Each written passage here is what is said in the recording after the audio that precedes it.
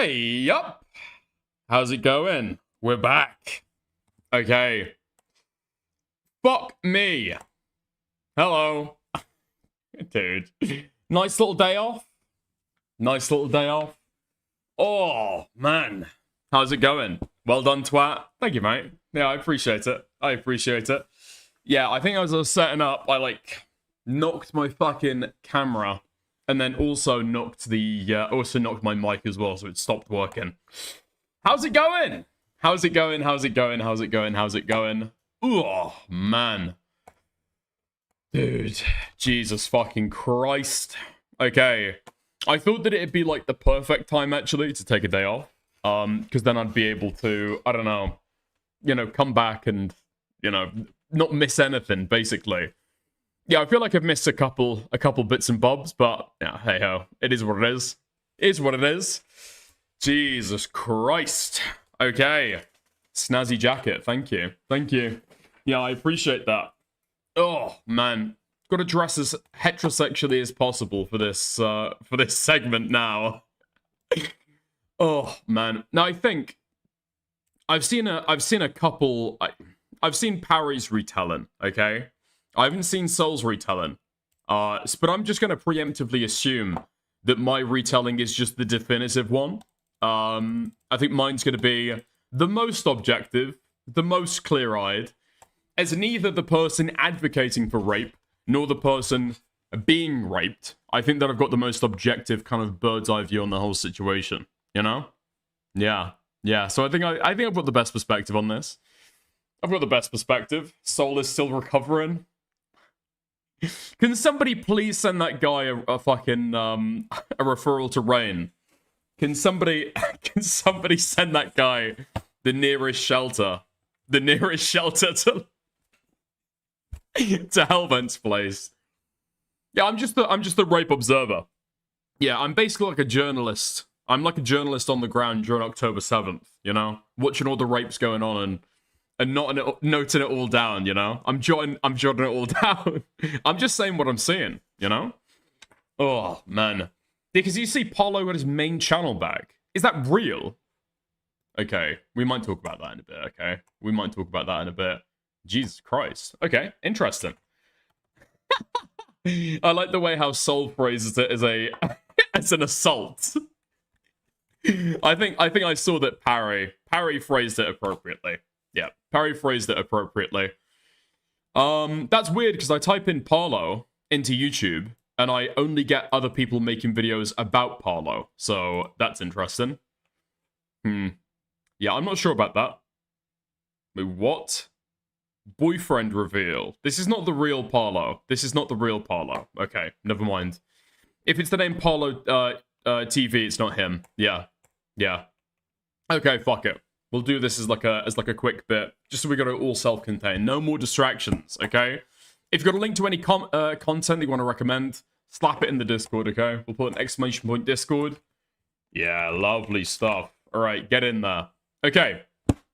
Nice. So, like I said, I think that I've got like a bird's eye view on this, as neither the person advocating for rape nor the person being raped. I'm like an independent journalist, noting it all down. I'm able to get like a pretty fair, I'd say a pretty fair take on everything that happened. Yeah. Okay. So the story really starts. Okay. This is the story of how SOLSKIBIDI came to London and almost got raped. Kind of by proxy by Parry, right? So Parry tried to proxy rape SOLSKIBIDI. So you've got Sol walking around, right? Or winding up before that. So we're trying to decide where we're going to go for a drink, right? Trying to decide where we're going to go for a drink. Nobody's got any clue. I think Hellbent is stuck back at hers doing something. The lads don't know what they want to do. And so it's just like, okay, just decide. Somebody decide anything. Whoever makes the first call, we'll just go there. I'm not bothered, right? Not bothered at all. So Sol has like a little bit of a look, has a little bit of a gander, and finds a pub in Soho. That's where SOLSKIBIDI decides that he wants to drink. He wants to drink in the gay capital of London. Interesting choice. An interesting choice. Okay, cool. Nah, Soho's alright. Soho's alright for drinking. Yeah. So we go down there. I think we go to a... Yeah, I'm not gonna... fuck it. Won't say the name of the pub. But yeah. So we go down there. It's actually not a gay club.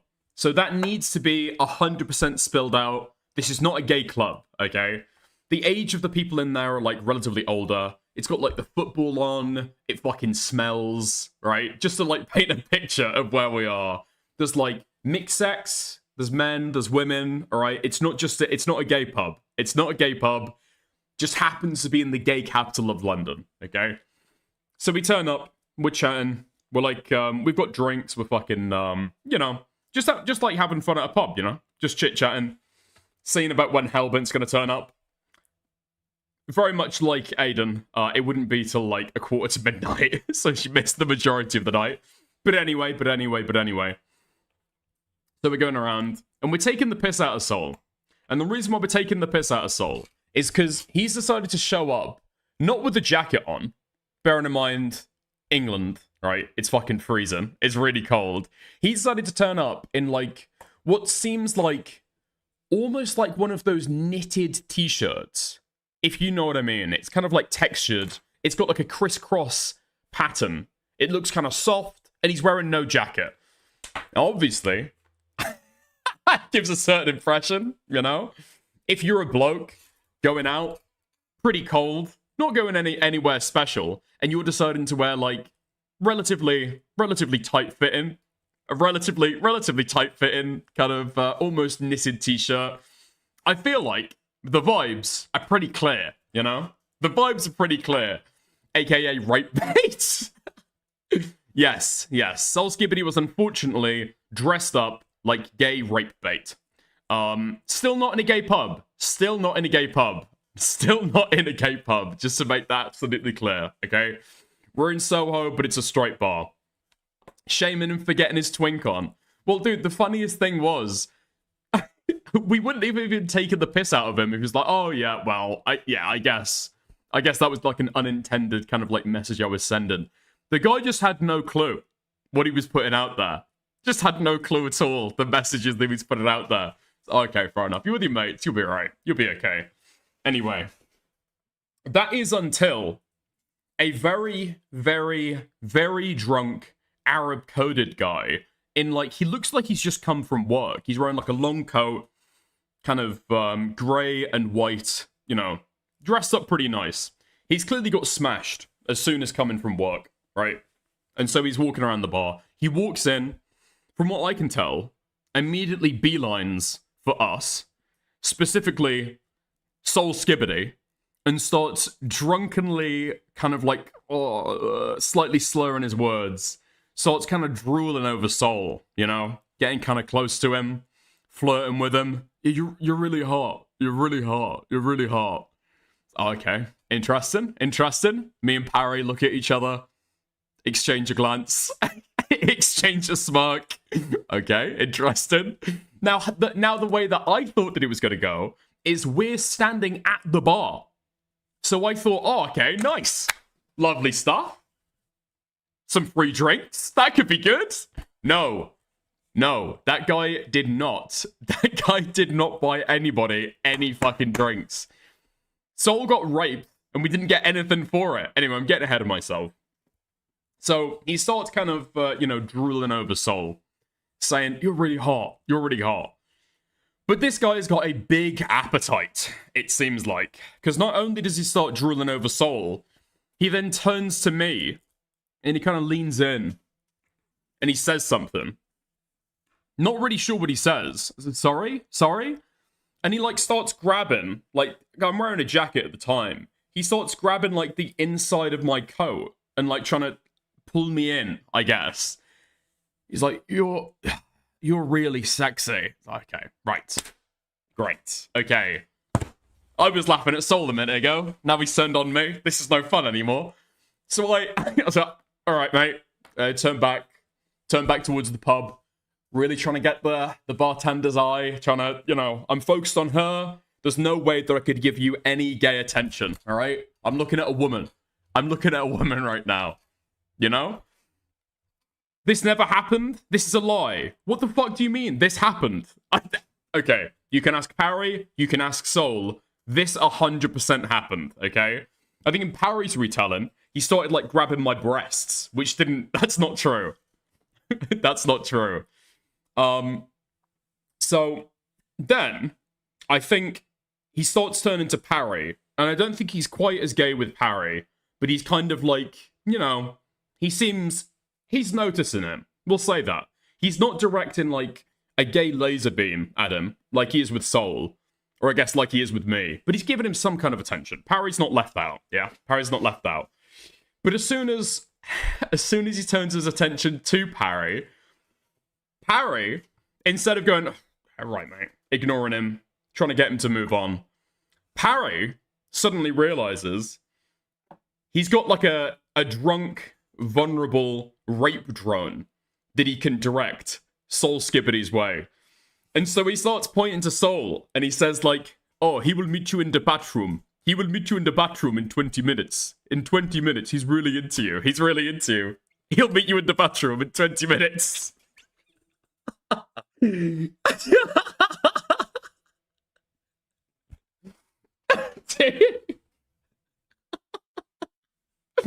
So, yeah, that's, but he keeps on trying to encourage him again and again and again. And so he finally does go back to Sol. And I don't know what happened. I don't know what this awoke in this guy. But basically, his warrior gene awoke. Did he say it 5 times like everything else? Yes. Yeah. I don't know if that was just like a parryism, or he was trying to really get through into this drunk guy's mind that if he really tries, SOLSKIBIDI might have sex with him in the bathroom of this pub. But he's got like a drunk rape drone that he can like manipulate. And apparently this has activated his warrior gene. Right? So at that point on, he starts getting really fucking aggressive. Okay? He's finally awake. Something inside of him is awoken. And he leans into Sol and he says, I'll rape you. Swear on a stack of Bibles. I will swear on a stack of Bibles. I will swear on a stack of Bibles. Nobody's brought up rape. Nobody's brought up rape. Obviously, right, commentary space here, we use that word quite fucking colloquially. Nobody's brought up that word. He leans into SOLSKIBIDI and he says, oh, I'll rape you. I'll rape you. I'll rape you. They just knew he caught the vibes, I guess. The wolf came out. I can't believe Discourse is here! Thank you, Shimo, for the $20. Discourse! The wolf come out. Wolf emoji, wolf emoji, wolf emoji, wolf emoji. Thank you. Thank you for the 20, alright? But again, like I said about this guy earlier, right? He's got a big appetite. And so then, he leans into Parry. I'm gonna rape you. Yeah? Big appetite. Huge appetite. Leans into me. And he looks at me. And his eyes start twitching. And for a split second, there's like a flash of fear in his eyes. And then he says, I want to fuck you. Basically, I mogged. You got it. That, again, Okay, stack of you're fucking getting too Bibles. big for your That boots. is true. Okay? Not the eye twitching, not the flash of fear. But he turns to Sol, says that he's going to rape him. Turns to Parry, he's going to rape him as well. And then he cuts to me, and at that point, it's consensual sex. He knows you can't rape a raper. You can't rape a raper. Yeah. He was shaking at the sheer aura. There's something about the aura. There's something about the aura that he got out-raped, basically. Basically. Or he knew you'd be down. Okay. You got dipped. Yeah. Just Okay, FYI, you're getting too big for your boots. SOLSKIBIDI and Parry have given this guy more gay attention than anybody else, okay? Than anybody else. I'm just blowing the guy off, alright? He knows the fucking rapist aura. You can't rape a rapist. But basically, yeah. Pure aura, I mogged. Shit aura. Now, okay. At this point, he goes back to Sol, and he's trying to carry on flirting with him, right? Trying to carry on flirting with him. So, at this point, I finally got the bartender's attention, and I'm about to order my drink. In fact, I've just ordered my drink, right? So I thought, okay. I turned to Parry. It's like, if you can convince this guy that somebody will meet him, that you will meet him in the toilets in 2 minutes, and get him to go to the bathroom and wait for you, I will buy you a drink. I will buy you a drink if you can convince this guy that you're going to meet him in the toilet and get him to go wait in the bathroom. Yeah? However, what do you mean why? A, getting rid of the guy. 2, that's fucking hilarious. Okay? So, during this time that me and Parry are colluding, getting a plan, you know, coming to an arrangement, I guess this guy has gone full turbo mode with Sol, such that Sol has finally decided he's had enough, okay? Dude, stack of fucking Bibles. Sol, hand on the bar. Listen. And he's pointing so hard, I swear to God, his finger has started to curl and point away from him. Okay? Look, you. I told you, I'm not interested. Stop touching me. Stop touching me. I'm not interested. I told you. I don't want to fucking thump you, but I will.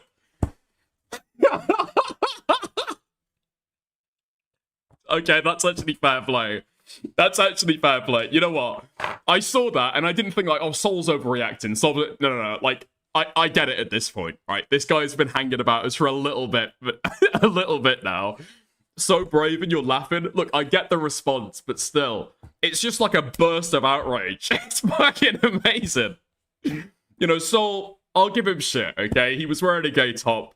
He stood up, he set the clear boundaries, and he said what me and Parry were too avoidant to say, okay? We're too avoidant to say. Sol actually said it. However, at this point, the guy is actually, you know, taken aback. He's drunk, but I would say, like, our half of the pub has gone quiet because somebody's just slammed the bar and started to stop touching me. Stop touching me. So, okay, our side of the bar's gone quiet. It's a big fucking scene, right? So he's like, whoa. He's taken aback a bit. And I think he turns to Parry or something. He's like, oh, this guy doesn't like me. This guy doesn't like me. And then goes behind me. I think he's walking past me. He's not. He's just like, I'm standing there, and he just... I don't think he likes me very much. I don't think he likes me very much. Uh-huh. Yeah? Now, Parry has obviously seen this. It's like, oh, no. This is all going in a terrible, terrible direction. Because don't forget, me and Parry have got a deal, and he's still looking for that free drink, right? So he's seeing his opportunity. He's seeing his free double vodka Red Bull flying out the fucking window. And so Parry kind of like puts his arm over him. Just as this guy is reeling from rejection, Parry throws his arm over him. He's like, I will meet you in the bathroom. I will meet you in the bathroom. In 2 minutes. In 2 minutes. I will meet you in the bathroom. Do you want to meet me in the bathroom? We can have gay sex in the bathroom.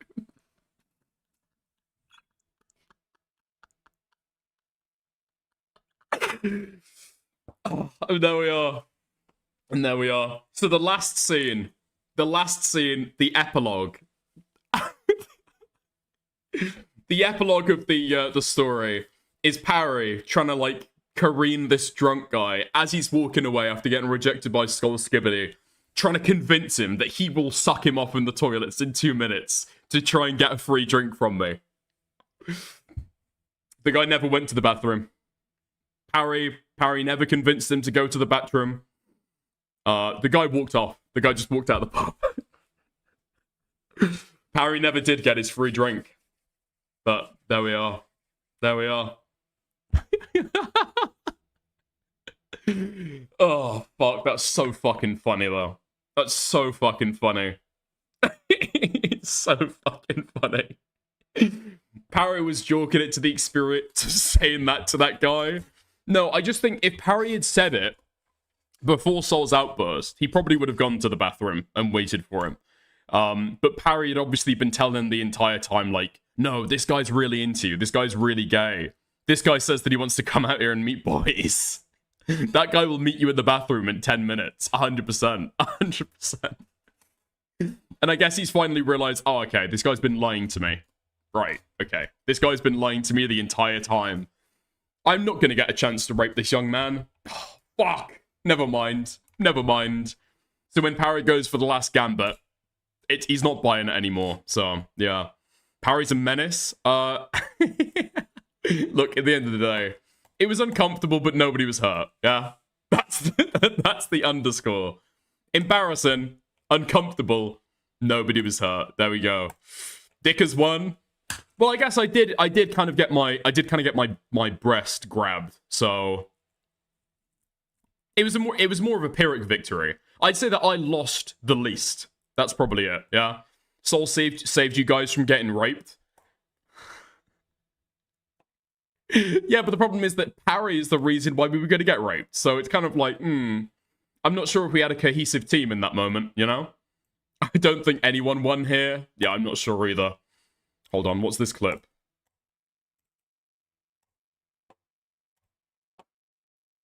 Is this going to play? Just FYI. Just FYI, SOLSKIBIDI and Parry have given this guy more gay attention than anybody else, okay? Than anybody else. I'm just blowing the guy up. Okay.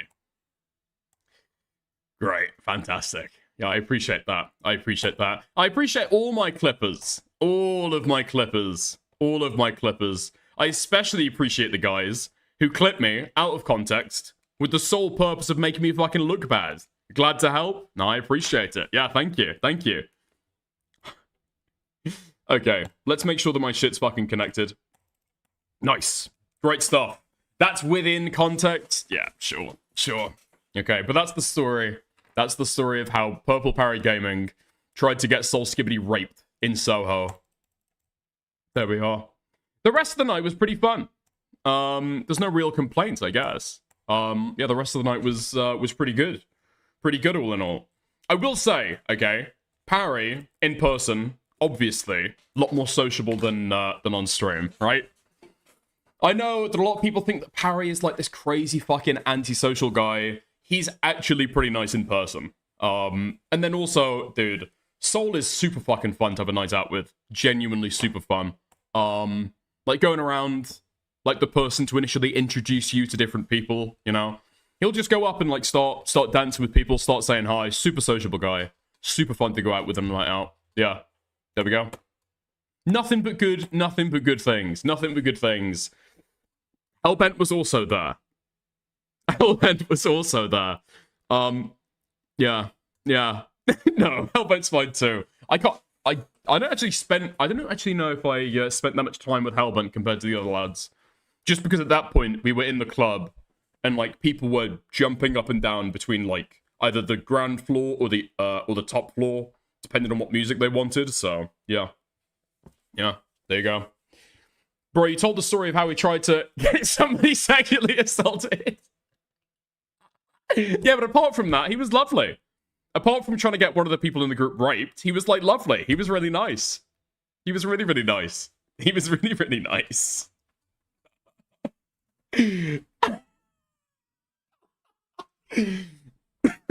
And also, I've been able to talk about it on stream for the last 30 minutes, so that's been great. Yeah, I forgive him. I don't know if Sol does. I don't know if Sol forgives him. Hold on. Did Parry tell the story? Oh, sorry. Did Sol tell the story?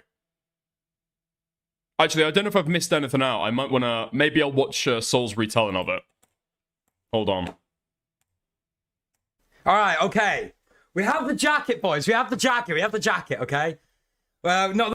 Oh, okay. And he's then watching me. Okay. Great stuff. No. All right. Okay. This is rough. Okay. My voice is a little bit gone today, but you know what?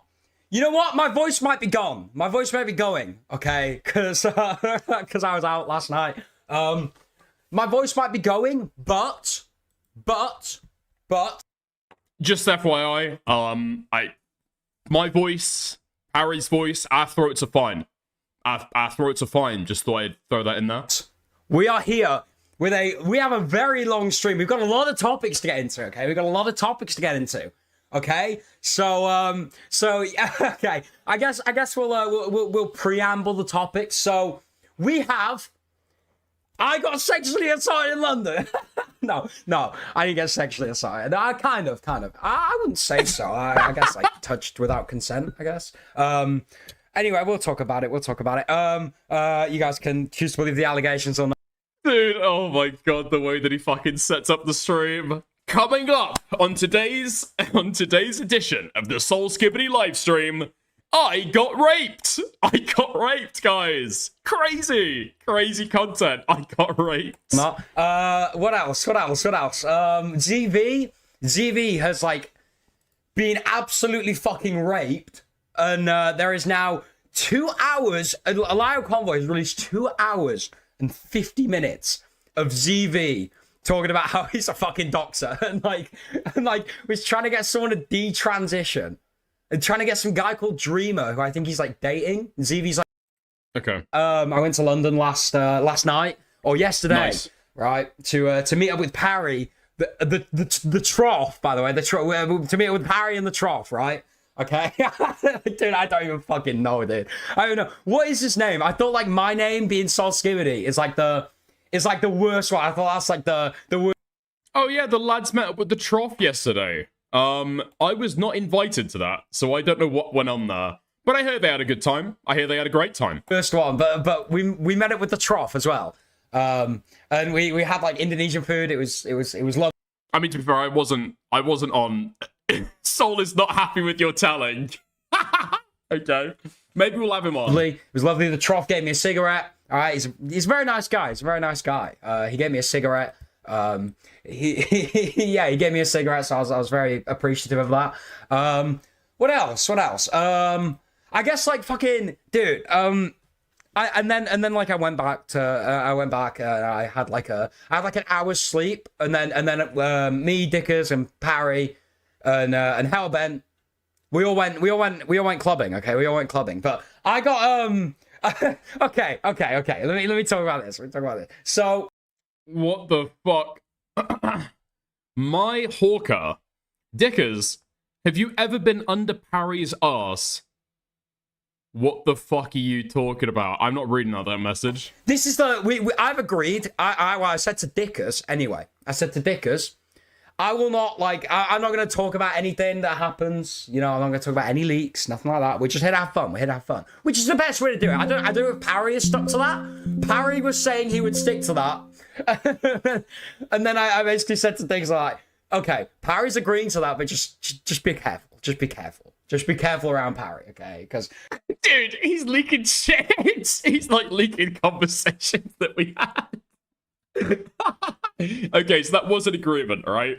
Ever since the fateful London trip of New Year's, I think every time after that I've met up with people, it's like, okay, can we just make the agreement before the shit gets out of hand?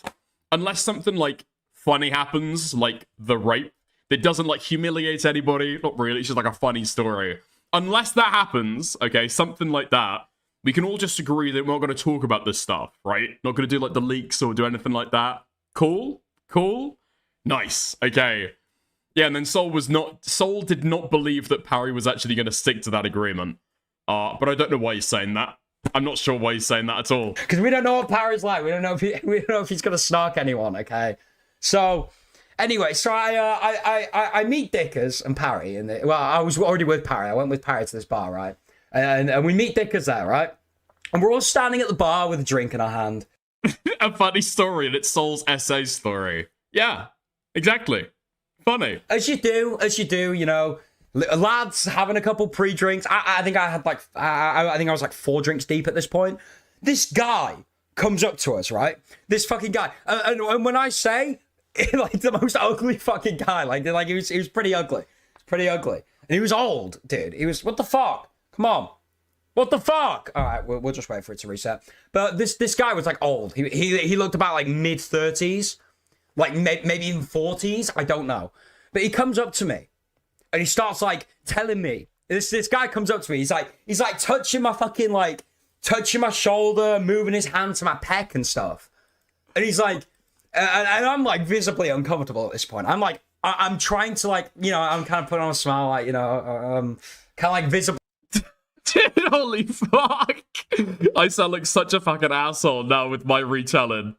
Dude, this is so much more visceral than how I described it. I just described it as like a funny rape story. I sound like such a cunt now. Really uncomfortable. He's telling me, he's like, oh, I think you're the most beautiful guy I've ever seen. And I'm like, oh, thank you. And he's like, and I think he said, like, do you want to fuck or something? I was like, no, I'm good. I'm not interested in you. I'm sorry. I'm not interested in you. So after I say I'm not interested in him, he's like, he's still touching me. He's still like touching me, touching my fucking like peck and stuff. No one helped him. Ico, go back and listen to the story originally, okay? He was fucking raping everybody. And I just had to keep saying, I'm not interested. I'm not interested. And then he moves to Dickers, right? Then he moves to Dickers and asks Dickers, makes a proposition at Dickers. And obviously Dickers is going to say no. So Dickers like, Dickers is like, no, I think, and then he moves to Parry. And then he moves to Parry, and this is where it starts. This is where the issue starts. He moves to Parry, right? And I just think it's funny that he goes from me to Dickers to Parry. It's like, oh, Parry's so low on the totem pole, man. Poor guy. He's the last one. He's the pity one. He's the pity one, okay? Dude, what Sol isn't pointing out as well, hold on, if I pull up paint, is that going to work? Just to, like, describe how this was all arranged. Okay, can you guys see that? Can you see that? No, hold on. Let me pull up my fucking paint screen. Great stuff. Okay. Nice. Okay. So, like, the bar was like this, right? So you've got Sol there. You've got, I'll do me in yellow. You've got me there. And then you've got Parry is standing, like, here. So, the order of the rape goes Sol first, right? And then he reaches past Parry to lean in and speak to me. And then when I'm not interested, I'm guessing he pulls out and then goes back to Parry. Now maybe he's reading it. Now maybe he's reading the boys left to right, I guess. Possibly. Yeah, that was a very uncomfortable squeeze. He had to push past Parry to be able to speak to me. Very, very brutal stuff. Why are you always at gay clubs? To be fair, we were in Soho. We were in Soho, which is like a gay area of London. I don't know why we met up there. Parry is the pity rape.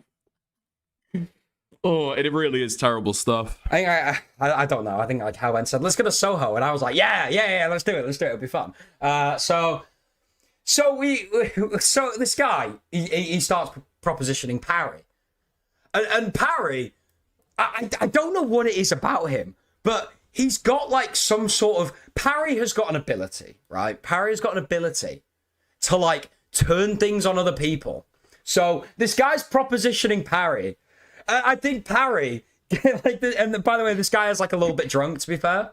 But like Parry turns around to him and says, and I wasn't listening at this point. I was too focused on I was just thinking in my head, how do I handle the fact that this guy is touching me after saying I'm not interested? How do I go about this? Because I have like a thing. I have like a weird thing. I don't like people touching me. People are like, I don't. Oh my god, dude. While he's talking to me in Parry, Sol is just like standing at the bar, eyes straight forward, looking at the drinks. Don't get raped. Don't get raped. Don't get raped. Don't get raped. Don't get raped. Yeah. I mean, it's pretty common, right? Not to want fucking drunk strangers touching up on you when you're at the fucking bar. Yeah. Like people who I don't want touching me. If they like put their arm on my shoulder, so I get visibly fucking annoyed about it. So this guy's like still touching me on the shoulder and shit, but he's talking Parry up, right? And Parry turns around to him and says, "Oh, maybe you should rape this guy in the bathroom." And he points at me, right? No. I don't think. No. He said, dude, he's fucking this up. Sol is bringing in the rape into the story like way too early. The rape comes later. The suggestion of rape comes from him. Parry just says, "This guy wants to meet you in the bathroom in 20 minutes." To be fair, maybe it was a foreseeable outcome that Sol would get raped from this, but Parry never said the word rape. Parry just mentioned that Sol might want to meet him in the bathroom in 20 minutes. So this guy then turns to me, right? And this guy turns to me, by the way, still like fucking, you know, playing with his hand. I'm like batting it away. He turns to me, right? And he like gets really close to me. He gets really close to me and whispers in my ear. And I fucking shit you not, whispered into my ear while trying to like sort of hug me and shit. He's like, I am going to rape you if you go into the bathroom. And at that point, I'm like, okay, I'm done. I'm done. So I just like, listen, I'm a very jovial guy. I can tolerate a lot. I could not tolerate that, man. I could not tolerate that. So I turned around to him. And I proper like got in his face, put my finger up at him like this. I said, do not fucking touch me. I am not, I did like the proper, I did the tough guy. I did the tough guy voice, okay? I did the tough guy voice. I was like, we all have like a... I forgot that. That is what he said. I completely forgot that part. If you go into the bathroom, I'm going to rape you. Holy fuck. Holy shit. That is what he said. I completely forgot that. We all have a wolf inside us, okay? We all have a wolf inside us. We have a voice, okay? But I just turned to him. I basically got in his face, like proper, like walked up to him. Not walked up to him, but like proper got like really in his face, like angrily. Do not fucking touch me. I will do this. I will do that. Just threatening assault on this poor guy. To be fair, he was like touching me. I didn't like it. I didn't like it. It made me uncomfortable. So I'm like there basically saying like, I'm gonna fucking do this. I think I said like, do not fucking touch me. I've said I'm not interested. Touch me again. See what fucking happens or some shit. I think that's what I said. And then he like walked off. And he tried to hit on like someone else, and then that didn't work, so he left the bar. But yeah, that was fucking it was very uncomfortable. It was very uncomfortable. And Dickens was just there laughing. And he was just there laughing about it. To be fair, it is funny, don't get me wrong. It is. Whoa. Dude, Sol has completely missed out the part. Completely fucking missed out the part where Parry also gets a rape threat. And then the guy tells me that he wants to fuck me as well. This is all missing from this story. This is very incomplete. It's funny. At the time. This is what I'm saying, right? Like, Parry is the rape instigator. Sol is the raped. And I'm just there kind of observing, The objective retelling. When I was like there, I was a little bit like, I was a little bit worried. I'm not gonna lie. I thought I was gonna get fucking raped. I thought I was gonna get raped in the bathroom, okay? I thought I was gonna get raped in the bathroom by this fucking guy. So I had to assert my I had to bring out angry SOLSKIBIDI, which is good stuff. But yeah, that's pretty much the only good story. Well, other things did happen, but like I have an agreement that we're not going to talk about. Okay, great. It's missing because you invented that detail. What? That's not fucking true. That detail was included in Parry's retelling as well. That detail was also included in Parry's retelling. Listen, if Sol has got any issues with the way that I've described this story, he's absolutely welcome to call in, okay? Is he watching me right now? So if you feel like if you like, don't want to use PayPal to donate, then I guess you don't have to donate. It's just optional. But I'm pretty sure it doesn't. Like, I've had people like Chris donate to me. Okay, right. Never mind. Sol is now vague posting. I don't know if there is any... Wow. No. Okay, look at me. Straight-faced, completely sober. There is no more drama. There are no more interesting tidbits. You don't want to know anything, okay? You don't want to know anything else that happened. Nothing interesting happened, okay? Oh, incoming call from SOLSKIBIDI. Oh, Dickers TV. How's it going, mate? You're right. Yeah, you said my shirt made me look gay. Is that true? I didn't. Well, I don't see it, Dickers, and nor does any of my chat. You remember me and Parry saying this to you on the night, right? Yeah. Yeah, it's hold on. Do you have a picture of the shirt? Yeah, I just put it on for like 2 minutes on stream, just to prove, Okay, can you send me that picture real quick? It was on stream. I mean, I can rewind my stream. If you give me 1 sec, I can rewind my stream. Give me 1 Wait, second. is this the shirt? Did you put the shirt on stream? Yeah, I put the shirt on. Yeah, I went and got it out of the wash. And put Oh it yeah, on. yeah. This guy's gay. This guy's It was gay. wet, but you know, it did the job. Hold on. Okay. Hop in the. I'm not getting it on now. Hop in the live. I'll stream it. Live. I'll Okay, hop in the live. Yeah. I'll stream it to. I'll stream it to you. Right. All right. Okay. There you go. Open that up. Yes. We'll yes. watch it I can together. see it. All right. Okay. For dramatic effect. We put this on for dramatic effect. I've just put it on over my t-shirt. Okay, if I'm out, it's not like, okay, give me 1 sec. If I'm out in this, right, you're not gonna think, oh yeah, this guy's gay, I just look normal. It's a normal fucking shirt, bro. It's just a white shirt, bro. I don't get it. I don't fucking get it. I don't get it. Yeah. So that's the shirt. That's the shirt. Okay. Interesting.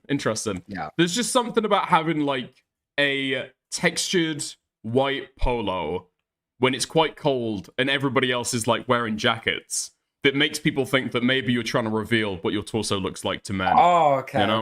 okay. Yeah, I think. okay. It's more it was actually more my shoulders, you know. I want my shoulders to pop, you know. I want to conceal that, you know. No, that's fine. Yeah, that's fine. Yeah, Ico says you have a nice young gay man's face. That might also be playing into it. Clean shaven. Wow. There's something about that as well.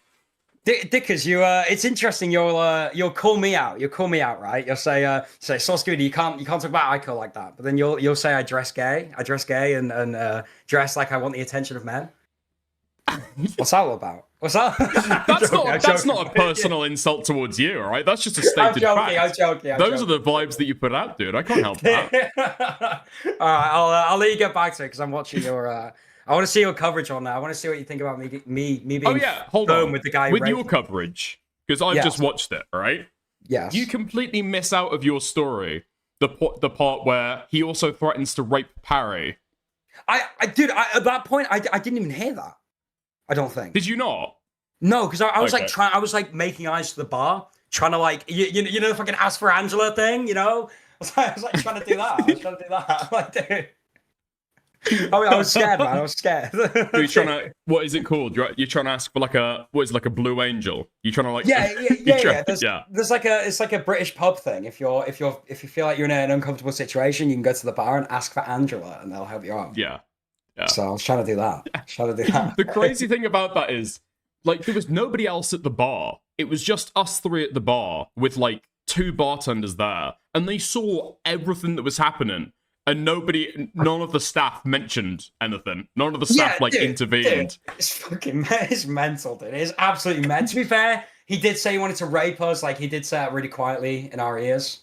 I mean, you heard it. To be fair, but you know, I thought he said it quite quietly. You know, I thought we mentioned this later in the night. No. He didn't say that he wanted to rape us.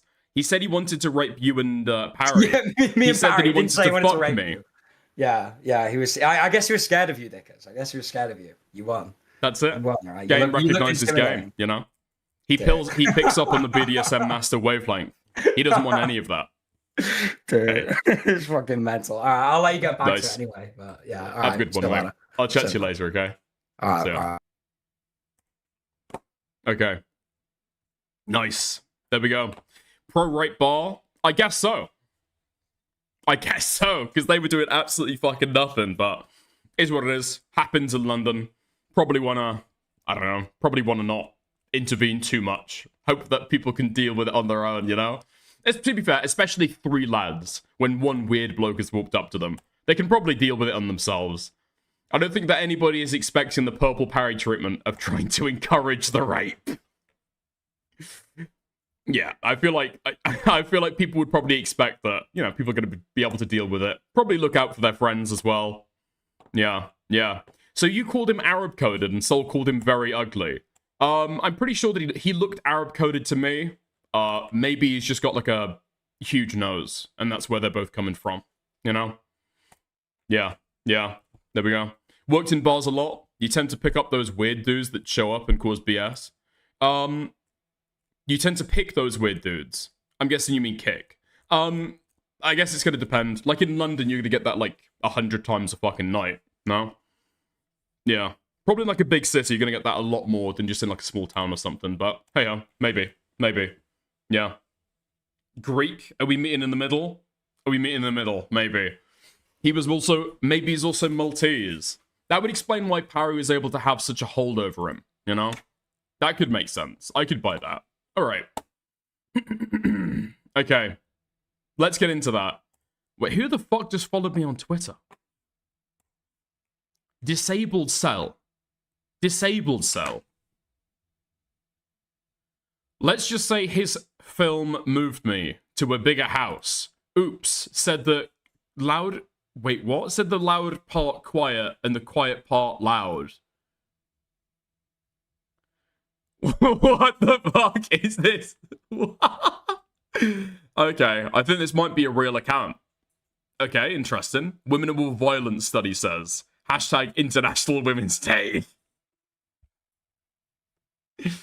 Interesting. Interesting. Interesting. So it's like a disability-flavored incel page. That's cool. Sorry. That's only for women. The bar don't care about men rape. Yeah, that's probably true. What, the Ask for Angela thing? No, surely they've got, like... I could be wrong. I could be wrong, okay? I feel like I see twice as many Ask for Angela rape awareness posters at gay bars than I do in regular bars, you know? You know?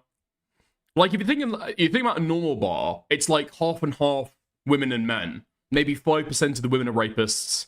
Maybe, like, 20% of the men are rapists. They kind of, like, blend together. Do you know what I mean? And so, like, I don't know, 12.5% of people in the club at that moment are rapists. Whereas if you've got a gay bar, and 20% of the men there are rapists, you've then got twice as many rapists in comparison. Yeah? That's the way that I figure it out, but maybe I'm wrong. Maybe I'm wrong. I could be. Oh yeah, happy Women's Day, by the way. Happy Women's Day. I thought I'd celebrate it by telling a story about gay rape. In this story of rape, finally, no women were hurt in the process. Very, very glad. Very, very, very, very glad. Nice, clean rape. Harkening back to the better days of Parlo and Internet Adjacent. Fantastic. Fantastic. Okay, nice. Let's lock in. Let's get prepared. Let's take a look at Cruel World Happy Mind. So this person, I think a few months ago, made a exposed video on Ethan Klein that kind of went down like a cup of cold sick, right? She insinuated that Ela Klein might be a pedophile because she's made pedophile-looking clothes, which, an interesting perspective to be sure. She's one of these people who, like, bleat on and on and on about her research. Her research is so good. Her research is so good. Meanwhile, she kind of came to prominence just talking about, like, multi-level marketing schemes and firms and companies. You know, extremely documented. Extremely well documented. There's already a ton of, like, media outlets who've done the research for you. You just need to read their articles. Anyway, so this person isn't really a researcher, especially not an internet researcher into drama, alright? So she ended up getting a lot of facts wrong, did some out-of-date stuff, got invited on by Ethan to have a conversation, and then got blindsided by the fact that they wanted to have a conversation. Yeah, got completely blown out. Didn't even stand on fucking business when she got challenged on the shit, right? She was obviously just trying to be mean to Ethan and Ela at different points, and then wouldn't even stand by that. Apologized at the end. Apologized for the video. Gave an apology to Ethan and Ela. Anyway, all of this set up to say we're looking forward to possibly a redemption. Okay? Possibly a redemption.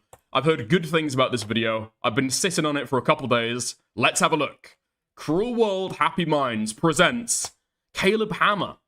YouTube's creepiest finance influencer. Okay, It's a let's little go. creepy and weird. We love a well- gooner degenerate. What the fuck are we talking about? I was homeless for a few years. Okay, well, that's stupid. Get a job. Every single person with a septum piercing are the same crazy bitch. Buddy, I'm going to sue you. A legal immigrant couple with $130,000 of debt. Caleb Hammer writes in the caption of a TikTok. Caleb Hammer makes posts like anime girl can't find a job. Also, I'm Japanese little. and American. That explains the anime. Yes. Okay. Or she wouldn't date me. Smash her. I feel like my opinion on Caleb Hammer is like slightly changed, okay? Because I previously used to think that he was like gay. So what's the harm if he's like making comments about tits? If everybody knows that he's gay, everybody knows that he's fucking gay, right? Then kind of what's the harm? Gay guys kind of get a free pass with that. However, he's recently come out and said that he used to be gay. He used to be gay and he's gay no more. He's no longer gay. So I feel like now you kind of can't make the comments about the anime tits. You know what I mean? That's kind of like creepy, stalker, sexual assaulter, rapist vibes, you know? Explains the anime. Yes. Okay. Or she wouldn't date me. Smash her pass. Are we doing based on now or potential? Right now? Yeah. Pass. Caleb Hammer has been coined the modern Dave Ramsey. The best, the most powerful wealth building tool is your income. Bringing guests onto his show Financial Audit, sifting through their finances and telling them where they're going wrong. We don't our entire life up with endless amounts of debt. That's you being an idiot. That has nothing to do with your child. But with a few twists. His titles are often shocking, offensive, and some may say downright hateful. He often shames his guests for their life choices. You're domineering. And yeah, you No. probably pretend like you're a victim still in the No. end. You look like you've done. No, I don't. I literally I'm Close not your picking mouth. scabs. Close your mouth. You look like you could be toothless. We know people like you. You are the worst among our I'm civilization. Sure you do. Bringing in his own Dude. Like, you could call it bottom of the fucking barrel kind of easy content to make. But people come in knowing that's the fucking show, right? That's always been my perspective on Caleb Hammer.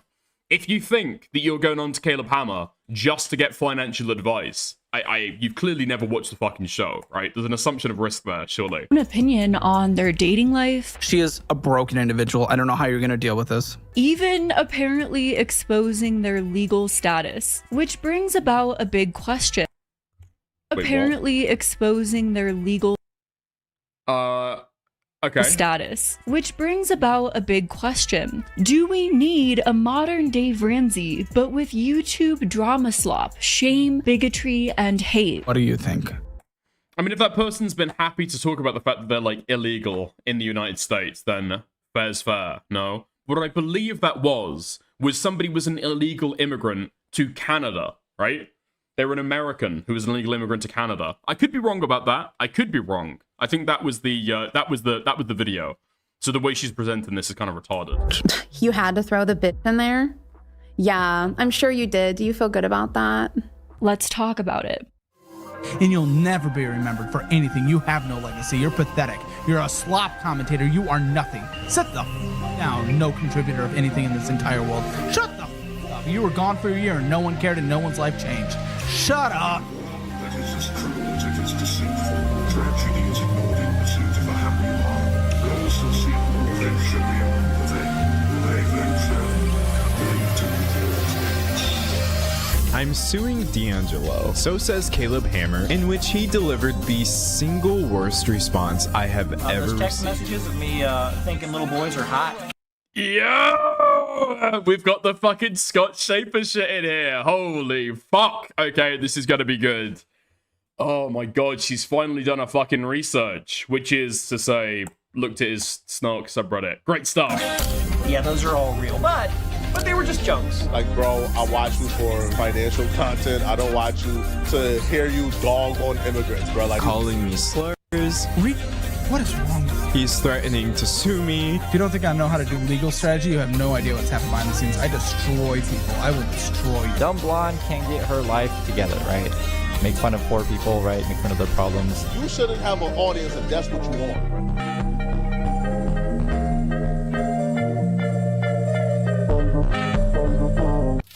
Hi friends and internet acquaintances, welcome or welcome back to a deep dive on internet lives covering controversial internet figures. If you like this video, don't forget to give it a like, and if you want more content like this, don't forget to subscribe. And now let's get into the video. There's a Caleb Hammer Snark? Yeah, there's a fucking huge Caleb Hammer Snark. There's a huge Caleb Hammer Snark. What's it fucking called? Caleb Hammer is... What is it? Caleb Hammer... r/creepy Caleb Hammer. Yeah, it's like a quarter of the size of his actual subreddit. There we go. This is it. Yeah, this is it. If you don't know, the person that Caleb knows in real life who gave that story about him smearing shit on the walls, yeah, this is where it all came from. This is where it all came from. I don't know why, dude. Caleb Hammer has had the exact same problem as Ethan has with his Snark subreddit, which is that he's like occasionally gone to war directly with them, right? Like he confirmed that the person was writing on there, pretending to be, or claiming to be rather, his like former friend. He confirms that that person is real. He claims that that person is real, and then just went, nah, it's impossible I was smearing shit on my walls. Okay, dude. I think we might need to fucking rethink our strategy here, mate. Maybe. Just a little bit. Just a little bit. No.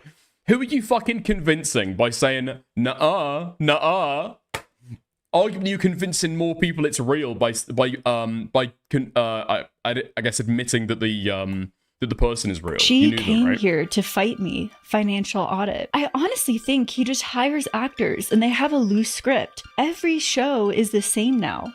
Caleb responds, yes, it's starting. The having a popular show for 3 years, classic shift to hating on it for clicks online. The fallen fan. Let's go.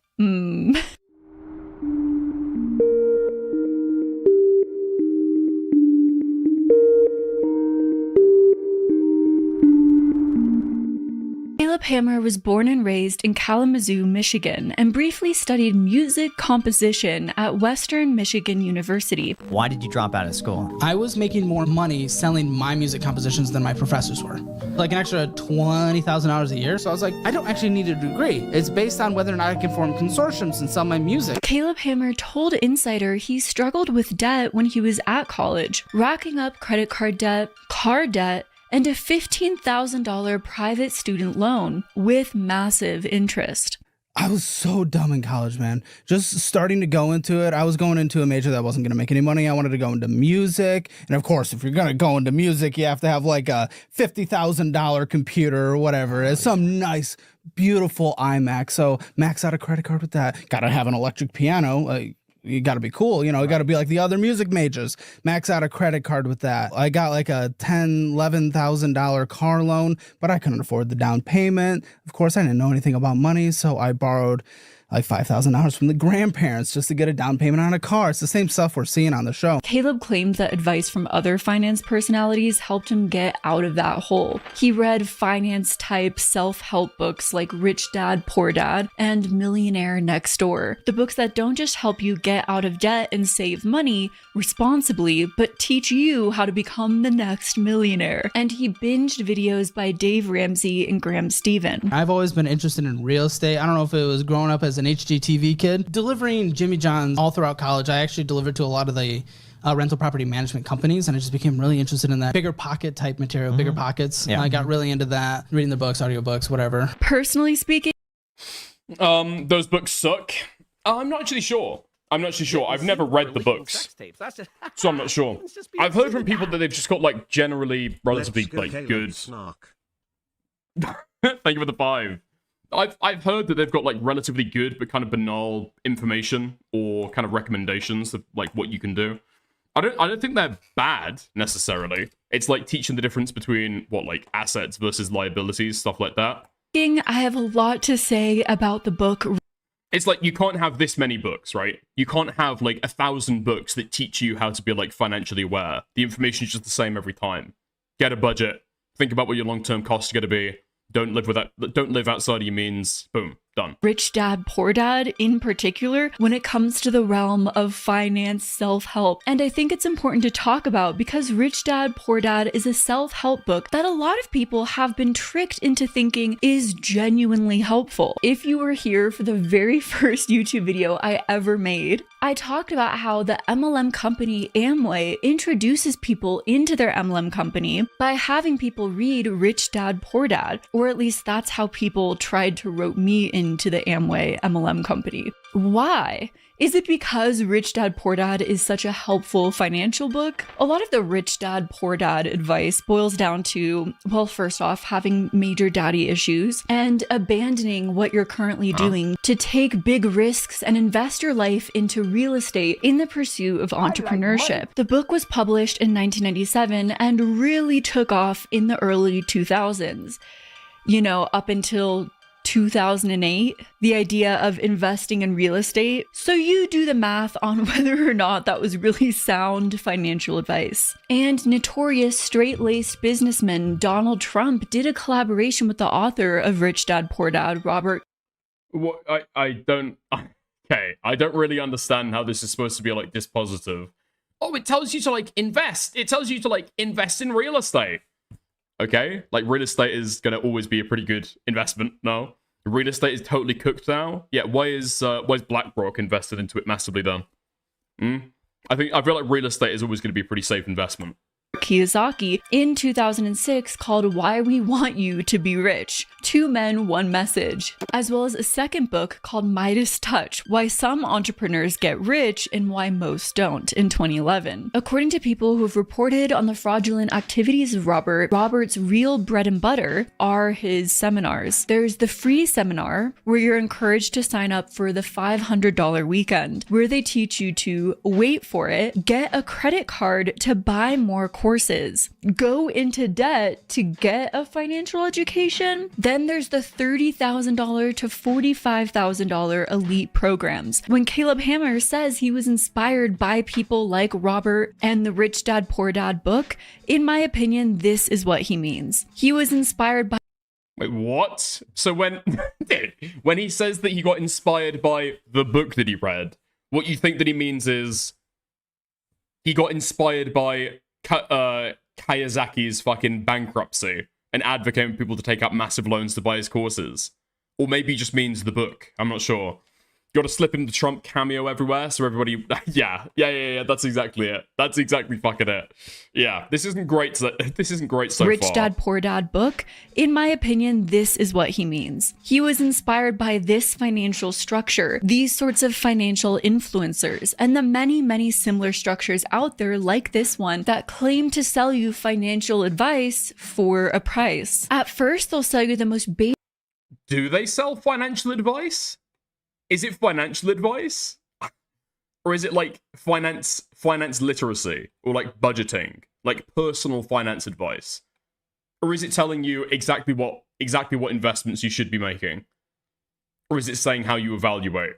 How you manage your own finances? How you evaluate investments? Because that is like noticeably different, no? Information under the guise of entertainment. You're sucked in by the entertainment value. Read an excerpt? Okay, I'll fucking read the Wikipedia page. Let's have a gander.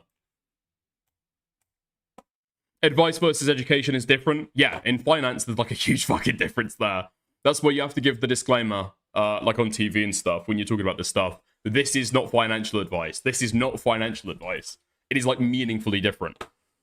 Okay, Rich Dad, Poor Dad. What the rich teach their kids about money that the poor and the middle class don't. It advocates for the importance of financial literacy, financial independence, and building wealth through investing in assets, real estate investing, starting your own businesses, as well as increasing one's financial intelligence, financial IQ. Okay. Reception sold a shit ton of fucking copies. The New York Times bestseller list for over 6 years. Actor Will Smith said he taught his son about financial independency by reading the book. Okay, seems like a lot of people have got a good reception to it. Okay. Okay, this is all the fucking information that I've got about it. There's nothing here about MLMs. There's nothing here about anything to do with, I guess, Trump. Trump said that it was a good book. Okay. It's very surface level. That's the vibe that I've got from it. Yeah. When people talk about Rich Dad, Poor Dad, it's just supposed to be like an intro fucking book, no? To like financial, like personal finances. It's another Hustlers University. Okay. So the guy who wrote it might have a Hustlers University attached to it as well, okay? But the book in and of itself, from everything I've heard, is just like, fine. It's like, good, whatever. Value, and this financial influencer seems authoritative in their knowledge, which only further draws you in, especially if you're in a vulnerable state. Like, I feel like all the arguments that we've got so far about why this book is evil, right? And by which Caleb is also possibly evil, is it's got an association with Trump, the author does. It tells people to invest in real estate when, hello, 2008, retarded take. And then the guy also went on to, like, do scams. Okay. But ultimately, what they're giving you is just vague information. A lot of fool's gold. Why don't you look into where it's going? I honestly don't ever look at my accounts.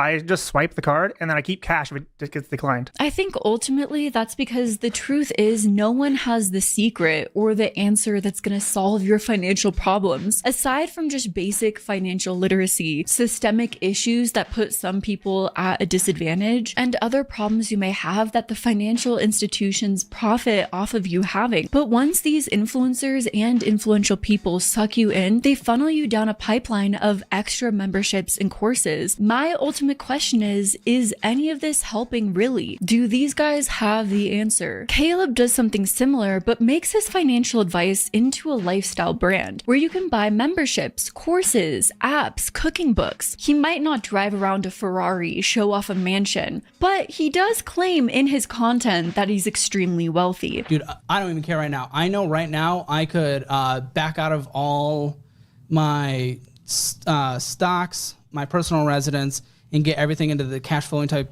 properties that I have up in Michigan, and I could generate $10,000-ish a month. I could do that and do this show for free. Lately, in some of the content I've been watching, he says he's so wealthy that he never has to worry about money. And that is a subtle appeal to authority. You should listen to him. He's so rich and successful. He knows what he's talking about. So you want to invest in all of his financial content as much as possible. His main content being his financial audit show, a Dave Ramsey sort of format in which he often is giving financial advice to people, yet as opposed to Dave Ramsey, who has people call in, he brings guests on in person onto his show and then yells at them and calls them a crazy bitch. Why would you do this, you crazy? Yeah.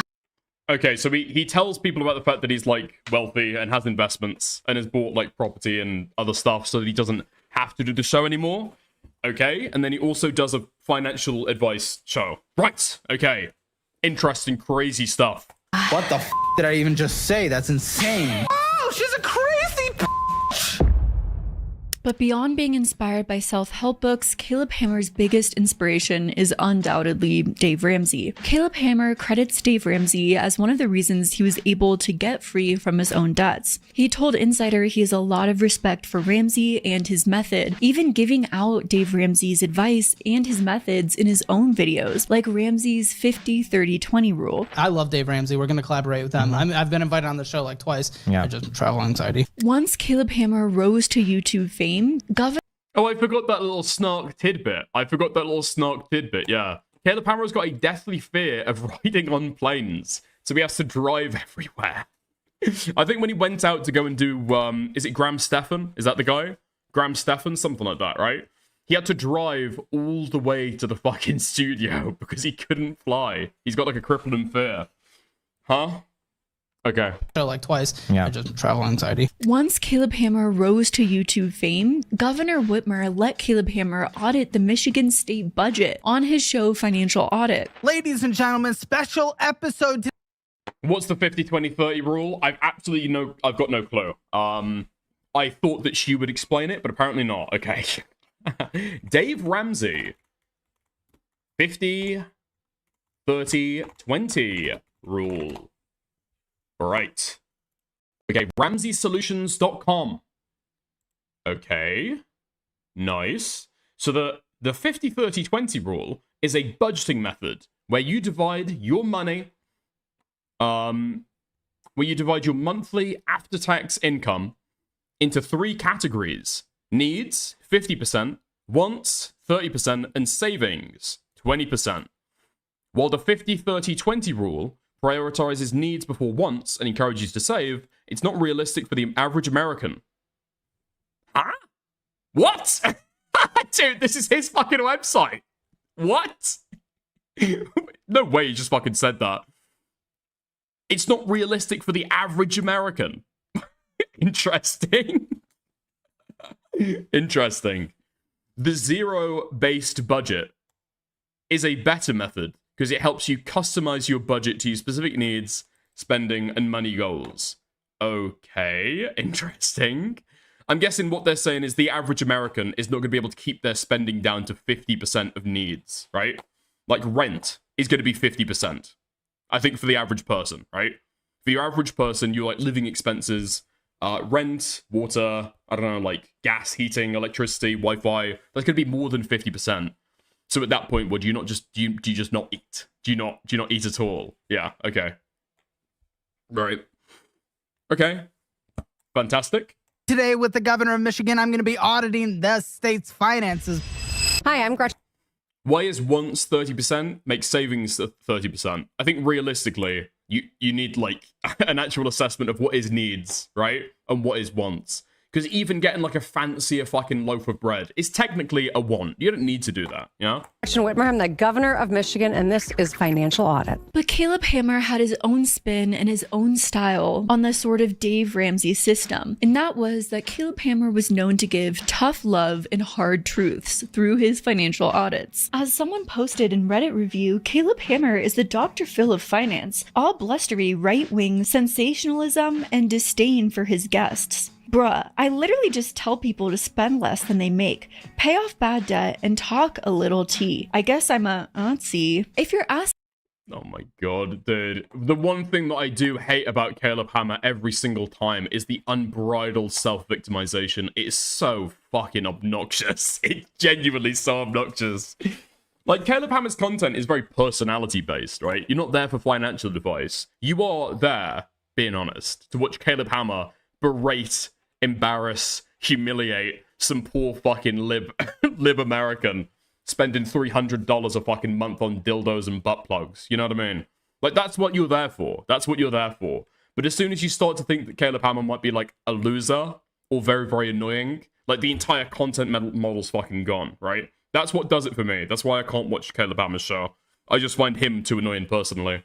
Asking why because it's just like you can't sit there and do a show where you're berating other people and then cry and bitch and fucking moan every time that somebody gives you a little bit of fucking stick.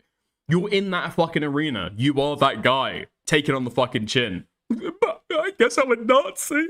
I guess I'm a Nazi. A dude who studied music briefly in college is now qualified to be giving financial advice or yelling financial shame on the internet to people. What? What am I trying to do? You're saying, yeah, I could see you don't understand.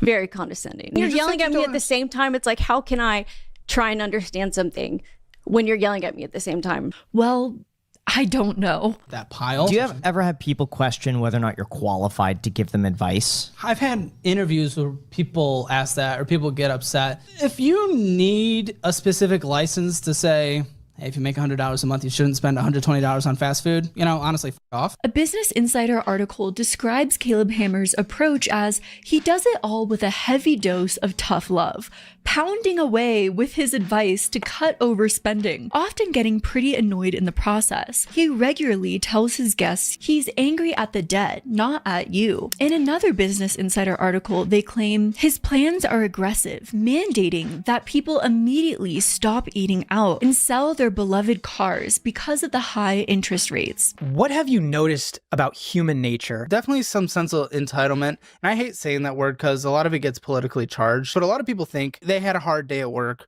and are entitled to pick up the meal. Okay, go do it. Yeah, just keep working as hard as possible and stop spending money on frivolous things like food. On top of that, sell your...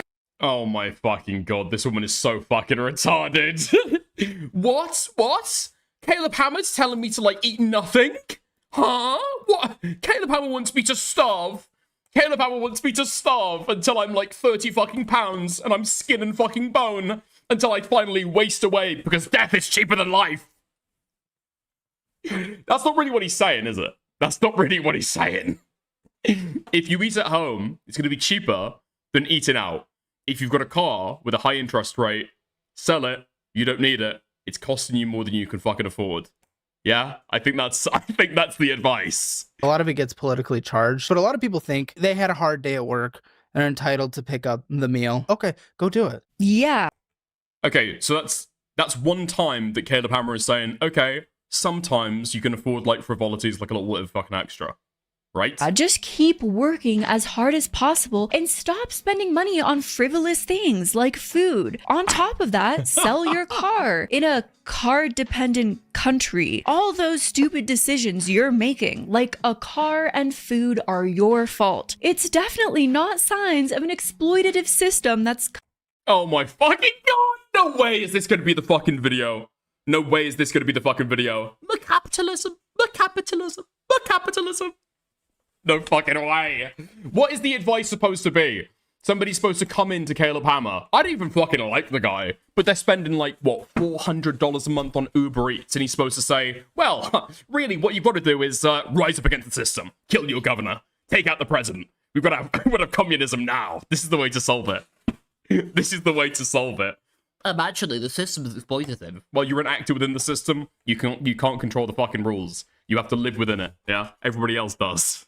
Collapsing. And you're going to live like no one else. You're going to live on nothing. Beans and rice, rice and beans, so that later you never have this stress again. Does that sound like a good idea? These narratives also create a story of self-blame and punishment over the systemic problems created.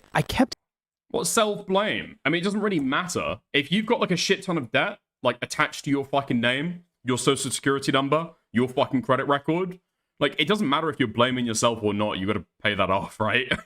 The debt collector's gonna come to your fucking door. To getting very, honestly, kind of upset. It would be rare for me to feel sympathy for them. Take this post made in Kiplinger, where someone says, when I was in college, Dave Ramsey's voice... Yo, how's it going, Sol? It won't let me use the redirect function, but I spammed your link, Dickie. Thank you, mate. Thank you. Yeah, I think you're gonna have like 500 subs before you can do the fucking redirects. I appreciate it, though. Voice echoed in my head every time I stood at the checkout line. His words, you must gain control over your money or the lack of it will forever control you, were often enough to stop me from buying things I didn't need, like another pair of shoes. Instead, I ate rice and beans, lived frugally and focused on one goal, becoming debt-free. For someone just starting, his strict plan gave me the structure I needed at the time. More recently, I discovered Caleb Hammer on YouTube. His financial audit show hooked me with its mix of brutal honesty, tough love, and roast-style humor. Okay. Alex, I'm going to agree with you there, okay? Caleb has literally taken sponsorships from payday loan companies. He is part of the problem. I 100% agree. Scott Schaefer included that criticism in his video. Holy fuck. Scott Schaefer included that criticism in his second video at the very fucking end. He bookended the video with the criticism that, oh, yeah, by the way, this guy's gay and disgusting and rude to his guest, and he might be a liar, and yeah, I guess he also sells payday loans? What the fuck do you mean? Include that at the start of the fucking video. That is a dedicated video. This is the criticism, guys, okay? I don't care if this guy looks greasy as fuck, maybe raped some kids, and is also gay. He's selling payday loans. That's far worse. That's far worse. That's far worse. Payday loans will be worse than pedophilia every single time. The worst thing that Epstein did was get involved in the finances, right? As a millennial facing today's challenges, high inflation, rising home prices, and the reality of planning for retirement, I now find myself blending Ramsey's discipline with Hammer's urgency when working on my finances. Capitalism isn't falling apart. You just... She said the words. She said the words. Of planning for retirement, I now find myself blending Ramsey's discipline with Hammer's urgency when working on my finances. Capitalism isn't falling apart. You just need to eat more rice and beans. Or as the... Dude, we would be in a cost of living crisis regardless of the fucking social economy. or regardless of the fucking way the economy is managed. It's a market problem currently, okay? It's a market problem. Unless you want, like, true, I don't know, if you want the most extreme form of communism, total fucking state planning, then cool. You're still gonna get raped by market forces outside of your fucking country. Good luck, though. Good luck, though. Dude, it's a market forces problem. It's so fucking retarded. It's so fucking retarded.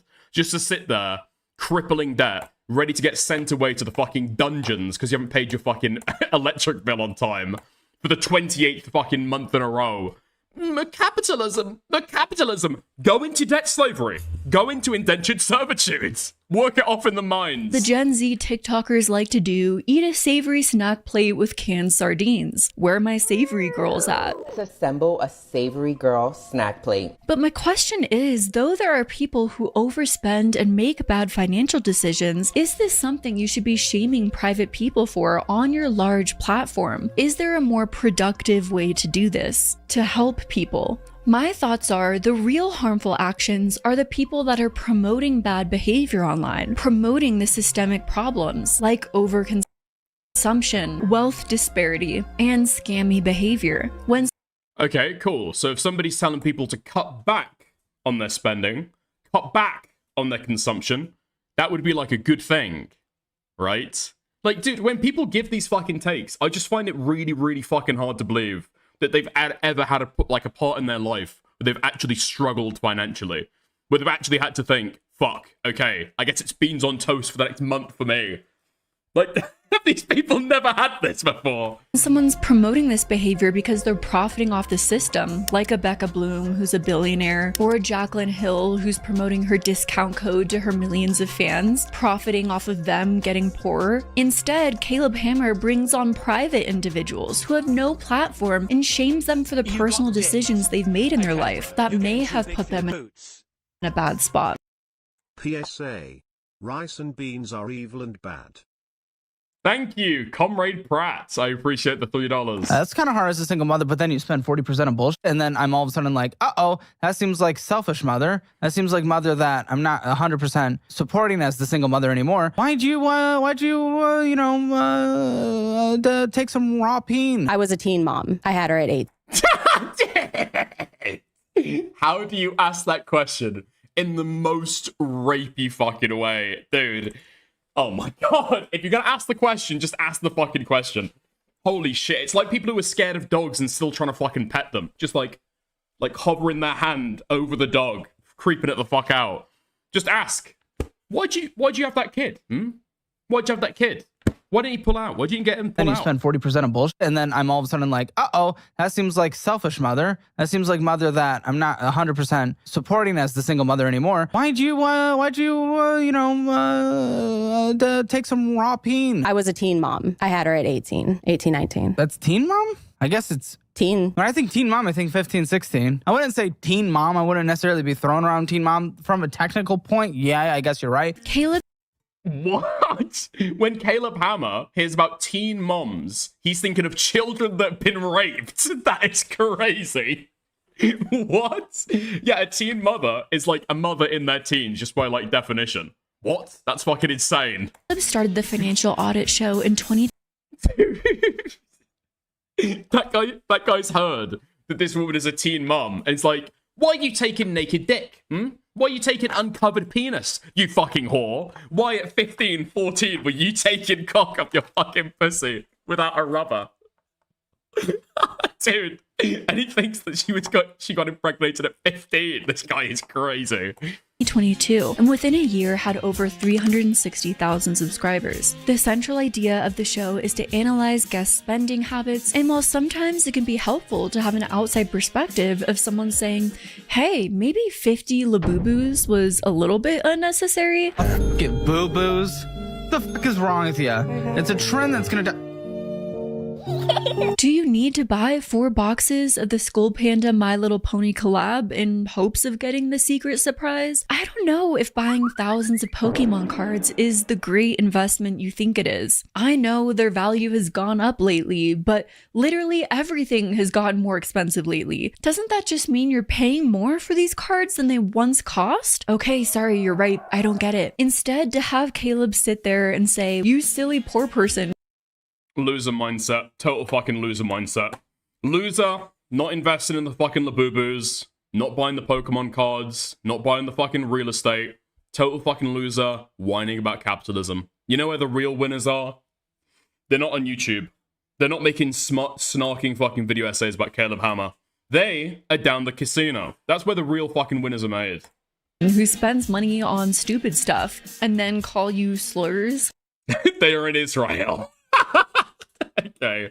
Yeah. At the Tel Aviv casino. Feels a little bit like when Fox News anchors said that the reason why millennials will never afford a home is because they spend too much money on coffees. I like food. I love tacos. I love Starbucks. So You love Starbucks? Starbucks is bullshit and a waste of money, and you already know that by making your coffee at home and investing the rest. So now you need to do that with your energy drink as well. Make Gamer Subs at home for just 40 cents a serving. And again, stop what you're doing, get yourself on a written detailed plan, stay out of a restaurant, and get $1,000 set aside, and then work your way out of your debt. People should buy less Costa coffees and not go out for dinner so often, and then they'll be able to pay their electricity bill. This guy is a landlord, and this guy's standing there trying to give advice to people who are struggling to pay their bills, and the advice that he's giving them is stop buying Costa coffee and stop going on holiday. Like, honestly, if it was so easy that all of us could just stop buying...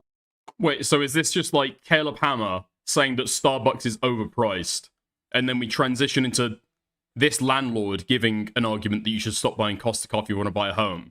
That's not the argument that Caleb Hammer is like making, right? Buying a Costa coffee or a Pret coffee and be able to afford everything else. I think everyone would make that decision. Like, I think Like, yes, okay. The people, the boomers, who already own like 15 fucking apartment blocks, saying, "Oh, you want to afford a home? You should stop buying that avocado toast. You should stop buying that avocado toast." Yeah, they're retarded, they're obnoxious, they should also go to the debtor's prison, okay? I'm with you. What's even more obnoxious, though, is people who bitch and whine and cry about that advice, join in on the fucking meme, and then do go and buy, like, I don't know, insane fucking luxury items. There might be another reason at play, or a few other reasons. In late 2024... Is this the part where Cruel World Happy Mind goes into an hour-long tirade about immigration? Well, you see. The Hot Seller Act. Let's go. Caleb Hammer launched a YouTube membership program with its own website called Hammer Oh, this is not the way that I thought it was going to go. Elite. By November of 2025, Caleb Hammer's channel had accumulated 2 billion views, and it became the biggest membership channel on the platform. The #1 YouTube membership won't stop growing. I'm talking about premium shows every day, Monday through Friday.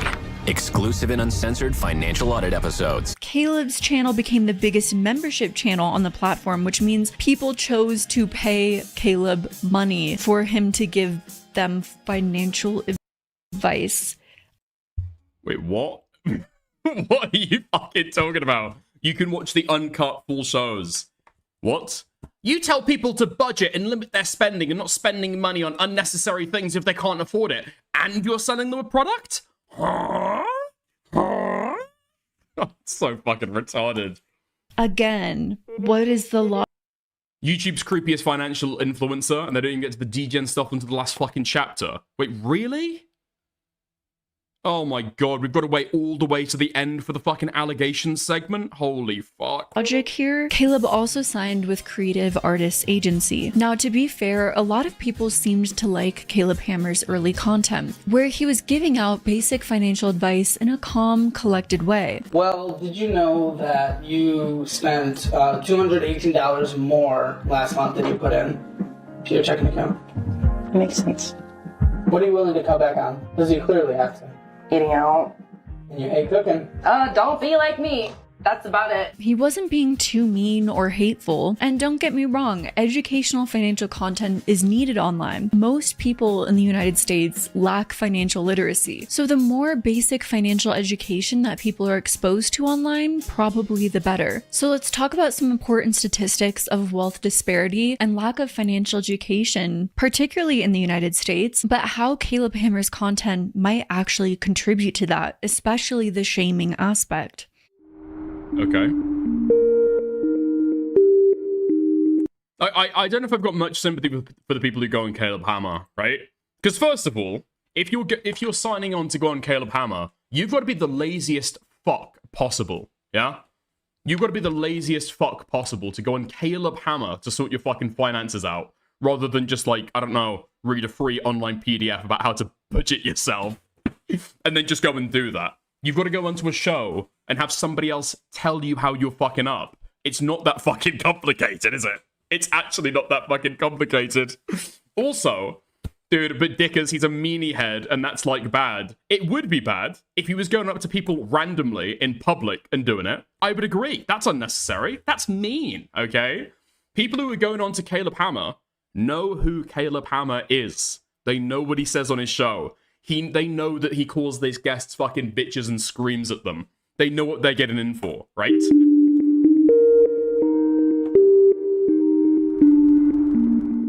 Since the United States is Caleb Hammer's primary target demographic, I'm going to focus these statistics to mainly the United States. My point of this section being that there are systemic problems in the US that leave many Americans vulnerable, struggling, and in need of financial help, and also susceptible to being preyed upon by people telling them they have the answer. Half of US adults lack financial literacy. Does that mean it's appropriate to laugh at them for making stupid financial decisions? Oh, yes. What are you? His wife? She's nuts. Poor man. Financial audit's most guess. We might get canceled for it, but I think that is the actual title. Put it in the notes. That is the title. It's official. In the US, Wait, what did he say? What did he say? What was the title? She's nuts. Poor man. Financial audit's most guess. We might. What, raped? Did he say raped there? Most blacked? Most gay? What did he say? Are you? His wife? She's nuts. Poor man. Financial audit's most guess. We might get canceled I don't know what the fuck he's saying there. for it, but I think that is the actual title. Put it in the notes. That is the title. Retarded? Oh, that's fucking weak shit. Okay, retarded. It's official. In the US, a family of 4 earning under $30,000 a year is considered low income. In 2023, over 36 million people lived in poverty, according to the census. I can't believe I have to say it, but you shouldn't laugh at poor people. But doing exactly that has become one of the most popular content genres in personal finance. So, by the way, you shouldn't buy a Mercedes if you're a broke person. That's stupid. True. Don't be debt dumb, people. According to feedingamerica.org, poverty is a complex issue with many causes.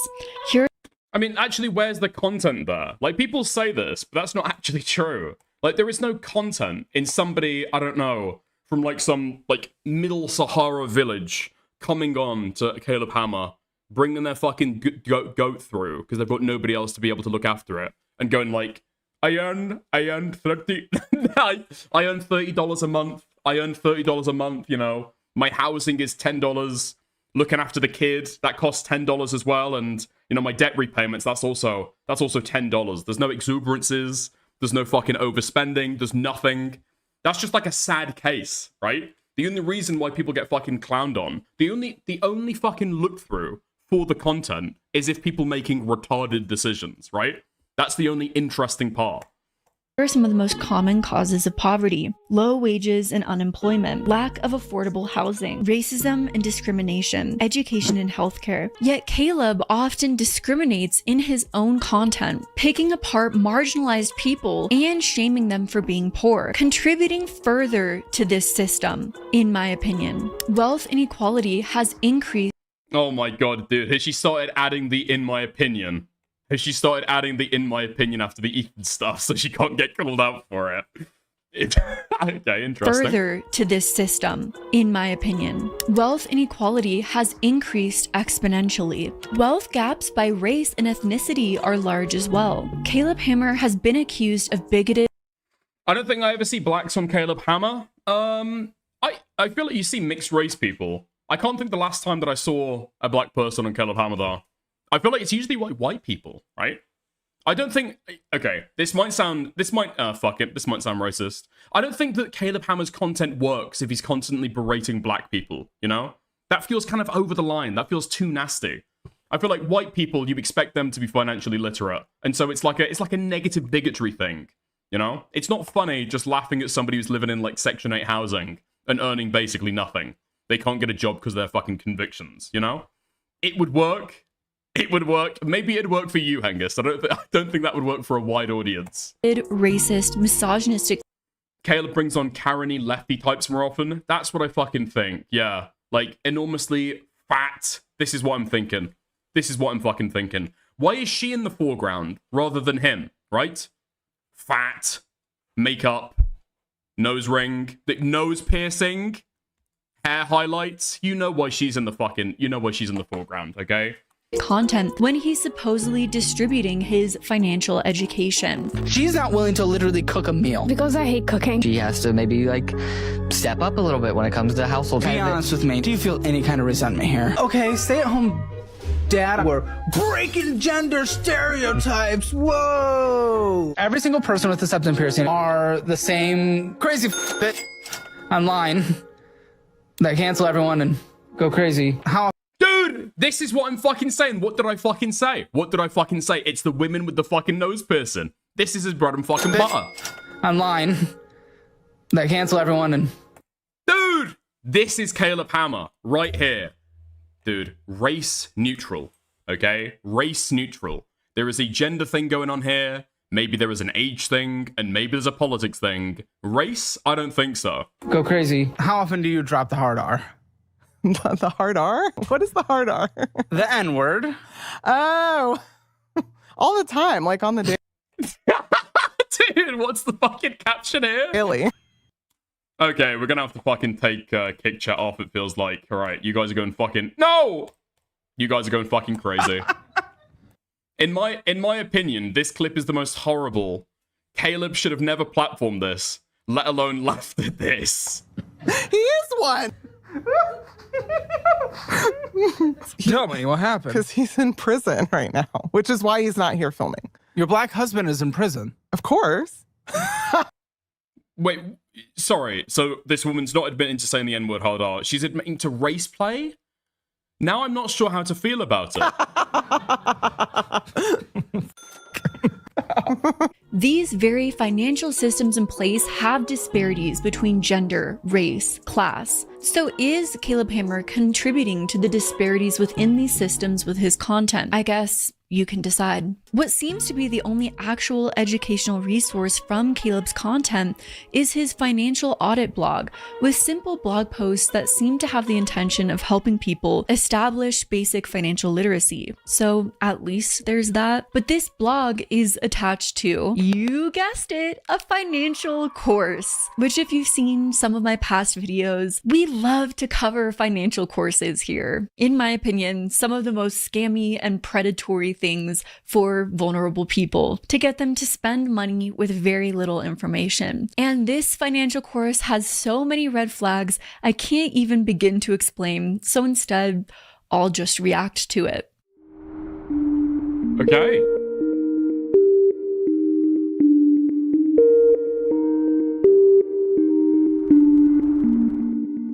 All right, so let's look into Caleb's course. I can't wait. I'm sure we're all going to become millionaires or whatever Caleb is promising through this course, because apparently he has thousands of hours of content online, but that's not enough to know all the financial knowledge that you need to know online.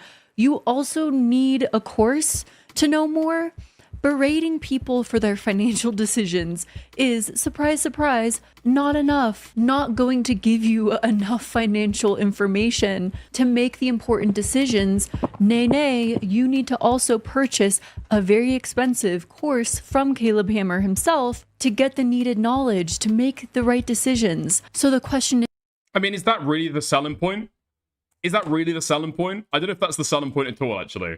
I think the selling point in that is that, okay, you can watch the fucking financial audit stuff and they might talk about finance, But if you want like a structured breakdown directly of maybe what his advice would be, you go to the fucking course.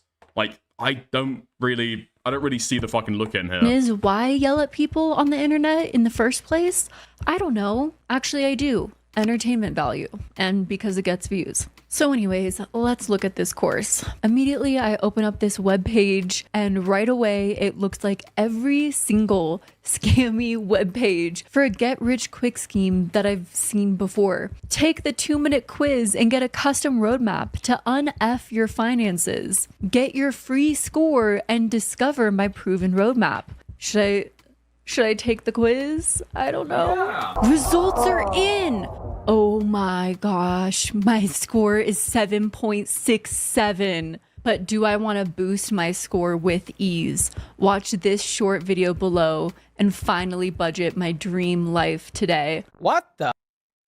This just looks super fucking sketchy. This feels like a site that I've been fucking, like, this looks like a pop-up scam that you'd see while trying to fucking look for torrents, right? Don't refresh this page. This is a one-time only offer that expires in 5 minutes. Yes! Get my one-time offer now! Instant access after purchase. 30-day money-back guarantee. Lifetime access. I mean, how much is it? If it's like exorbitant, then I'll fucking get the criticism. I don't know. If it's like $5. Short video below and finally budget my dream life today. What the fuck have you been doing? Seriously? We've got some work to do. But look, you're in the right place, because if your financial house score was a flavor, it'd be shit soup. I think anything with the number 6-7 is pretty good. But here's the good news. How old is this woman? Sorry, how old is Cruel World Happy Mind? How old is this woman? Age. I need to do a 6-7 check. I need to do a 6-7 check. I need to make sure that this woman's actually able to fucking say this. Wait, what? Mid to late 20s? What? No fucking way. Okay, based on posts from 2020 and 2024, indicating she was almost 25 around 2020. Ah, okay. So this woman is 30s. This woman's in her 30s. She can't get away with it. She's not allowed to use that word. Right. Okay, auntie. News. You're not dumb, and you're not lazy. You just never learned how money actually works, and now it's fucking up your life. No one ever taught you how to budget, how to track spending, or how to avoid overdrafting on dumb stuff like 2 a.m. DoorDash orders. This preys on vulnerable people who are desperate, looking for solutions, as Caleb just laid out so beautifully for us. No one has taught people how to manage these things, unless... Wait, what? Is this preying on people? I mean, he's not like using the, like, if you don't watch this course, your house is gonna get taken away. If you don't buy my course right now, you're gonna go to the fucking mines to pay off this debt. Like, he's just saying, yeah, people aren't taught this stuff, you can buy it here if you want. Like, sure, I mean, the score is like 7.67 out of 10, and he's still saying that the score is shit. It's like, this is like classic marketing stuff for courses now. Unless you grew up with someone who is very financially well off, who understands these things. Also, you can't pay money to someone to stop buying DoorDash orders or to have more discipline in those areas. That's not going to happen. No one's going to take your credit card away from you and help you prevent making a last-minute purchasing order. No one's going to do that. Paying Caleb Hammer money is not going to help you in any way. It's like so fucking retarded. Like, I agree. I would agree with a lot of this stuff. But she's got like zero actual engagement with what he's saying. Like, oh, therapy? Therapy? You think that just like paying a therapist is going to make you happy? Don't be ridiculous. Don't be ridiculous. You think that just like paying a doctor is going to fix your broken leg? Don't be silly. Don't be silly. Ah! Oh no, what happened? If $97 was too much for... Wait. Oh no! Final offer upgrade if $97 was too much.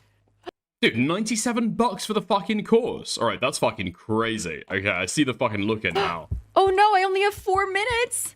If $97 was too much, at minimum, you need our super simple starter course. I have only 5 minutes for a $17 course. Yeah, okay. This is like weird as fuck. This is weird as fuck. This is weird as fuck. $97 for month. No. It's a 30-day money back guarantee, and I think it's like a one-time payment. Yeah, this is weird as fuck. This is definitely not scammy. No thanks, I'll just keep being broke. It has as a thing you can click. What? Are you kidding me? He continues to shame people on his website for being broke.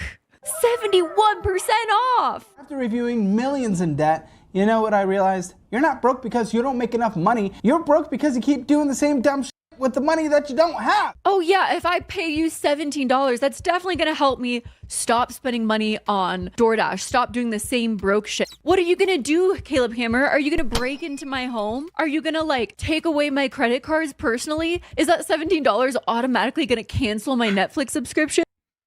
I don't know. I'd be careful with that one. With the allegations that this guy's got, do you really want to tempt fate? Is it automatically going to return all of my Labubu's? And please don't actually take me up on that.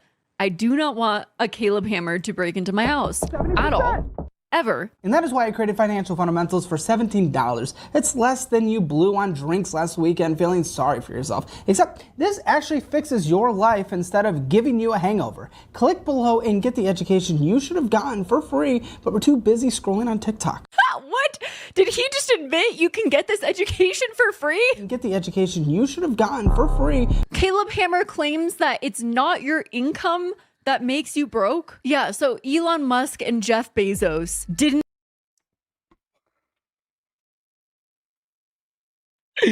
I don't even know what point she's going to make. I'm going to preempt. I'm going to put all my fucking money down. I'm all in on this being a fucking retarded opinion. Okay? Okay, let's go. Income that makes you broke? Yeah, so Elon Musk and Jeff Bezos didn't become billionaires from their income. How to break the...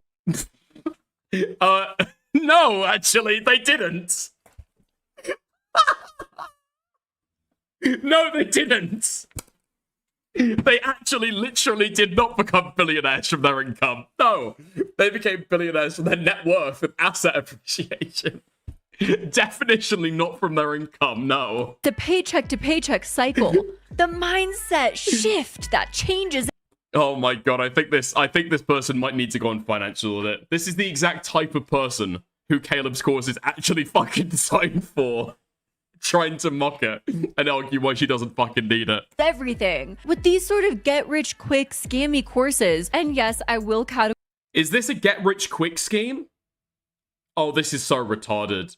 This is literally a fucking course on budgeting your money. And this is supposed to be, what, a get-rich-quick scheme? Dude. Categorize this as a get-rich-quick course because it literally gave me 5 minutes to purchase this. It's all about... This is absolutely a get-rich-quick scheme because it gave me, like, a time-sensitive offer. It gave me a time-sensitive offer. Holy fuck. Okay, whatever debt this woman's in, she absolutely fucking deserves it. The change of the mindset. If this page disappears, the price goes back to $97. Oh no. No thanks. I'll just keep being broke. Are you fucking kidding me? You've got to be fucking kidding me. I think my brain just broke. Caleb Hammer. Mr. Get Out of Debt, Caleb Hammer, has an offer on his Make Money Finance site. Oh my God. Where you can use Chime, a credit system, to purchase his product. Eliminate debt. Caleb Hammer has a debt system for his finance course. What? What the fuck? What the fuck are you talking about? Thank you, Thiologist, for the 500 kicks. Yeah, I will say, it's shit like this that is actually bad about Caleb Hammer. She's finally managed to stumble. Even the retard has managed to stumble on the correct fucking critique. Yeah, it is actually insanely fucking scummy. Dude.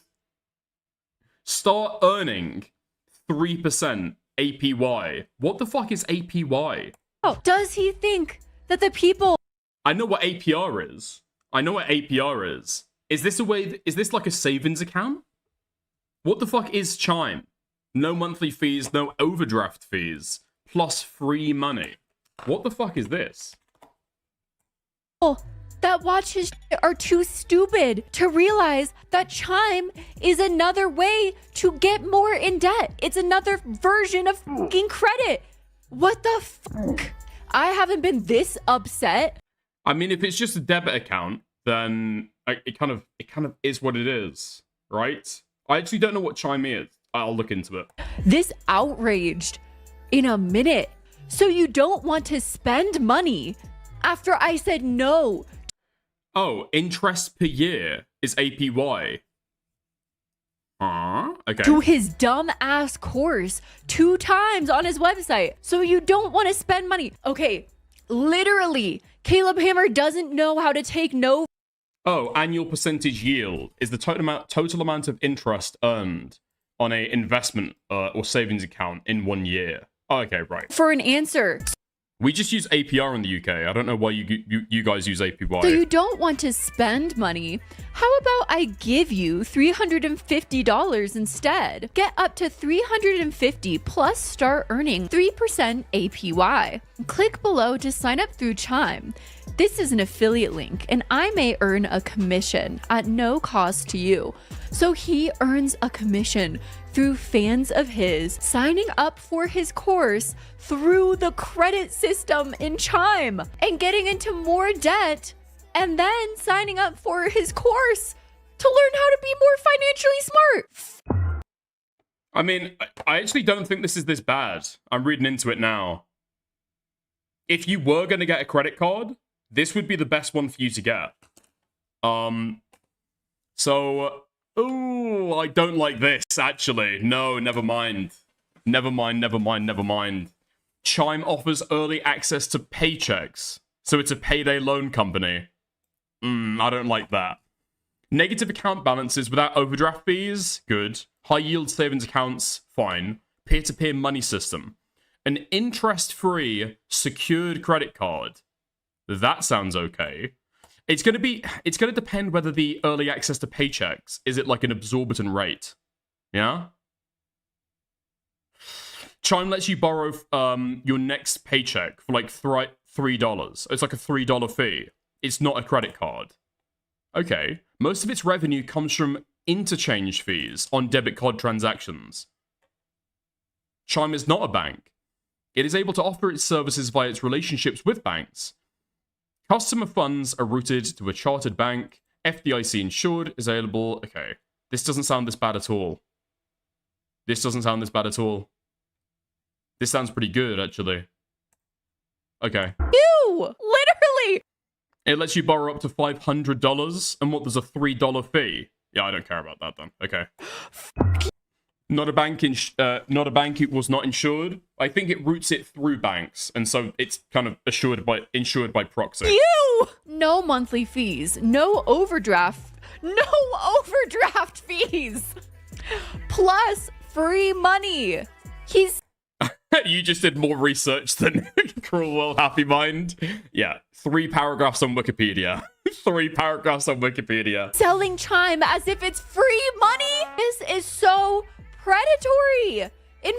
Wait, what? No, it sounds like you do get like a free $350, right? You get like a sign-up bonus. My opinion.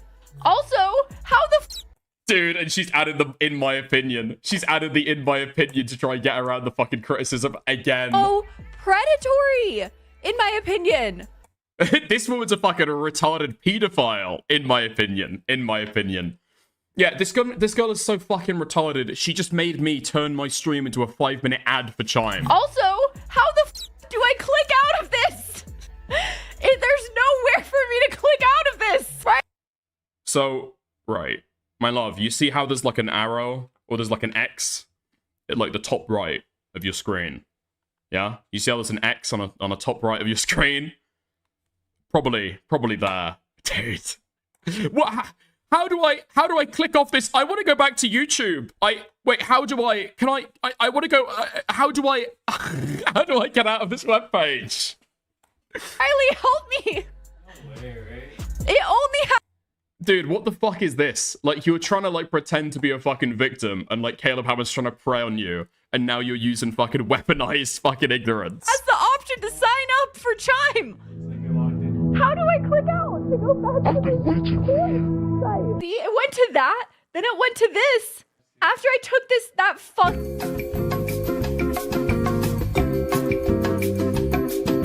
So, advice.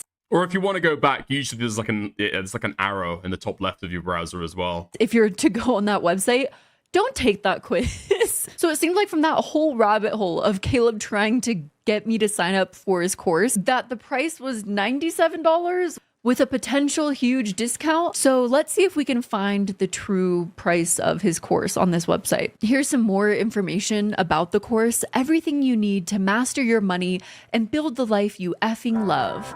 Here's the Master Your Money community and course membership, which is This sounds like something different. So that's $50 per month. This is like a membership. $49.99 a month subscription, a monthly subscription with 7 complete courses, the dollar-wise budgeting tool, community access, downloadable resources, and weekly content to keep you accountable. My question...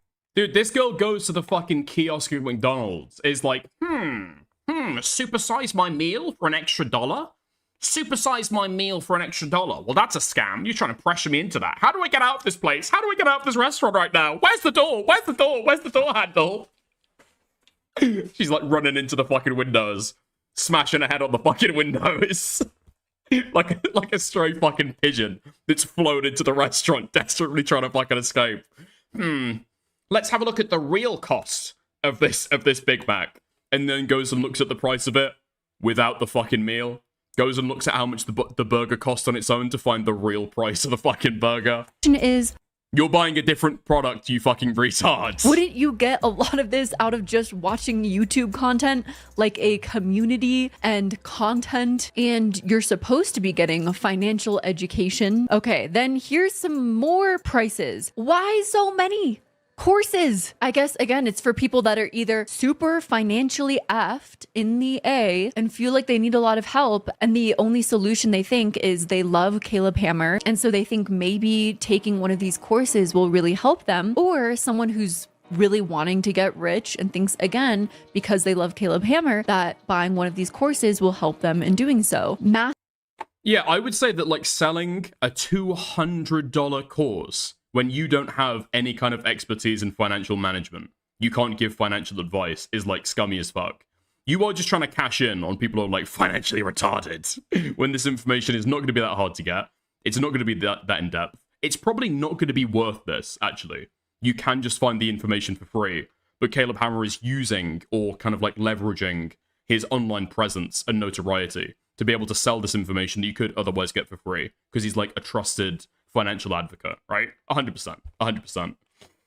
Is Dick as the only person online sweeping for Caleb after D'Angelo? even distance himself from him. Look, okay, to make myself explicitly clear, I started this fucking reaction wanting to see her vindicate herself. I wanted to see a good Caleb Hammer hate video, okay? Unfortunately, I've been distracted by how retarded she is. Master Your Budget online course for $197. What category would this course go into for the budget? Would it be categorized as a business expense, personal, miscellaneous? Master Your Debt online course for $197. That one feels particularly bad to me. You're charging $200 to people to buy a course to help master their debt, meaning probably, I'm going to guess, people who bought that course are likely in debt. Master Your Investing online course, $197. Master Your Real Estate online course, $197. We get the picture. Yeah, I feel like this, I don't really care about that so much. It's just kind of like, I don't know, what's it called? I guess like low class. It's like low class. I don't know. It's like, this is like the financial equivalent of people on the side of the road in like Bombay trying to sell you a fucking bracelet. You know what I mean? It's just kind of like, yeah, it's not worth this, is it? It's just not worth this at all. Especially given the fact that Caleb, again, has got no financial like degree. He's got no ability to be able to actually give you financial advice. And he's charging you $200 to learn about real estate and investment from him. But I don't really care about that as much. The debt thing, yeah. Picture here. And then Master Series courses Gauche? I guess it's gauche. Yeah, I could maybe buy that. Yeah. Bundle for $394, but it's 50% off. The original price was $788, so this is a steal. This is the real financial savings trick here. We're getting things on sale. We're saving money here. So obviously, the real money saver is to get the bundle for $400, right? I'm just speechless. Then there's the personal audit experience for $997. What's particularly sinister about this one is even though this course is $1,000, it's originally marked as $6,997. This That is actually fucking crazy. That is actually fucking insane. Like, the way that this feels to me is how some YouTubers will just have, like, something you can buy to be able to have, like, an hour call with them, you know? That's the way that that feels to me. That's the way that that feels. 86% off? Whoa! Only $1,000? This course was I gotta bag that right now. marked as $7,000, but Sorry, honey. We can't go to the water park, okay? We've got to save up. We've got to save up for the Caleb Hammer personal audit experience. it's on sale. Sorry, kids. No Switch this year for Christmas. We're saving up for the Caleb Hammer personal audit experience. 87% off. Again, this is a huge steal. So if you want to be financially smart, I mean, we gotta buy this course, right? It's on sale for only $1,000. I mean, it would be stupid not to buy this course, right? I think that's illegal. I think the illegality will be, like, in the way that he markets it, right? Now, again, I've got no clue how the legality works here. I'm not American. I'm not a lawyer, all right? I think if you market it as financial advice, then yeah, you're fucked, right?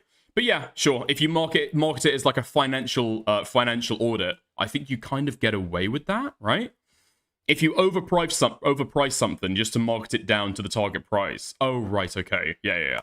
And this is where it seems Caleb is really capitalizing off of people who are fans of the show and want a similar experience as to what they're watching on Financial Audit. Experience the same financial audit transformation you've watched on the show with your own private session, personalized budget implementation using the Hammer method, lifetime access to the complete Master Your Money course library and DollarWise app, all without sharing your finances on YouTube. If you don't want to be publicly shamed on YouTube with your face blasted and your finances blasted across the internet for millions to see, with you potentially harassed and doxxed with words like freak put in the thumbnail, well then, all you have to do is pay me $1,000.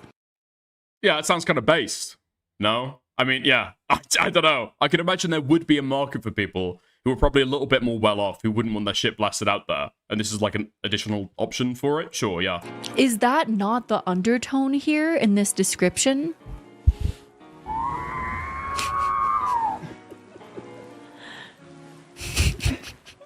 That being said, if you don't...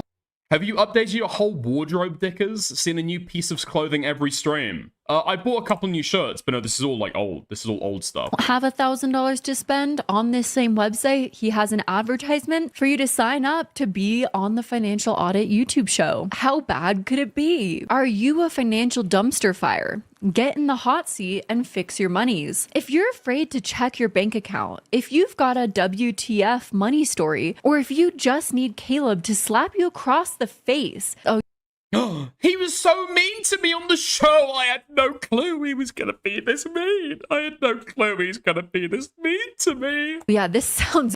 And the advertising is literally describing the fucking financial audit in terms of physical violence. Dude. Great already. Count me in. With some no-nonsense...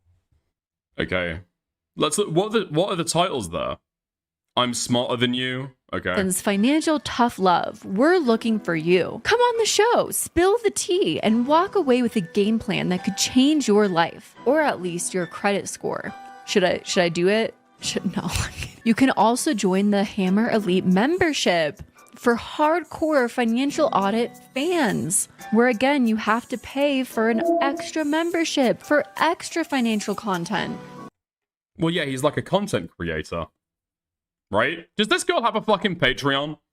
Dude, yes, I fucking thought she did. Hold on. Wait, hold on.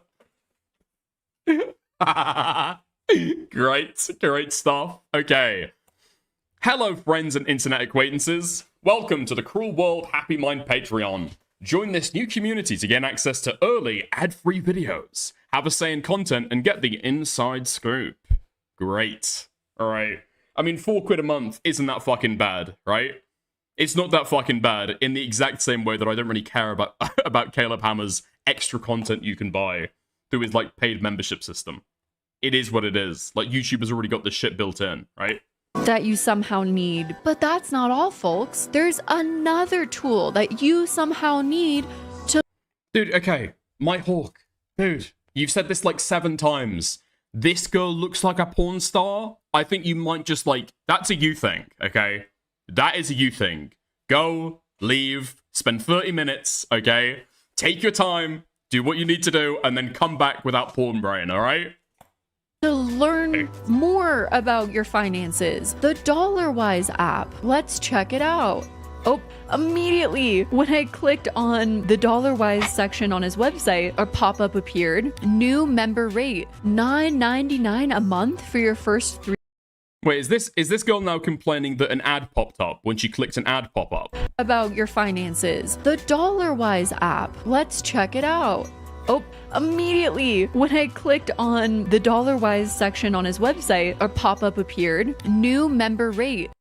Yeah, offering to sell you the thing that you clicked on. That's right, yeah. $9.99 a month for your first 3 months. $9.99 for an app feels pretty fucking outrageous. And the reviews are sitting at a whopping 1.7 stars. Out of 1.5 thousand reviews, it's looking pretty great. DollarWise, money made simple. All your accounts, all your spending, all in one place. And since Caleb is the creator and main marketer of the DollarWise app, all the reviews are from his fans who want to give the app a positive review. And this is what they have to say. Love the financial audit and wanted to get started with the budgeting app. Also still get in on the cookbook offer. However, I have downloaded and signed up for annual, but it won't let me log into my banking info. I have tried multiple times and still won't work. So the app is just extremely buggy, it seems like. It's hard when you're counting pennies to put down $90 for something that is not working. $90 for this freaking buggy ass app?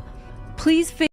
Well, I mean, if you're paying for like a year subscription, yeah. ASAP so I can fix my finances. And Caleb has made it seem like this is the way to fix your finances. So his fans are pouring in money into shit that doesn't work. It doesn't. I mean, it's like $10 a month, isn't it? It's not like financial rape.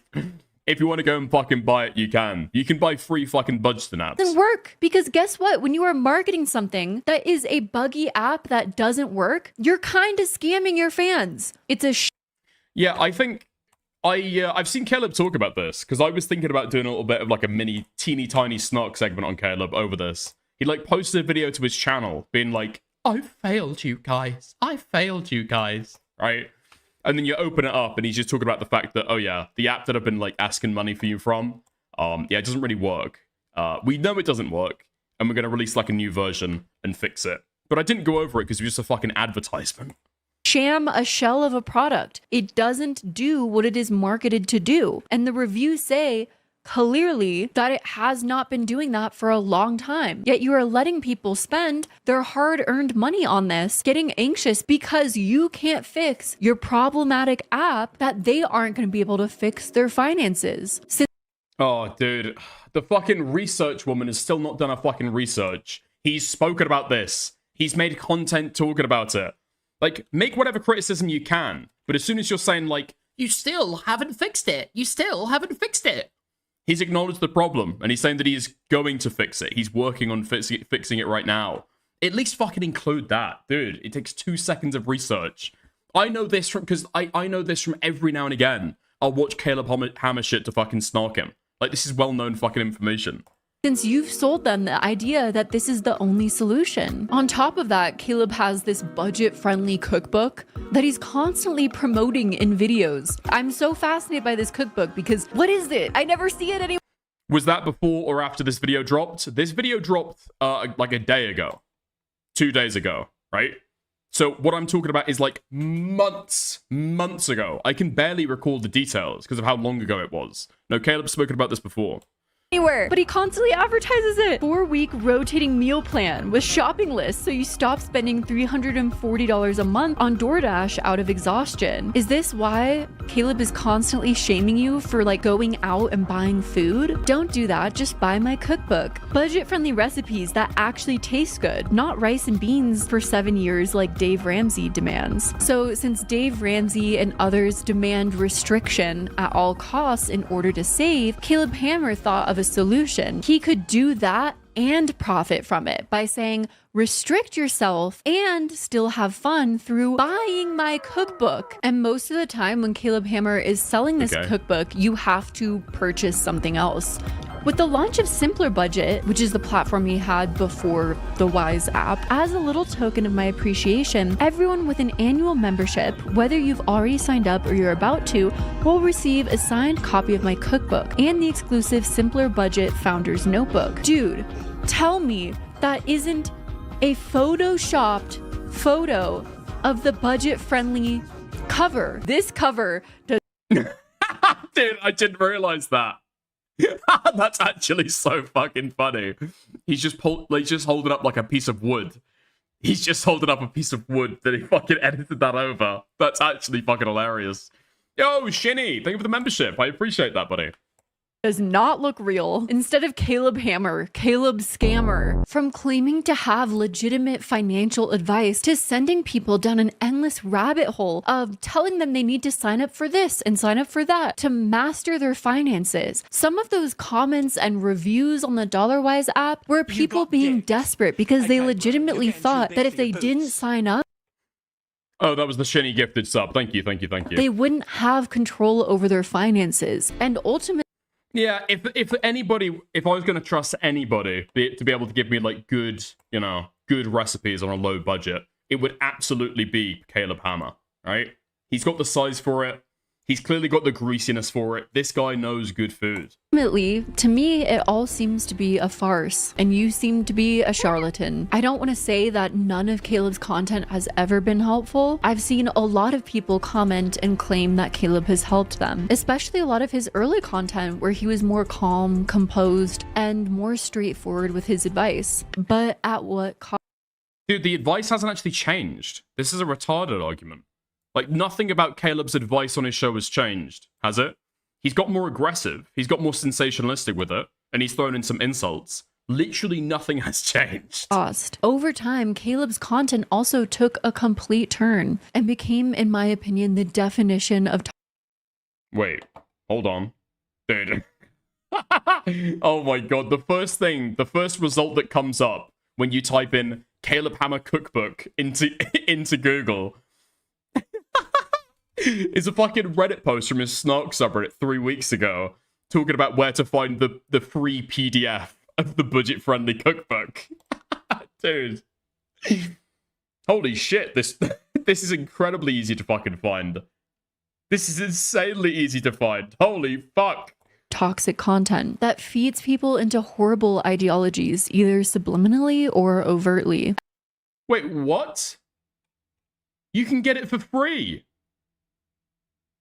You can get it for free on his site. Why is she... Dude, you can literally find this shit for free. I've got a URL right here. access.calebhammer.com/ultimatehammerbundle/ty. And you can literally just download it for fucking free. Welcome to Master Your Money. Make sure to follow these steps below. What happens next? Download your free copy. You're getting too big for your boots. Oh, never mind. Oh, never mind. Why didn't she mention that?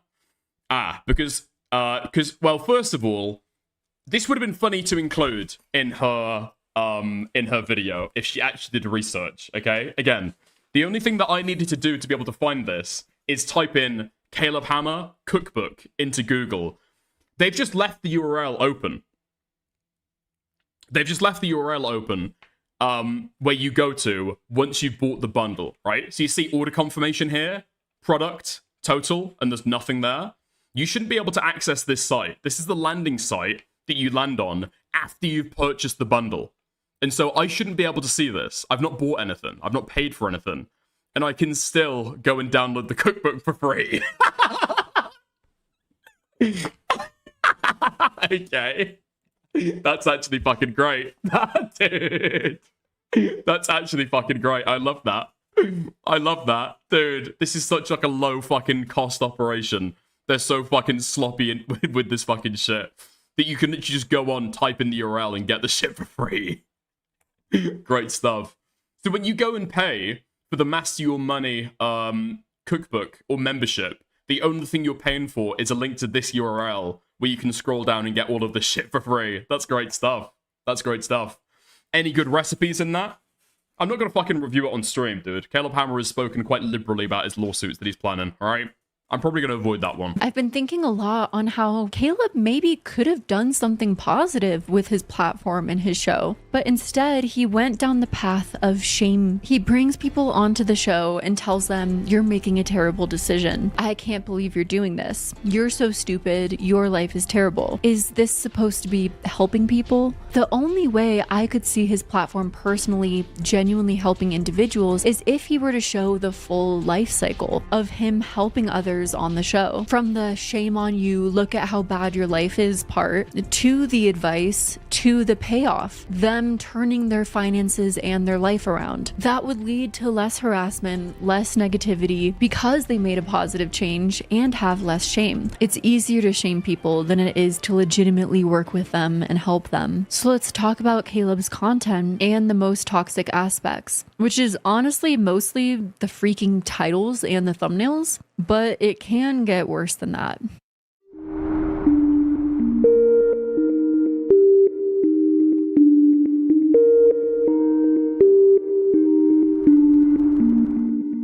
This video is called Financial Audit's Biggest Leeches. He also just flat out calls them terrible names. Plaintiff dumb bitch. And plaintiff minority.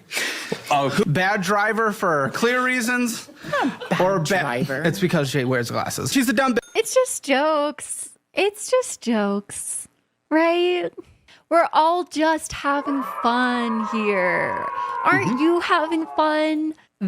So I'm guessing she saw the D'Angelo Wallace video, kind of talking about the fact that he, like, makes racist jokes, or does, like, I don't know, problematic jokes, or problematic content, and then he's cribbing that for this section, and just kind of reinforcing the fucking point. Great. This thumbnail and title blew my mind, because what the To be fair, I'd say that that's, like, lazy as fuck, but actually I don't really care, and also, I know that Caleb gets fucking crazy whenever people make this point. Actually goes on just tirades for hours on his podcast when people criticize him for being homophobic. Why would you title something this? I've never hated a more vile piece of trash with the thumbnail that says goth freak. What does this have to do? If I've ever seen a goth freak before, let's be fucking honest. What's the title? Okay, I'm gonna go out and look at that. With finances. Almost immediately, Caleb talks about the goth person. Dude, those shoulders are fucking crazy. Who goes by every pronoun. Or as Caleb calls them, goth freaks. Body. Just right out the gate, talks about their body. Okay, well. I mean, to be fair, even before Caleb did, their fucking body is crazy. Have you looked at shoulder pads or what? Okay, I have a couple questions. You have no words. So first, I just speechless. I want consent. Am I able to consent to roast you and whatnot and stuff before I go into this whole thing? Absolutely. Okay, then why the She looks like she's wearing fucking Fallout 3 power armor under a fucking corset. What the fuck is this? Dude, she's got like a fucking space marine ribcage. What the fuck is going on under the fucking blouse, dude? Your tits pointed to the ceiling. And then why this? Because Well, you never seen a goth person? This goes on forever, where Caleb is just questioning this person's style and choice of makeup. We get it. Like, if you want to rate people on body, appearance, style, level of cuntiness, become a judge on RuPaul's Drag Race. Don't do financial audit. But your show is financial audit, so talk about finances. I want to get into this, but I just have to ask: is there like Christmas gift bag stuffing in your tits right now? Like they're lumpy. Dude, yes.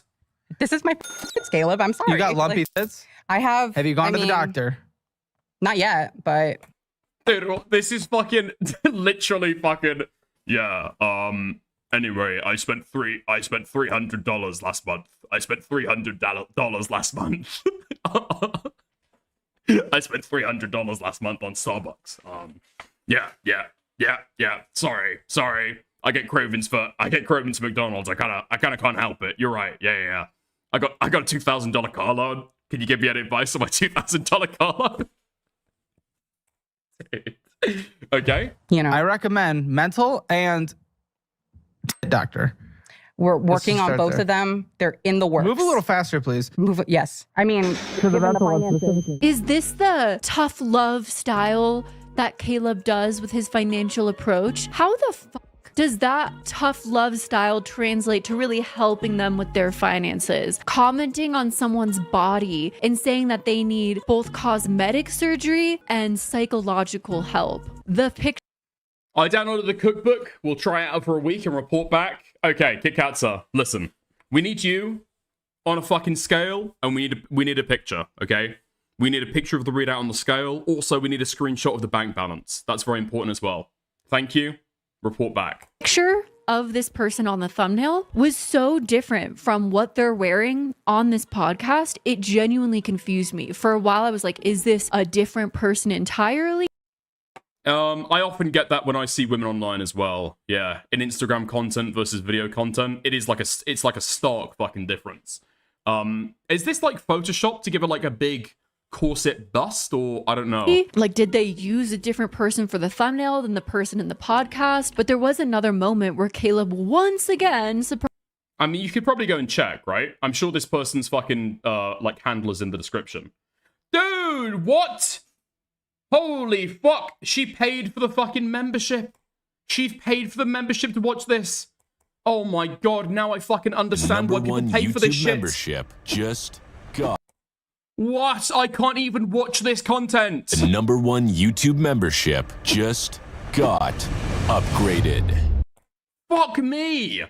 I need to pay for the elite tier. I need to pay it £9 a fucking month. £9 a fucking month to be able to fucking watch this shit. No way. No fucking way. What? Oh, this is the original video? Huh? I mean, I do identify as it as well. Oh, okay. This is the breakdown. Okay, breaking down. You've got like Caleb Hammer director commentary, and then this is the original. Okay, great stuff. Great stuff. Do they have like a link here? Do they shout out their socials? Truly? I accept all pronouns, you know. Yes. So first, I just speechless. I want consent. Has Caleb got fatter? Because that is a rough fucking that's a rough fucking body look. I mean, I know that black is supposed to be slimming, but at that point, I don't think it really works, right? Just wear a jacket or something, and then first, I just speechless. I want consent. Oh man, okay. I've got interest in predictions now for the fucking cookbook. I don't think the outcome is going to be the same. Able to consent to roast you and whatnot and stuff before I go into this whole thing. Absolutely. Okay, then why the fuck are your tits? Okay, wait, dude, what? She cut that out. What the fuck? She cut that part of the fucking podcast out, dude. Like, criticize Caleb all you fucking want. Include the point where he's like, do I have your permission to fucking roast you? Consent to roast you and whatnot and stuff before I go into this whole thing. Absolutely. Okay, then why the fuck are your tits pointed to the ceiling? And then what the fuck? So he literally asks, am I allowed to fucking roast you? It included the consent part? Did it? She literally included it. Never mind. My bad. I don't remember why this? Because Well, you never seen a goth person? I have seen a goth. I have seen plenty. You're of goth. okay. Not you. Like, yeah. Okay, let's do the intro. Clap? We're clapping cheeks right now? What? What are we saying? They clap on their own. Let me just tell you. I'll Okay, just say that. all right. So yes, I've seen Chapel, but not in person. Well, I Have guess you? technically, like, Really? concert. That's but, exciting. Either way, that's not what I'm talking about. I'm just like, do you go? Okay. Does she shout out her fucking Instagram or socials at all? Maybe not. Possibly not. Anywhere? Nah, I can't see it. Okay. Surprise, surprise, critiques their body, and they show that they have a corset underneath, which does look like what they're wearing in the thumbnail. Maybe I'm overanalyzing it at this point, but my question is... He keeps people anonymous-ish. I thought that some of these people wanted to, like, shout out their shit. Did the podcast ask them to take off their clothing for the photo, for the thumbnail? What happened there? Just to get a more, like, explicit, juicy thumbnail than what they arrived in for the podcast? Which, if so, gross? Basically got it with your stuffed dude. It's basically These are my Caleb.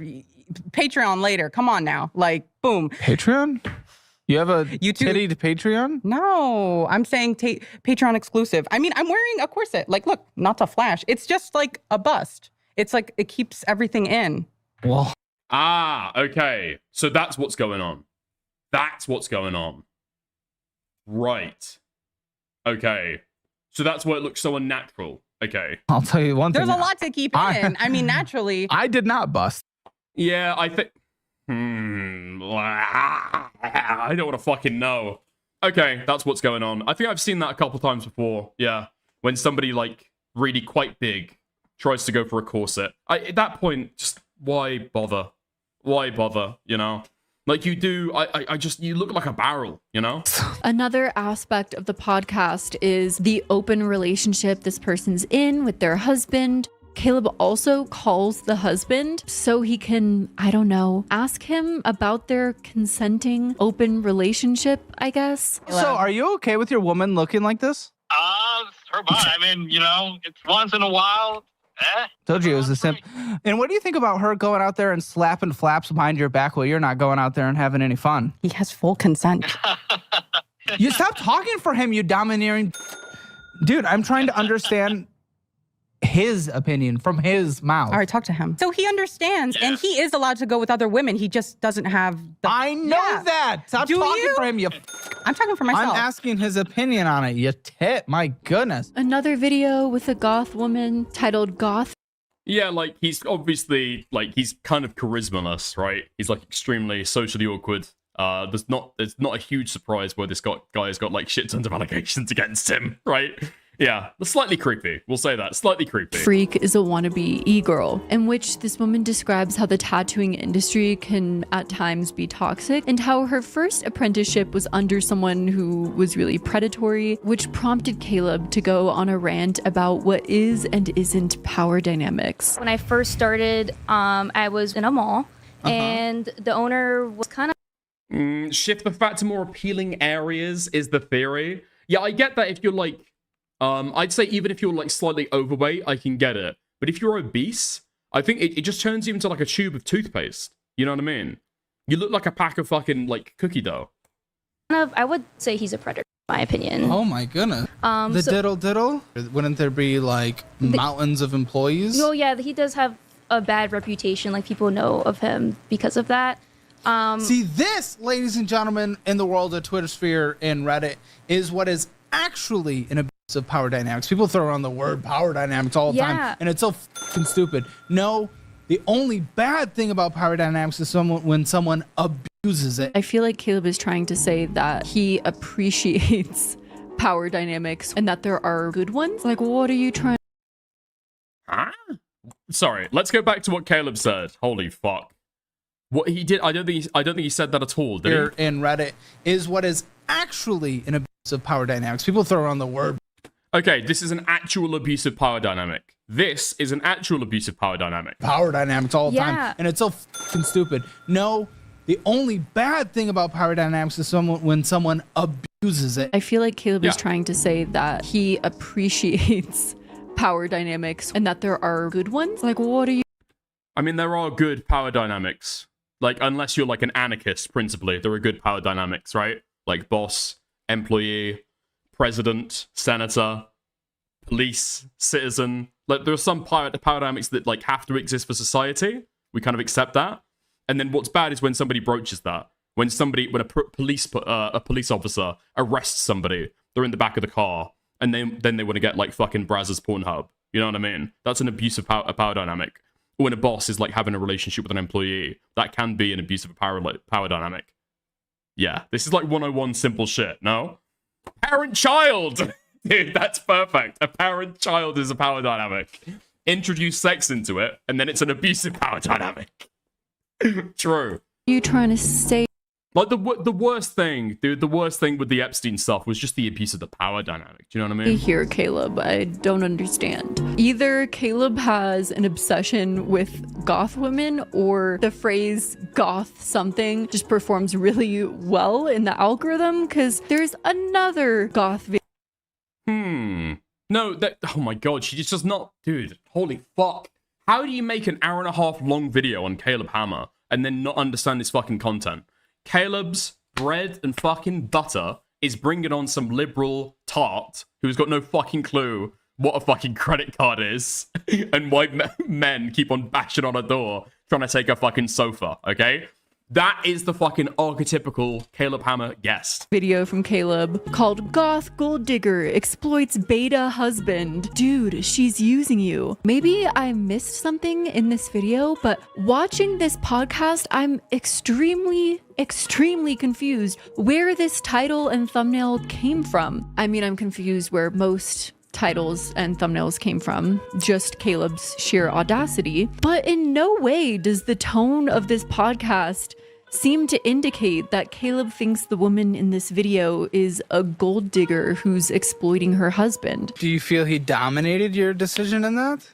A little, yeah. It's hard when the other person's like a no. What are we doing in this situation? Do you feel like you're being financially controlled?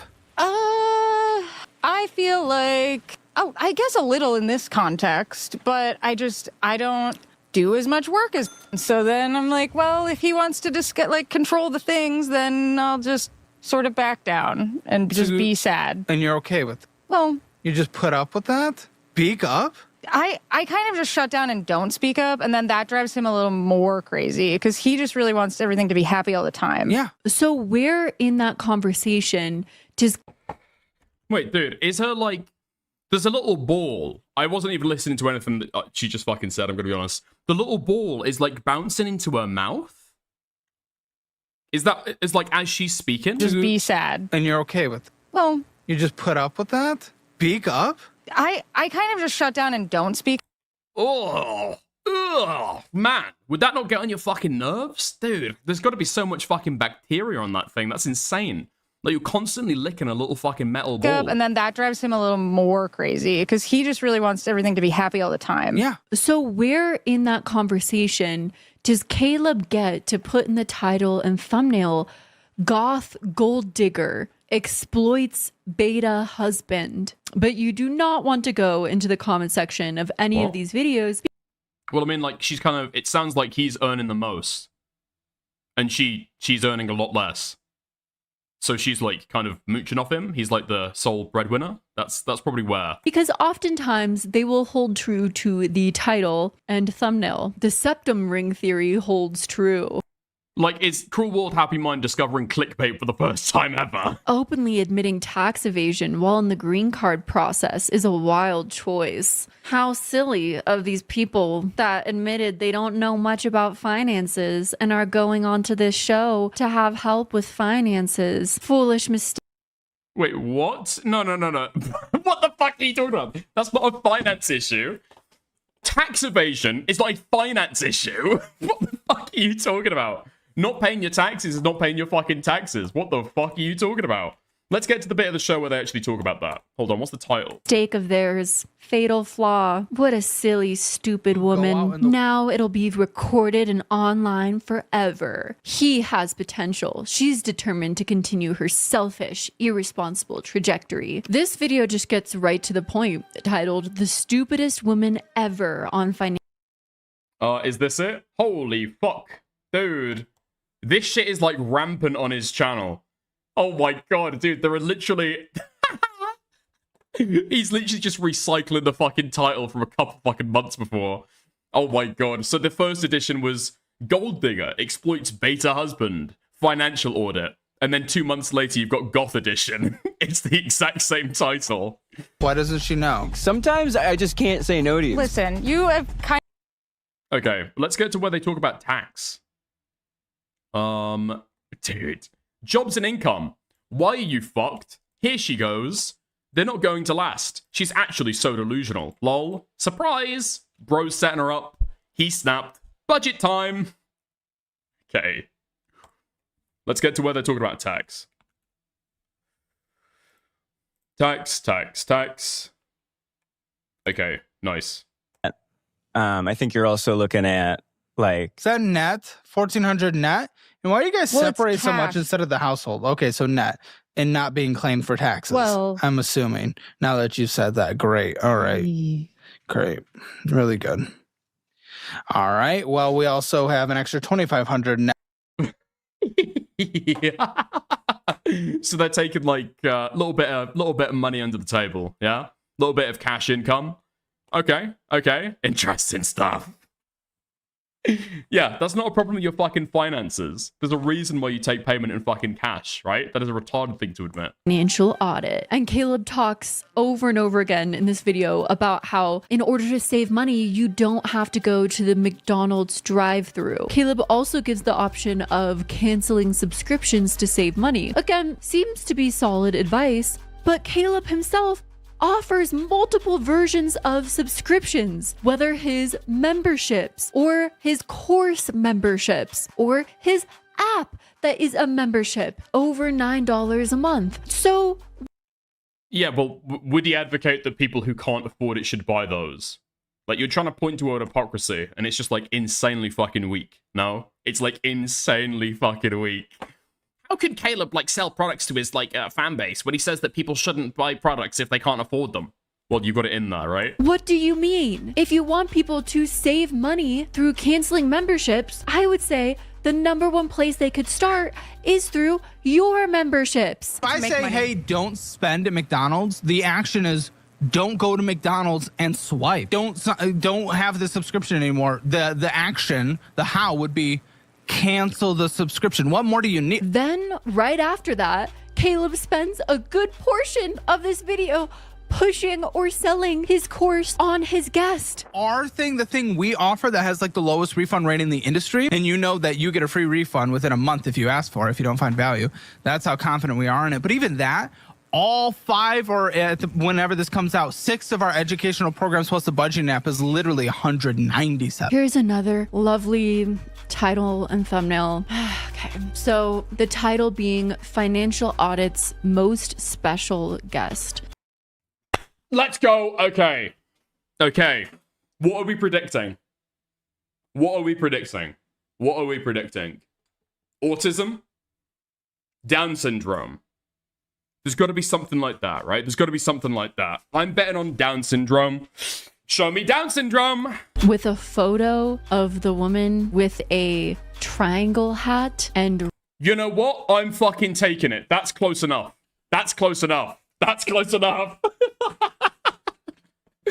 Okay, interesting. Rainbows around her and WTF. And right out the gate, Caleb tells the guest that her having trouble with dating has nothing to do with her financial troubles. Why are you here? I've been trying to date. Oh my god, there's no fucking way they did this. There's no fucking way. I was joking that she looked like she had Down syndrome. She actually just does have mild Down syndrome. Okay. Well, that was a joke before, and now it's got a little bit too real. I'm backing off of that shit real fucking quick. Okay?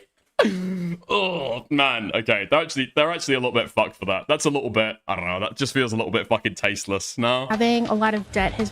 Like, literally got a fucking dunce hat on the girl with learning disabilities. Come on now. been making it really... Are you sure that's why they're not into you? I mean, come on, I've been talking to you for 15 minutes, and no offense, but I wouldn't even come close. Fine, you're not my type anyway. That's not the point.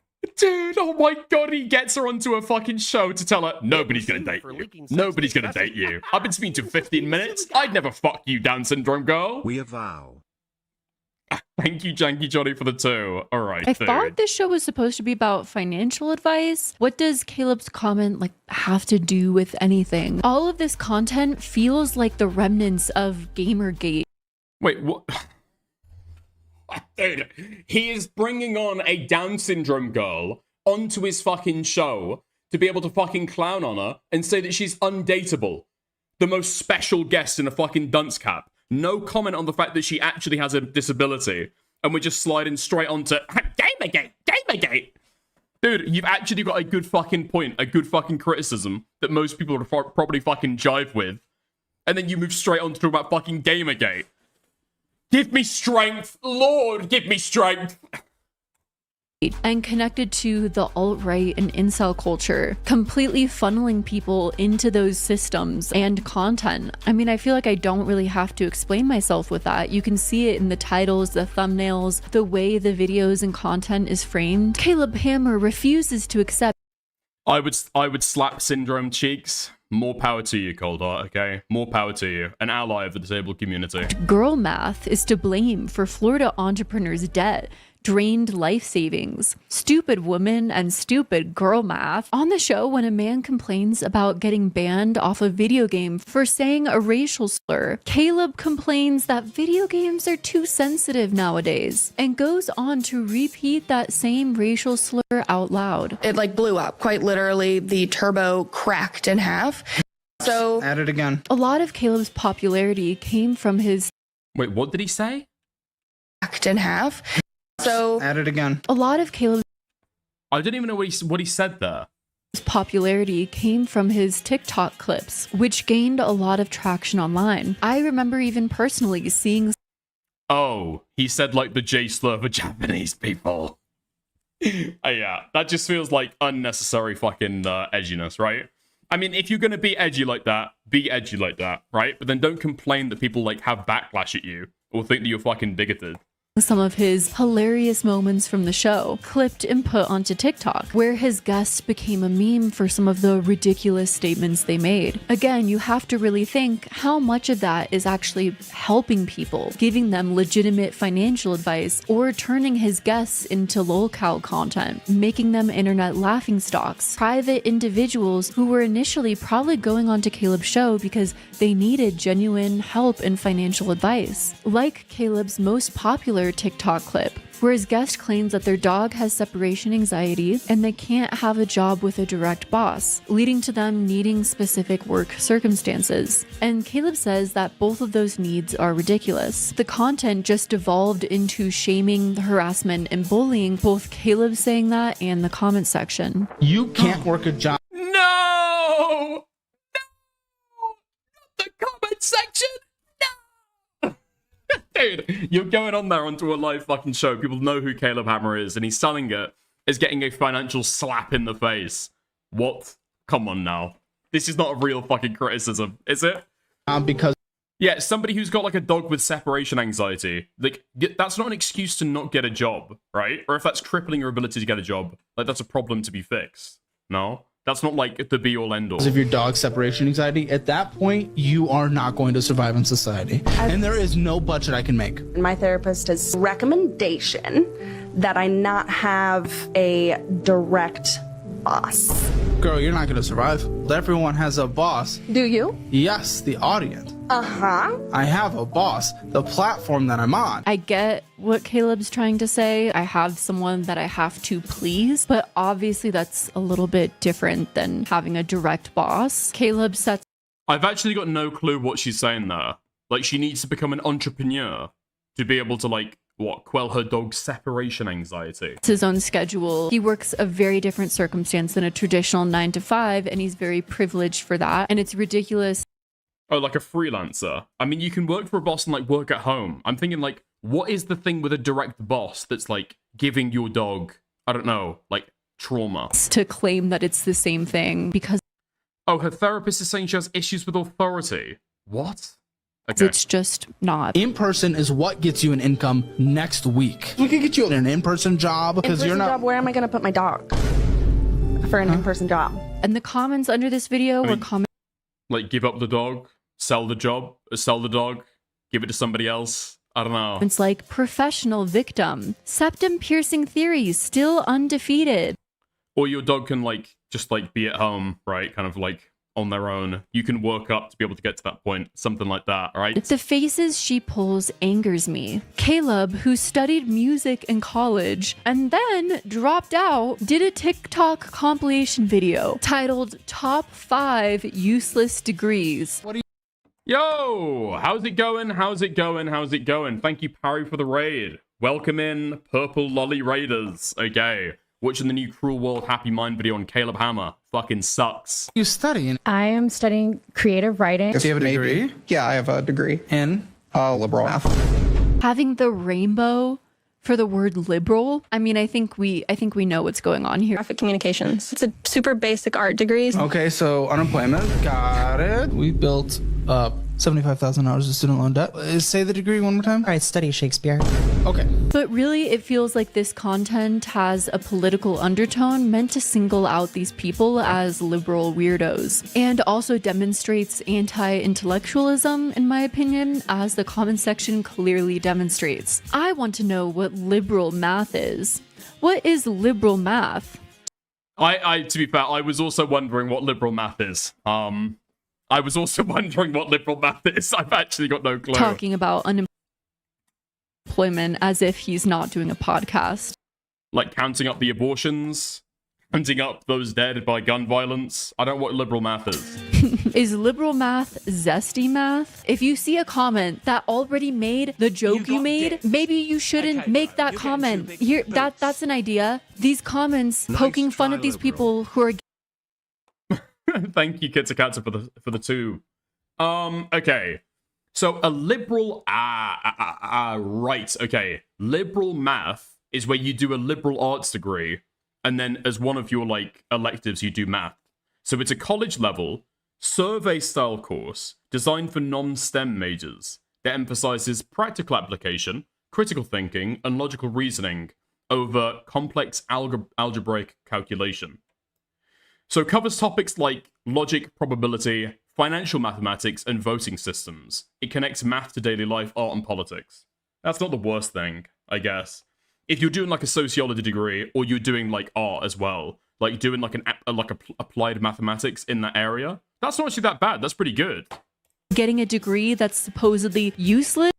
Yeah, it seems relatively interesting. While they're making the same brain-dead comment over and over again, maybe you guys should all check yourself. Blue-haired girl uses girl math to pay rent. Income that came in was $1,600. Rent is $12? Girl math. That's your...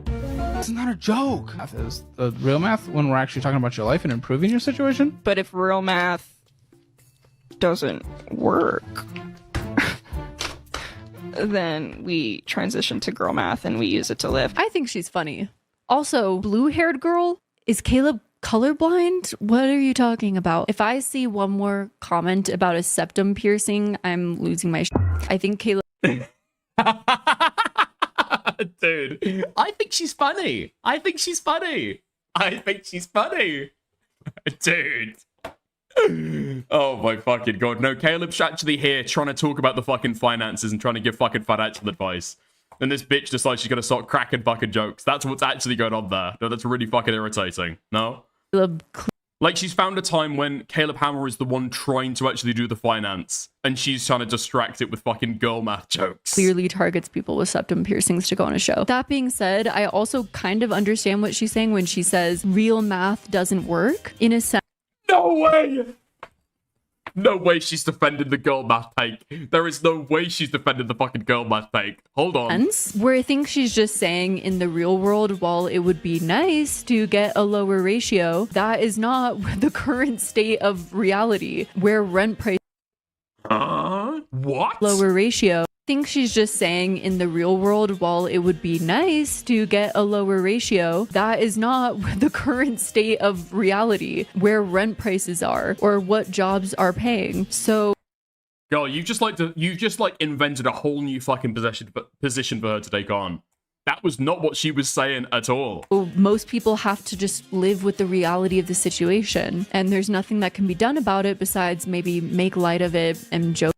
No. That's your take at the start of the video. That's not what she's saying at all. About it and say girl math, because what can you do? She can't lower the rent in her area or demand higher wages, and the only thing that Caleb really brings to the table is don't go out to eat. Okay.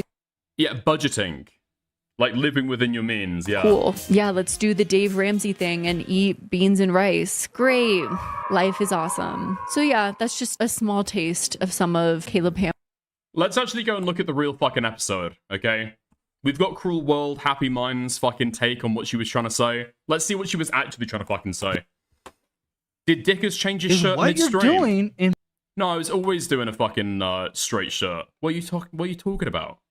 Okay, let's go for you can't do math. I've had professors tell me all you need is a bachelor's and you can be at least a... You work a lot of hours. I do. And you moved out. Yes. But you have a... This is a pretty chunky credit card. Uh-huh. Now, you made a decent payment towards it, but interest is accruing. It was $2,389. We took... Okay, let's get the background of it. Let's get the background. All right, let's find out what girl math helping you. Is that teaching you? I don't think so. I think they're done. You get it to zero, and over the next couple of years, maybe even when you start making more money and your lifestyle inflate yourself, you just bring it right up to the $12,500. That sounds like some forms of enablement to me. When...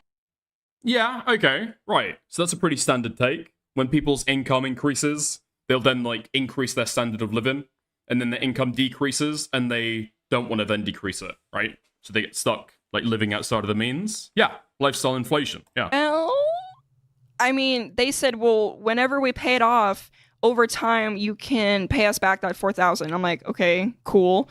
And they're like, well, we're gonna keep it, but if you need help with like something with your car or with your cat or with your dog or something, you can just ask us for it and you can use it and then you can pay that off. Why are they just... Well, I'm curious. Why are they just like funding you? You make money. Yeah.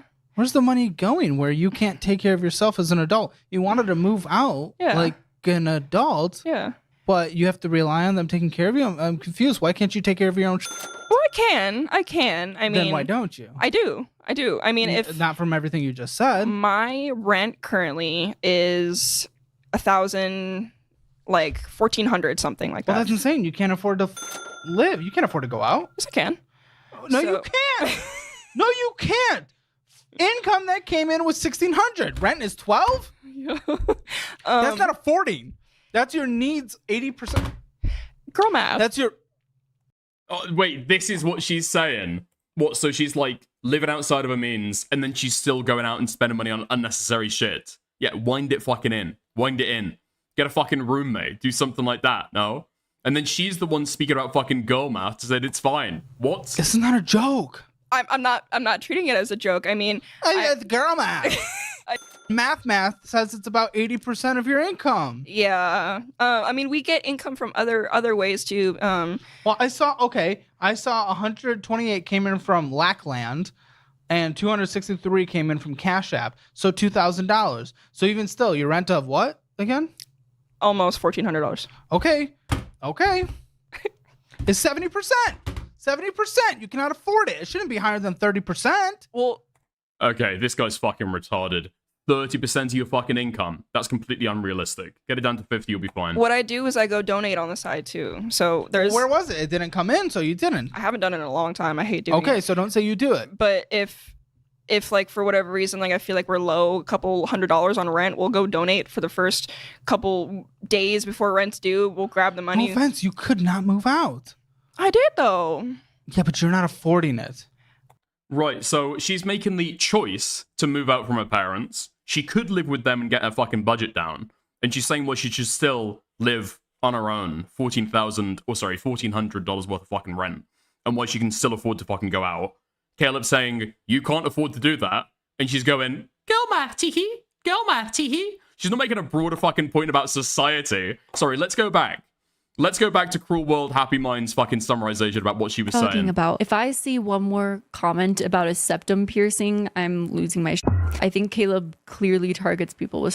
Is she donating blood for money? That seems to be what she's saying, septum yeah. piercings to go on a show. That being said, I also kind of understand what she's saying when she says real math doesn't work, in a sense, where I think she's just saying in the real world, while it would be nice to get a lower ratio, that is not the current state of reality, where rent prices are or what jobs are paying. So most people have to just live with the reality of the situation. And the reality of the situation is she could move in with her fucking parents.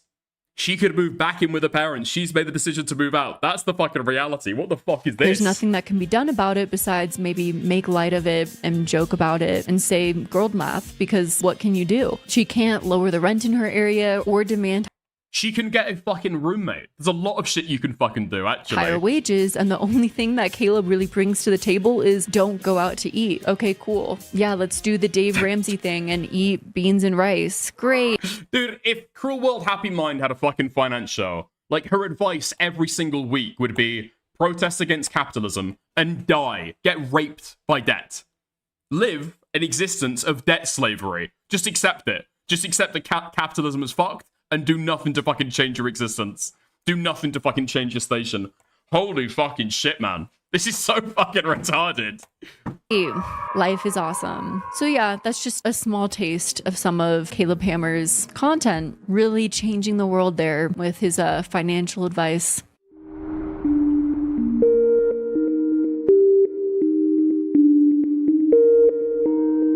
It's so fucking retarded.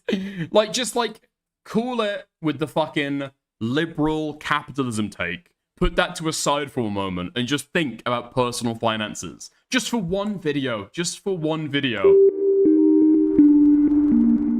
Business Insider did an article about those who went on financial audit titled Caleb Hammer promised to save them from financial ruin, and it seems to actually be working. But there's some pretty dark information on this article that I don't think should be glossed over just because of the title. They interviewed 3 guests who went on the show, a person named Belle who changed career paths to a more stable job after going on the show with a tighter budget. I went in there fully expecting to just be torn down, he said. I feel like when it comes to any situation of financially surviving in this harsh world of capitalism, you definitely need the kick in the head. How long does it take to break through to people? I start to see it at about 45 minutes. Anything you're doing in particular, or it's just like you gotta like keep like chipping away, and then 45 minutes and they break down? That seems to be the philosophy. I learn more things about their family, more things about their personal life, and you can start relating things to it and the consequences of their actions. Usually about 45 minutes in, we're most of the way through the documents, and that's where the numbers really start to stack. It's just, I think it's just all that becomes a little overwhelming. Someone named Ron. Well, dude, we're like an hour in, and we haven't even got to the fucking rape allegations yet. And she hasn't even brought up the fact that he's like shilling payday loans. What are we doing here? Ron, who, according to Business Insider, said that after speaking to Hammer, he stopped making excuses for his spending, from hard partying and a Mountain Dew habit. You have swapped your addiction for another addiction. Go ahead, hold it up, show the camera.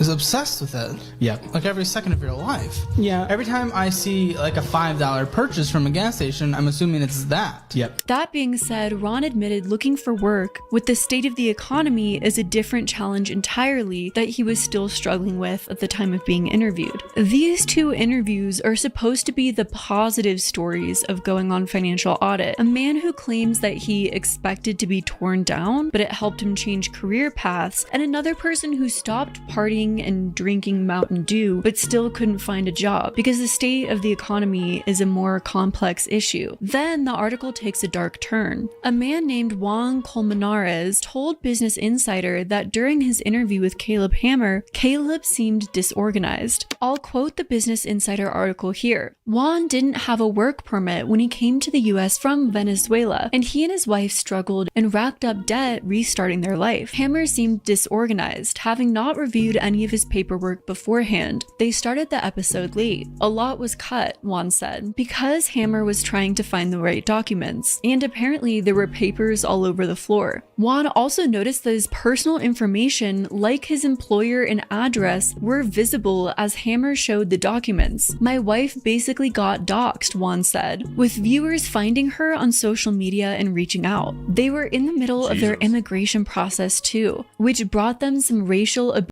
from people telling them to go back to where they came from. Juan Yeah, obviously if you're dealing with somebody's like financial information, that shit should never make it to fucking post, right? Never make it into the final fucking edition. Is this like early on? When the fuck did this happen? That's crazy. The idea that this shit is happening. No way this is happening like at this point now, right? In his career. There's no fucking way. said he asked Hammer to blur the parts of the video where his information was visible, but Caleb Hammer wouldn't do it. Eventually, Caleb Hammer addressed one of 7 moments that Juan highlighted. And this experience also lines up with another former guest, who Insider did not name for privacy reasons. Dickers, come on, you know the show is fake. They recruit actors from my modeling agency, sister company. I don't think this shit's fake. I don't think it's fake. I think at the start, they went like to places where like actors would be looking for out of work, but all the financial information was real. Like, I don't know if people like watch this or remember this, but the fucking, what's the fucking gay guy? The fucking Taquitos guy. Like, I interviewed him on stream. God, I've completely forgotten what this guy's fucking called. I've completely... Let me go back to my fucking Twitter DMs. Fuck. What is this guy called? Brint Davey. Brint Davey. That's the guy, Brint Davey. Yeah, I interviewed him on stream, right? I took a look at a lot of the stuff that he sent me from, like, behind the scenes as well when they were talking about it. No part of that was, like, fake. Like, it was played up for the fucking camera. Sure, but it wasn't fake. The financial information was real. Reasons. She said that Caleb ignored her request to have her interview taken down from YouTube, and then he blocked her on social media. She told Insider she immediately received hateful and harmful messages after her interview was posted. It was Well, that's very, very different, right? If you've gone on and signed a release for the video to be like put up, like you've signed a release for the video to be put up, right? She immediately received hateful and harmful messages after her interview was posted. It was humiliating, and there was nothing I could do, she said. And Caleb was not really sympathetic to the situation at all. Juan said he wanted to say something on his own pages about Hammer ignoring his requests, but he made me sign a document that basically says I can't say anything bad about him on social media. Oh, that's interesting. That's very interesting. So this might have been after the fact. This might have been later on then. Because I know that he had a big drama where somebody from his, somebody who was on his show was like shit talking him on social media, claiming that he was being sexually predatory. The gay OnlyFans model, right? I wonder if he added this in after that happened. Maybe this is more recent than I think. What is this article? This is my main issue and concern with Caleb's content. Caleb isn't calling out public figures for their financial issues and for the ways that they promote financial content or anything close to that. And he isn't doing the Dave Ramsey method of people calling in where they remain very private. Caleb has private people come on their show and expose so much private information about them and then twist them in the most negative way possible, often with their face blasted on his thumbnail with words like freak over their face. It's abhorrent. Well, okay, just chill the fuck out with that, right? Everybody knows what's going to happen beforehand. To me. Then people viewing are so easily able to find out doxing information about them through him talking about their spending habits and jobs and where they're from. No matter how much... Wait, what? That's not what was fucking... What? What are you fucking saying? People are able to identify these people's fucking names from their spending habits. He's blasted on his thumbnail with words like freak over their face. It's abhorrent to me. Then people viewing are so easily able to find out doxing information about them through him talking about their spending habits and jobs.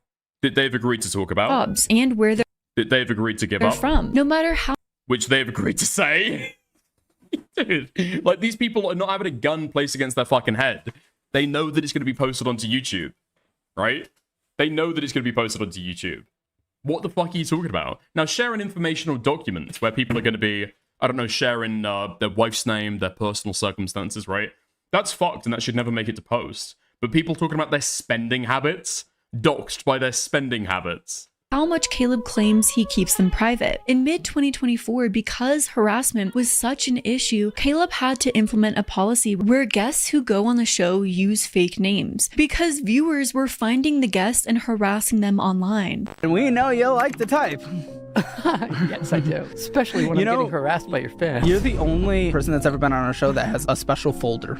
Oh, good. Please never reach out to the guests, especially not their family members. We use fake names for guests now. That's been a policy smart. these last Thank 6 months. It's now mandatory that people use a fake name, by the way. If this is happening, bottom line, you should know your content is a problem and you should immediately change the content style, not just have. How could you change the content style to be able to address that? Like, they have the option of using fake names. They have to give real details. That is a content change, Your right? guests change their names. Don't get me wrong, not all content creators are responsible for people who go and harass online, but certain content styles foster a level of unprecedented harassment. And in my opinion, Caleb Hammer is one of them, and it should not be something normalized. Caleb made a video titled Craziest Guests I've Ever Had. Where are they now? We've recorded a lot of episodes. I want to see where some of them are. I turned $5 into $200 at a blackjack table, and then ever since then I've just kind of... You're into debt for the gambling? I don't know, I like playing blackjack. I would not have liked you in high school. Okay. I'm a nice person. Why would you do that to yourself? Do you want your kids back? Yeah. Life has gotten significantly worse. I was homeless for a while due to circumstances out of my control. I attempted suicide, lost my job because of it, and a lot of other things. Absolutely.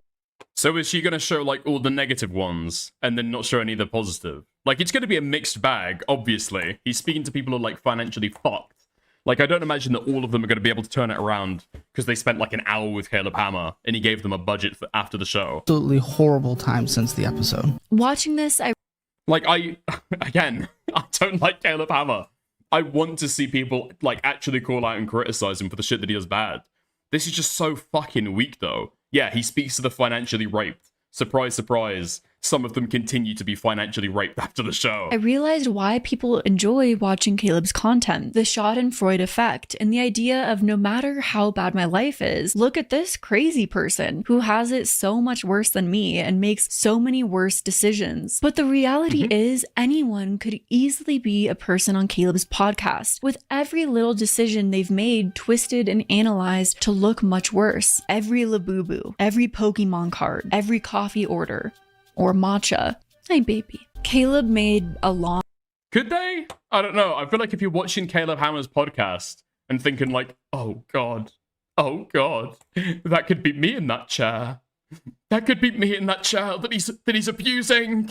Yeah, I feel like you should probably like start a budget or something, right? I don't know. Long-ass Twitter post. Like if you feel like a retard like Caleb Hammer scrutinizing your fucking personal finances would be, I don't know, you wouldn't be able to defend against that. You're the kind of person that probably needs a fucking budget, right? Defending his method of interviewing guests that said, here's the thing, I've put a lot of care, time, and even... I guess she's... Okay, I thought she was going to further argue the harassment point, but I guess she just like completely dropped it. Okay. She brings up that it's a criticism and then doesn't explain why his content model like directed that way. I don't think that Caleb Hammer is like responsible for the harassment. Like again, I've said this like time and time and time again. But I honestly, I do not get people who make, let's be real, like call-out content, drama content, tea content, then go in and saying that people are responsible for their audience's harassment. Like, yes, okay, doxing, red line, should never happen. Financial documents, they should never make it to air. Give them the opportunity to be able to give a fake name, that's good, that should be implemented. Maybe that should even be mandatory for guests, right? You shouldn't even give them the fucking option. But the idea that people leaving nasty DMs is Caleb's responsibility. Like, the content that you do fosters that as well. You don't think that Caleb Hammer is going to get like a shit ton of fucking hate from this? Of course he is. Of course he is. That's expected. That's a foreseeable outcome. And you're still not responsible for that. Right? Like, dude. Money into trying to make the best educational resources that we could, and even more to give our guests the best possible experience. What? Okay, sorry. And outcome they could possibly have. So when someone says, I don't care about our guests, or treat them poorly, or our products are a scam, I get worked up. Maybe it's a bit too worked, but you know me at this point, lol, that's who I am. I love every guest we've ever had. Okay, a couple maybe not so much over 4 years. So when I'm told I'm sexist, racist, transphobic, or homophobic to them, or in general, I take that very personally. I love every single guest that's come on. Yes, we make over-the-top titles and thumbnails that leans into crude humor, and Well, I mean, to be fair, he's a public figure. These are private people. Isn't that her argument? I mean, that could be her argument if she made an argument, but she's not made an argument at all. She, like, drops something that might be a criticism and then never argues the fucking point. She never actually argues the fucking point. So, is that her argument? I don't know. If you're agreeing to go on a fucking YouTube show and be blasted out there to millions of people that you know is going to happen, and it's marketed as a very aggressive conversation, like, at that point, I mean, you're agreeing to be, like, a public figure for that limited purpose, right? Roast the F out of people and say bad words. It's one way of putting it. It's okay if I'm racist or homophobic towards someone because I love them. So even if the message is harmful, well, I have good intentions. And that's all that matters, right? Not only do we get consent 5 times before we do, they literally ask for it. Oh my god, did he just say that they were asking for it? Excuse? Guests are always fans of the show, and half of the time they come in with a list of over-the-top inappropriate jokes or roasts that will be thrown towards them in our stupid little show. Wait, what? Wait, okay. So is he saying that he gives them like a list of jokes ahead of time that he's going to make towards them? If he's saying that he gives the list, I would get that. That seems like appropriate or whatever. Half the time they come in with a list. They're coming in with a list of roasts that they want Caleb Hammer to throw at them. That's a lie. That's a lie. That is such an obvious lie. Haha.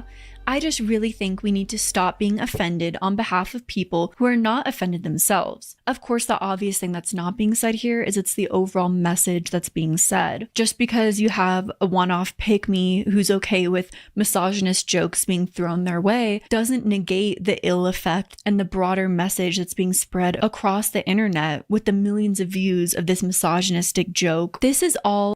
I mean, this just feels like a tired argument. This is just like D'Angelo Wallace, but like worse, you know? It's like D'Angelo Wallace, but you've kind of like, I don't know, it's like the knockoff version. You know, it's the own brand version of it. Everything Caleb has done on camera, but there are much worse allegations of things Caleb has done behind the scenes.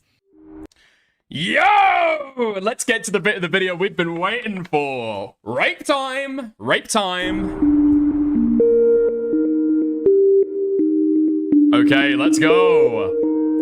Okay, last notable video that Cruel World Happy Mind made, we found out the empirical fact that Ethan Klein and Ela Klein are pedophiles, and now we're going to find out that Caleb Hammer's a pedophile as well. Let's go! This is why we're here. I'm a very forward, open book person, and I try to be transparent about a lot of things, Caleb told Insider. I'm not even close to a perfect person, and anyone can back that up throughout me growing up. We love a gooner degenerate. What the fuck are we talking about? I want to say a big trigger warning for this chapter. There have been many allegations of Caleb doing creepy things behind the scenes, which has resulted in a subreddit titled Creepy Caleb Hammer. When your boyfriend comes in, how is he gonna feel that I've seen your It's so fucking stupid to put the essay stuff at the end. I feel like she thinks that all of this stuff is original and really good. So I think that's why she put it at the start. The essay stuff is probably like the most interesting part of the video. I could do it without it. Do you consent? Yeah. A few moments later. They're very nice. Now, of course, this has resulted in backlash over this subreddit being described as a snark page. But I do want to say that Caleb's own Reddit page has been accused of deleting dissenting opinions or downright valid accusations. And oftentimes when that happens and people have serious allegations or concerns, they create groups to voice their dissent with no place to go, and oftentimes feel a need to voice this through an anonymous profile because people with power and money use that power and money to silence people when they come forward. This is what the fuck are you talking about? Reddit users have got no refuge left on the internet to talk negatively about Caleb Hammer. r/Caleb Hammer uses its money and influence to silence them when they come out. So they just have to dude, it's snark. Who actually gives a fuck about snark subreddits at this point? In the big 2026, nobody gives a fuck anymore. Especially happening right now. And if you cannot see that with your own eyes, I don't know what to tell you. That is... Like, if you want to go on a fucking subreddit and chat shit about somebody, you know, be snarky about them, I don't know, criticize them, go for it. Yeah.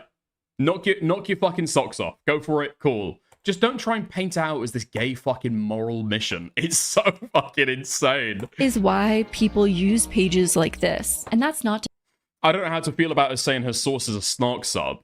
Caleb's spoken about these allegations before. Like stuff that comes from, I don't know, Kiwi farms, snark subreddits. Like it is going to be painted in the most malicious or like bad faith, like light possible. But it's so long as you're being appropriate with it. Who cares if you're sourcing it from a snark sub? You know what I mean? So long as you're dealing with the information appropriately, nobody should care. say that there are not snark pages that go way too far to be hateful or to spread misinformation. I don't agree with that. I disavow that, because what good are you doing if you're just spreading more hate in this world? Allegations about Caleb Hammer have been coming out for more than 2 years, since Caleb Hammer was only at 250,000 subscribers, yet very few people have been listening to them, and it hasn't seemed to affect Caleb's career or his growing fame. Instead, he's skyrocketed towards success and gone on to spread misogynistic, hateful, bigoted content. So I can't like this shit is blown up in the fucking drama sphere, right? The reason why a lot of this stuff hasn't actually affected his career is, one, I mean, Caleb's just got like a good content style, right? Even if you don't personally like it, clearly a lot of fucking people do. So no, the drama's not going to touch him. And then secondarily, a lot of these allegations thrown his way are not particularly hard-hitting, all right? We'll say that. Can't imagine how frustrated and hurt his alleged victims must feel. I'm saying alleged to try and be very careful navigating this legally, but when looking into this, it is mind-blowing the amount of claims there are and how many all say such similar stories, yet no justice has been done yet. I find Justice? What the fuck do you mean justice? You think the police are going to arrest Caleb Hammer because he sent, like, I don't know, like sexually suggestive audio messages to some gay fucking OnlyFans model? that criminal, personally. There's so many people Caleb has alleged. Wait, so she is suggesting I that? find that criminal, personally. There's so many people Okay. Caleb has allegedly done this to. Also, I want to say that some of these allegations are very serious. They should be taken very seriously. So let's discuss some of these claims and allegations. There were leaked group chat messages posted where Caleb is allegedly talking about a teenage boy and says, "Any hole will do." Caleb has seemingly, though vaguely, confirmed that the messages in the group chat were his, saying they were just jokes. Thing that they think makes me look like a bad guy. The thing they think bothers me is when I make jokes, a bunch of jokes with other people making a bunch of rage baiting jokes in a group chat from like a decade ago, and they think that bothers me in the slightest. A text group chat where everyone's making insane Edgy crazy jokes. jokes, and then they screenshot just mine. You know, and it's just like, oh, Caleb Hammer bad. It's just like, that has to always be the reality. Caleb commented that he wanted to stick his in a hole of his. Any hole will do. Scott Shafter, a content creator here on What the fuck, dude? Say his name. Oh my fucking god, this girl's research fucking sucks. Sorry? Who was that?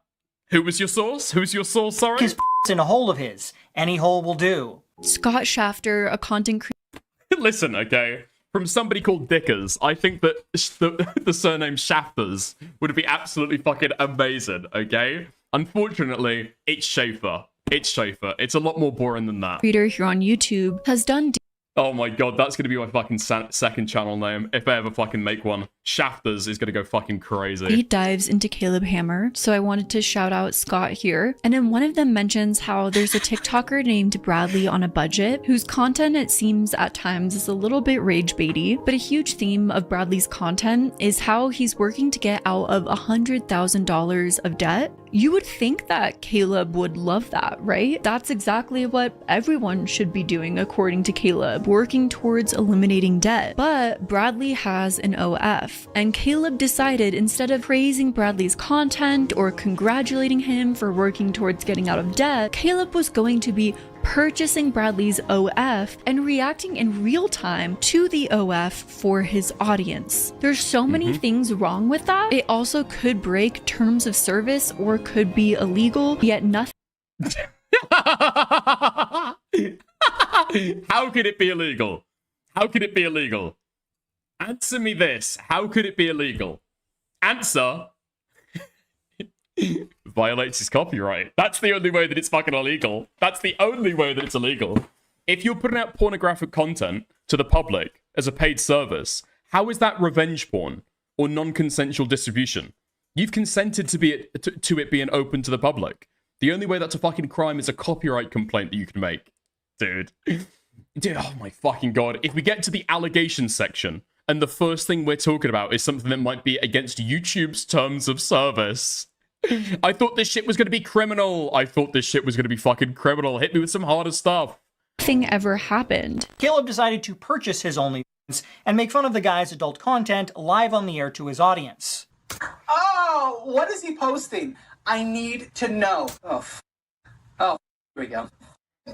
Mind you, this was a live stream, so other people were watching him doing this in the moment. I joined OF 6 years ago because I was desperate. This feels really wrong. Let's keep going. Oh, there's need to bust my huge 9-day out of my enjoy some dirty talk.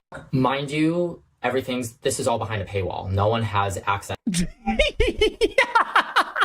Dude, he's just reading out titles. He's giving a fucking advertisement, if nothing else, no? Now, it's one thing to just describe what is in an OnlyFans video, but Caleb took it a step further and multiple times played audio of Bradley clapping and having to his audience live on stream. That's unbelievable. I would never do this to someone. His response to those comments was, I have enough money to retire. I'm just working for fun now. Now, that is 100% illegal. It also seems that... No, dude, she's literally just copying Scott Schaefer's argument. It's illegal because it'd be a copyright infringement, or you could argue that it's copyright infringement. Realistically, okay, that shit would be transformative, in my opinion, if that was taken to court. That's got to be fucking be transformative. Caleb has a weird obsession with OF overall. There was a time he brought on Amaranth onto his show, as shown in the beginning of this video, and said she wouldn't date me. Smash her power. He paid for the content. If you can verify he bypassed the paywall, then you have something.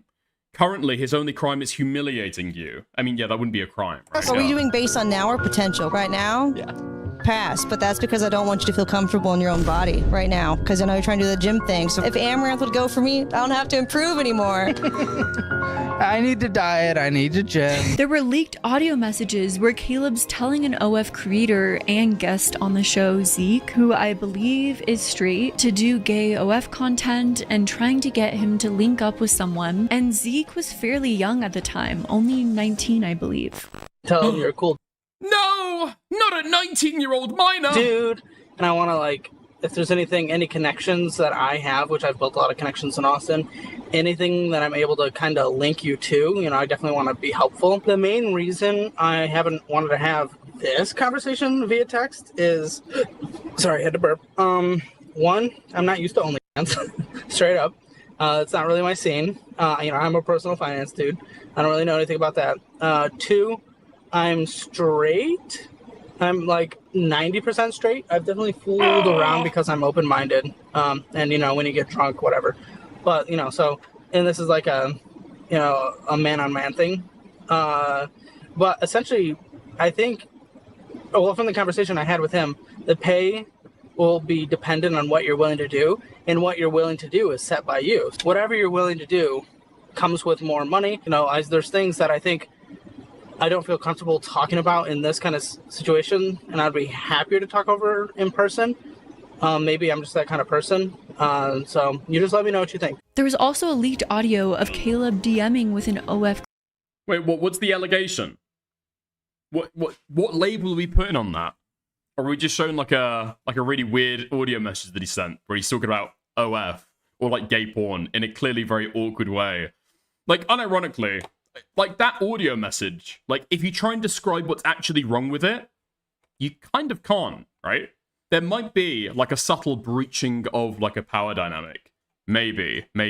Or he might be being slightly creepy or slightly weird. But if Caleb was less fucking socially awkward, less fat, and less fucking pig-snouted, there wouldn't be an allegation there, right? Unironically, there would not be a fucking allegation to be made there. Creator. If this was Logan Paul giving somebody fucking finance advice, if he did the Logan Paul show where he gave people financial audits and he was talking about gay porn, I don't think that anybody would care. It's like, oh, what a nice guy. What a nice guy. Where he mentioned he'd want to do OF, but he's not hot enough. And then he tries to steer the conversation slightly towards an inappropriate nature, but seems to stop himself. I don't know, that's my interpretation of the interaction, but let me know what you think. Well, you're killing it either way. I'm kind of jealous. That beats my Patreon by far. I honestly, this is so silly, and I would never announce this out loud to the world, but I considered, like, what would it be like if I started one, just because, I don't know, I find that stuff kind of fun. You know, once I was like 100,000 subscribers, because that would pay for things, but I don't know. One, I'm not hot, so I don't think a lot of people would sign up. And two, I think that would, financial, and then OnlyFans, I don't know if they mesh together for, you know, one person. But again, if you ever have, I don't know, I have a hard time dropping money on this kind of stuff, but if you ever have a trial, let me know. Oh my god, so stupid. There's definitely like 50,000 questions I want to ask right now that I should not ask right now. Well, I mean, honestly, they're pretty freaking inappropriate, and I don't know. I feel like the risk probably isn't worth it because... I mean, like, during this conversation, is this guy saying, ooh, okay, alright, yeah, I don't want to talk about this with you, or anything like that? I should not ask right now. Like, what are these messages? Dude, oh my god! I completely forgot about this. Dude. So Caleb is like, oh, I want to ask you some questions, but I know that I shouldn't. I know that I shouldn't. Deeply closeted. We're praying for Caleb Hammer, okay? We're praying for Caleb Hammer to be open about the fact that he's gay. I'm an open book. Ask away, he says. Ask away. Come on. Well, I mean, honestly, they're pretty freaking inappropriate, and I don't know. I feel like the risk probably isn't worth it because so many people just get, like, in trouble. And I do... Oh, yeah, I don't want that. I should probably just be 100% professional, right? You tell me. Someone who went on the show posted their DMs with Caleb Hammer with this sort of weird power dynamic and threatening undertone as he's flirting with them. Huh? Where was this? A threatening undertone? The whole thing is a little bit uncomfortable and exploitative in my opinion. Yeah. Okay, is this going to be... Okay, here's the threatening message. Nice. Ha ha. And the show, cause you're hot, you know? Honestly, not really. Hey, can I ask you something? In the DL, I won't tell anyone your answer. And sure, what's up? The people who were sugar daddies, did you really never sleep with anyone? Like, what's the point if not? Why didn't you have sex with the Houston guy if you're sexually open? Curious. Also, is it okay to have this convo? I want to have consent from you to have this convo. Oh yeah, very fair. Do you have sex often? And yeah, whatever, it's fine. And no, I don't. Why don't ya? Ooh, there's big gaps. Huh? There is big gaps. I feel like there's big gaps in these fucking messages. No? There's a nude beach in Austin? Question mark, question mark? Just my friends being surprised that I went on that. Oh, that's funny. And sure, what's up? Really never sleep with anyone? Like, what's the point if not? Why didn't you Dude, there are huge fucking gaps in these messages. have sex with the Houston guy if you're... This is what I'm saying. A lot of the Caleb Hammer allegations are, like, pretty fucking thin. There's not really much you can fucking say about them. And yeah, whatever, it's fine. And no, I don't. Why don't ya? Just a personal preference, I guess. Like, if Caleb wants to have this conversation, and he's asking, can we have this conversation? You're like, yeah. What's the fucking issue there? Genuinely, what is the issue? Not really a reason to it. I have money to make and spend. Can't make money if I'm out effing around. That's very true. Are you actual in nature? If you want to stop this conversation at any time, please let me know. But also remember our very clear NDA as well. I will. Are you shy? Oh, haha, maybe. So are you actual? I can be. What's your type? Would you have gone on a date? I don't know shit about money, but if this is what it means, then they're worse than me, thank God. I usually date white men if we're going to look past the past 4 years, Lamau. But my last 2 boyfriends were Hispanic, so Hispanic and white guy, I guess. I will say, I do attract finance dudes. Is this the girl not floating back a little bit? No? Asking if he's shy? Asking if he's shy, saying that she attracts finance dudes? Maybe. So are you actual? Caleb Hammer, by the way, obviously being a white man who is a finance Can dude. be. What's your type? Would you have gone on a... What's this? This is a rape allegation against Caleb Hammer. Yeah. date with me if you lived in Austin? I just mean, if you were here, would you? I meant like physical attraction to me or not, I guess. I have to be very careful here, so I'm going to ask a dumb question. Would you like me to ask you out? Haha. This next allegation is so messed up, I don't feel fully comfortable. Wait, what's the fucking threatening undertone? What is the threatening undertone? He brings up the NDA? Yeah, it's not particularly sexy. A little bit fucking weird to bring up as well. But I mean, like, what's the allegation there? Like, unironically. Reading it out loud, but there's a post from someone who claimed "Are you sexual?" is a most bizarre message. Yeah. they were invited on a date to Austin by Caleb, but had a panic attack when coming to Austin because they had a form. Wait, so we're not even given any fucking commentary? Has she been scared off since the Ethan Klein video? And now she just wants to like every sexual allegation that Caleb Hammer's ever received without giving any of her own thoughts about it? Are we literally just going on a fucking like... She's a Reddit reading channel now, I guess. Former abusive relationship there. They were apparently supposed to stay at a hotel with Caleb, but made it clear to him that nothing would be happening between the two of them. But Caleb kept pushing for a massage and for them to undress and relax, and was incredibly forceful that things kept escalating into an essay. Once they left the hotel, Caleb texted them telling them not to go and cancel him. In the comments of this post is the Business Insider reporter I've quoted in this video asking for more information. But though this post was made 2 years ago, they never reported on it. Instead, they went on to make fairly positive articles on Caleb Hammer, interviewed Caleb Hammer even, on his inspiration for his content, and never asked him about this. I don't know why. I don't know if there's a reason behind that, a legitimate reason, but it infuriates. Because they're like unsubstantiated allegations. There's literally a wall of text. Literally a wall of text on a fucking snark subreddit with no evidence posted afterwards. Oh my god, why aren't people talking about this? Why isn't the press pressing Caleb Hammer on this information? Bitch, what information? Huh? What information? Hates me. Knowing that a reporter saw this and did nothing with it. Hey, by the way, we want to do like a profile on you as a content creator and your content. Yeah. There's also an unsubstantiated rumor that you may have raped somebody. Is it true? Is it true? Hello, I've messaged this sub's moderator, but I thought I'd post here too. I keep bitching about this shit and everyone keeps ignoring me. Maybe that was for a reason. Oh, maybe there's a reason they didn't ask. I mean, I could imagine them saying like, okay, we've got a few questions that we want to ask you, and Caleb like vetoes that. I can imagine that happening. I'm a reporter at Business Insider, and I'm interested to speak with the person behind this post. It can be anonymously and in confidence. If that's you and you're open to speak, let me know either by sending me a message here or my email is, and sending that. Apparently, she just decided to stroke him with clout and write several articles summarizing different episodes he's done. All while knowing this. Great journalism. Dude, oh my god, she's just taken a fucking Reddit comment as fucking gospel. This is her opinion, by the way. This is where she's got her opinion from. From specialist_ring_3791. It's like so fucking retarded. A journalist has reached out to them in the comments section and asked, hey, if you want to prove this or if you've got any more information, feel free to like reach out to me. We can get this shit going, basically. And then either the person hasn't reached out or they have reached out and nothing's been able to be substantiated. That would be my assumption for why they haven't made a fucking article about it, right? They're reaching out. They're asking for more information so that they can write a fucking article, and doing so publicly. The fact that they haven't asked Caleb about it or haven't written an article, does that not speak to the allegations about whether they're like true or not? Like, this is unsubstantiated shit. Someone made an in-depth post about how they got Caleb banned from virtually all dating apps. I got Caleb banned from Hinge, Bumble, and Tinder, and I'm not sorry. Sharing my story because despite what he's claimed, it was a real person who went on a really horrible date with him and reported him to the apps. I matched with him and we met up for a date. This was... No, I'm not a devoted hater or fan.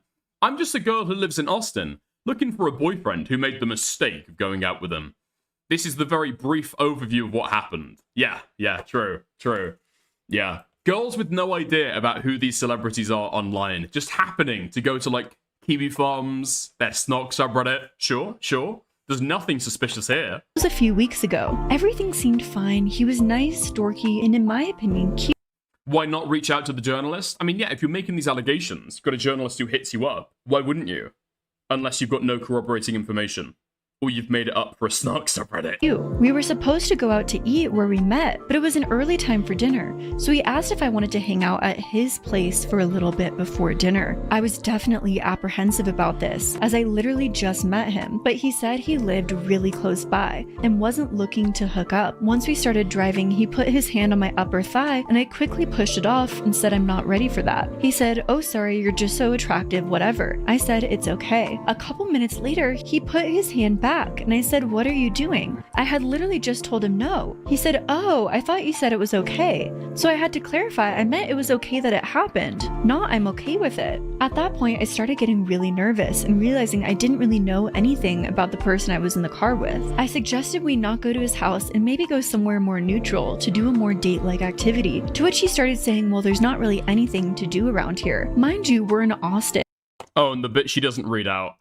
The bit that she doesn't read out from that, dude. It's so fucking shit. I didn't really know anything about the person I was in the car with, but I didn't want to overreact. #BelieveAllWomen. Thank you for the 2, Simp Man. But I didn't want to overreact, and maybe he just had really, he had really just misunderstood my very clearly stated physical boundaries. That's what she didn't read out. Like in middle of downtown. He also told me there's a bit of traffic, so it will be a bit further to get to the house. Mind you, he had said he lives really close by. It was 30 minutes away. Each one of these things isn't like the end of the world, but together, all these red flags were making me nervous. After we finally got to the house, I was just hoping my anxieties were just me being nervous and everything would be fine. Oh boy, was I wrong. It only got so much worse. We initially were going to watch TV, but we couldn't because the couch was covered with a sticky substance. I don't know what it was, but it was all over the entire couch. Seemed like a sticky oil substance, and he blamed the dog walker. But like I said, I have no idea. What is the implication here? That this guy is coming on his fucking sofa? This guy's coming all over his fucking couch and then not wiping it down? What the what is this allegation? I remember this one. I very vaguely remember it, yeah. After, he asked me if I wanted a tour of the house, and I said yes, sure, whatever. I was kind of already trying to stay calm. As we walked to the house, he started bumping into me conveniently to kind of feel me up, basically. Also, I think an important thing to note is there was no normal buildup of romance or even any romantic connection. He had made 0 attempts to kiss me or hold my hand. On the tour... Wait, why skip that part, dude? Just for like a second or so.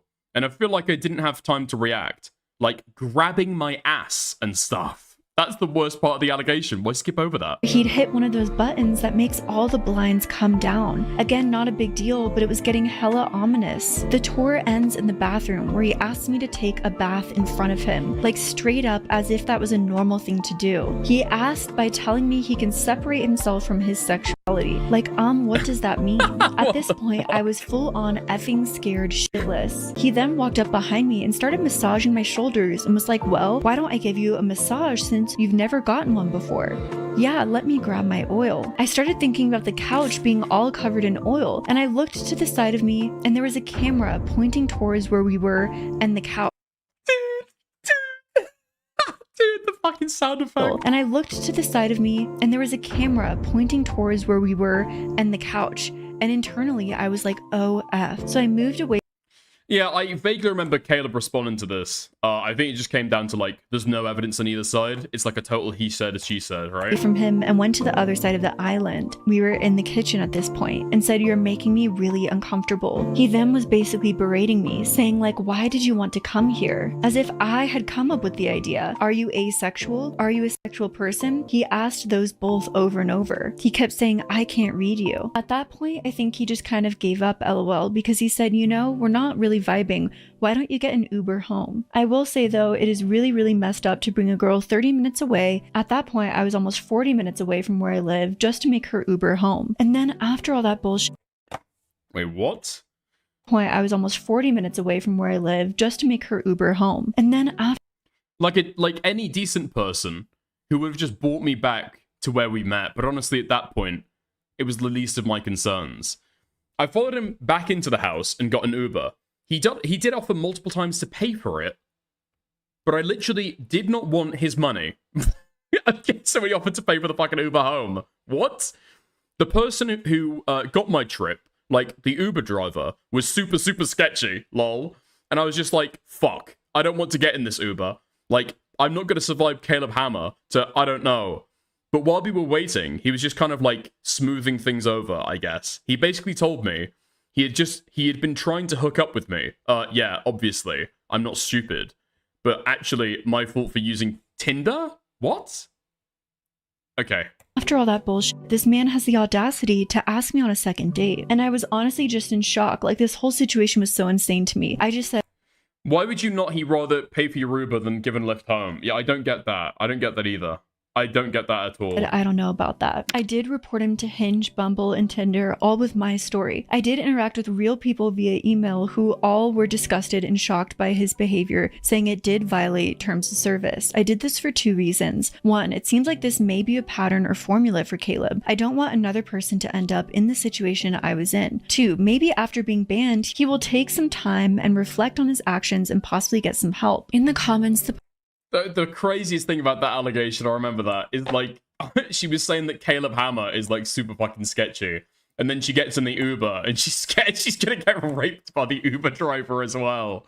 Oh my god, out the fucking fireplace, into the fucking oven. Poster provided text messages allegedly from Caleb. Ever since, I've been getting videos of you high-pitched yelling at poor people and Hinge. I don't know. What a queen. It's okay, lol, I get it. Worst date for me too. Just a big off day for both of us. It happens. Hopefully it just allows you to swipe left. Haha. Yelling at poor people feels a bit simplified to me, but I get what you're saying, lol. That's fair, but I do think you owe me an apology. I'm headed to bed, and I would prefer not to have a confrontational conversation, but of course I wish the date went better. It's okay that we don't vibe. It happens, and I apologize for wasting your time. I'm sure you'll have many successful dates here in Austin. Have a great night, sleep well. The most concerning aspect of this post is that in the comments there were so many people corroborating that they had similar experiences with Caleb. I have a friend that's also been violated / had their boundaries pushed by Caleb. I'm glad. What the fuck? Yeah. My cousin's also been raped by Caleb Hammer. Yeah, this is a big issue. This is a big issue. My cousin, yeah, my aunt's dog as well, actually. Like, this guy is so fucking prolific. My pastor, the guy at my fucking grocery store. Yeah. It's really fucking bad. My plumber's had that problem as well. Glad you reported. It's not a one-off experience. He's a predator. That sounds so stressful. I'm glad you're safe and well. Hey, OP, I'm really sorry this happened to you, but he did the word-for-word same thing to me. I was a guest on the show, and he invited me to hang out as friends like a week later. Hearing that he has used the same verbiage with multiple... He did the same thing to me. He invited me to hang out. Woman is really disturbing, and it shows a real pattern of behavior. I was so effing uncomfortable. Dude, is the entire Caleb Hammer Snark subreddit just filled with his fucking rape victims? That is actually crazy. At his house, the unwanted comments, touching, insane, weird suggestions. I really thought he was going to R-word assault me. Caleb shared his... To be fair, Caleb does strike me as a deeply creepy guy, okay? Deeply creepy guy. He's clearly got some kind of, like, autism, and he's got no fucking clue how to read, like, social cues. Yeah, you can hear that in the way that he screeches as well. He's got the autistic screech 100%. Holy fuck, dude. It's worse than I even thought. It's way worse than I even fucking thought. Jesus Christ. 14,000 weekly visitors. Dude, how many people's lives has this man destroyed? It's got to end. It's got to end sometime. He looks like Parry. He looks just like Parry. Wait, hold on. Wait, no.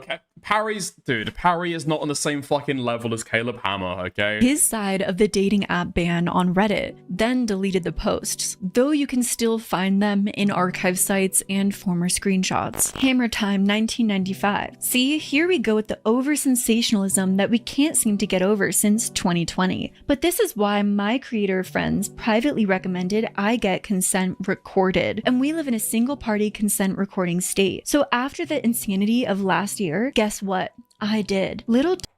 I fucking love this response. This was the fucking funniest part of the drama. Actually, I did. I did get your consent recorded. Does this performative person who is chalking up what was just a bad date? Yeah, I hated being there and literally asked her to leave multiple times as something horrible. Guess what? I voice message recorded our entire conversation that she's talking about, and it exposes her for all her lies. But F it, she wants to harm my career, so let's expose her. Couch was wet? Yes, the cleaners just left before we got there. It's literally the most unimportant part of the fucking allegation. It's the most unimportant part of the allegation.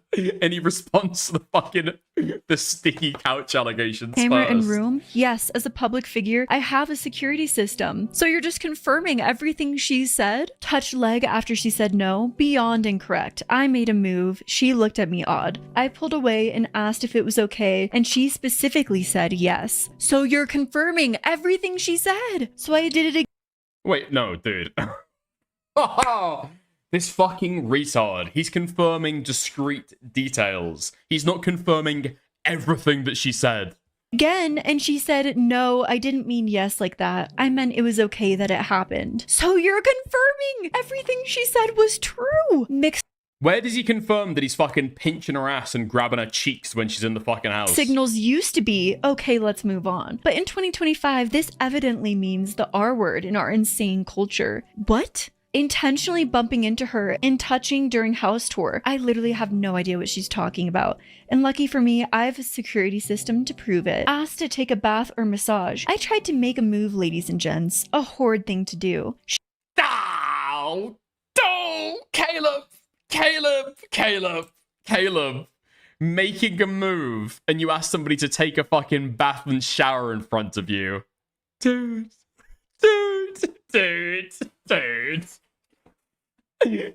Hey, sweet cheeks. Wanna have a fucking bath so I can watch you? Wanna have a bath so I can watch you clean yourself, getting all sudsy and stuff? Yeah. I was making a move, ladies and gentlemen. She rejected, and I was okay with it and moved. I just want to take some pictures energy. 100%. This guy is creepy as fuck. Moved on. Again, it's 2025, so it means the R word, I guess. And no, I did not ask her to take a bath in front of me. WTF, LOL. Wait, what? Asked to take a bath or massage. But he denies that. Wait, what is he admitting to? Well, sat down angry when she said no. This is when I started recording because I know Oh, so he admits to having asked if she wants a massage, but he denies the bath allegations. Okay, that's less funny. Exactly how this BS works in today's cancellation economy. I sat down and was confused because when I suggested any He's quoting her. Listen, okay, it's just funny that he says, asked to take a bath or massage, and then the first thing that he responds to, instead of, no, I did not ask her to take a bath in front of me, is, I tried to make a move, ladies and gentlemen. Anything, including just leaving, she said no. I was puzzled and started to become concerned. I'm happy the teams on Bumble and Match have dealt with this situation and have unbanned me. We need... Okay. Wait, what is she fucking leaving out here? Including just leaving, she said no. I was puzzled and started to become concerned. I'm happy that... Tried to go to a weird dirt patch. I eventually asked if she'd like to go for a walk, since she wouldn't leave. And in no way did I want to go for an hour-long dinner with this woman. We went on a walk. My neighborhood doesn't have sidewalks, and cars were passing by close, so I suggested we Including just walk leaving, more. she Blah. said no. Okay. I was puzzled and started to become concerned. I'm happy... Okay, so I had no intention of ever seeing this woman again. I was being nice and suggesting we could get coffee sometime. Quote, seems this might be a pattern. Wait, what? Making a move and being okay when it's rejected? How evil. Potentially having consensual hookups? What a disgusting thing. This woman is a literal child. Woo. What? Huh? What? This woman is a literal child. That wasn't even a part of the allegation. Who clearly is incapable of existing in society with a bad date creates this kind of response. But because of people like her, I now have literally recorded consent for every sexual experience since last year. Because our culture is insane right now. Oh my god. So if this is a repeated pattern, which nobody has ever said, then good luck, lady. I know how the cancellation economy works. I've studied it. and I have all the proof I could ever need. Oh my god. The teams on Bumble and Match have dealt with this situation and have unbanned me. We need to end this over-sensationalized performance bullshit. Bad dates happen. Wait, what? Like, if you want a bath or shower, go ahead. And then she comes out in a towel, brown chicken, brown cow, chicken, brown cow. We all have an awkward... I'm glad.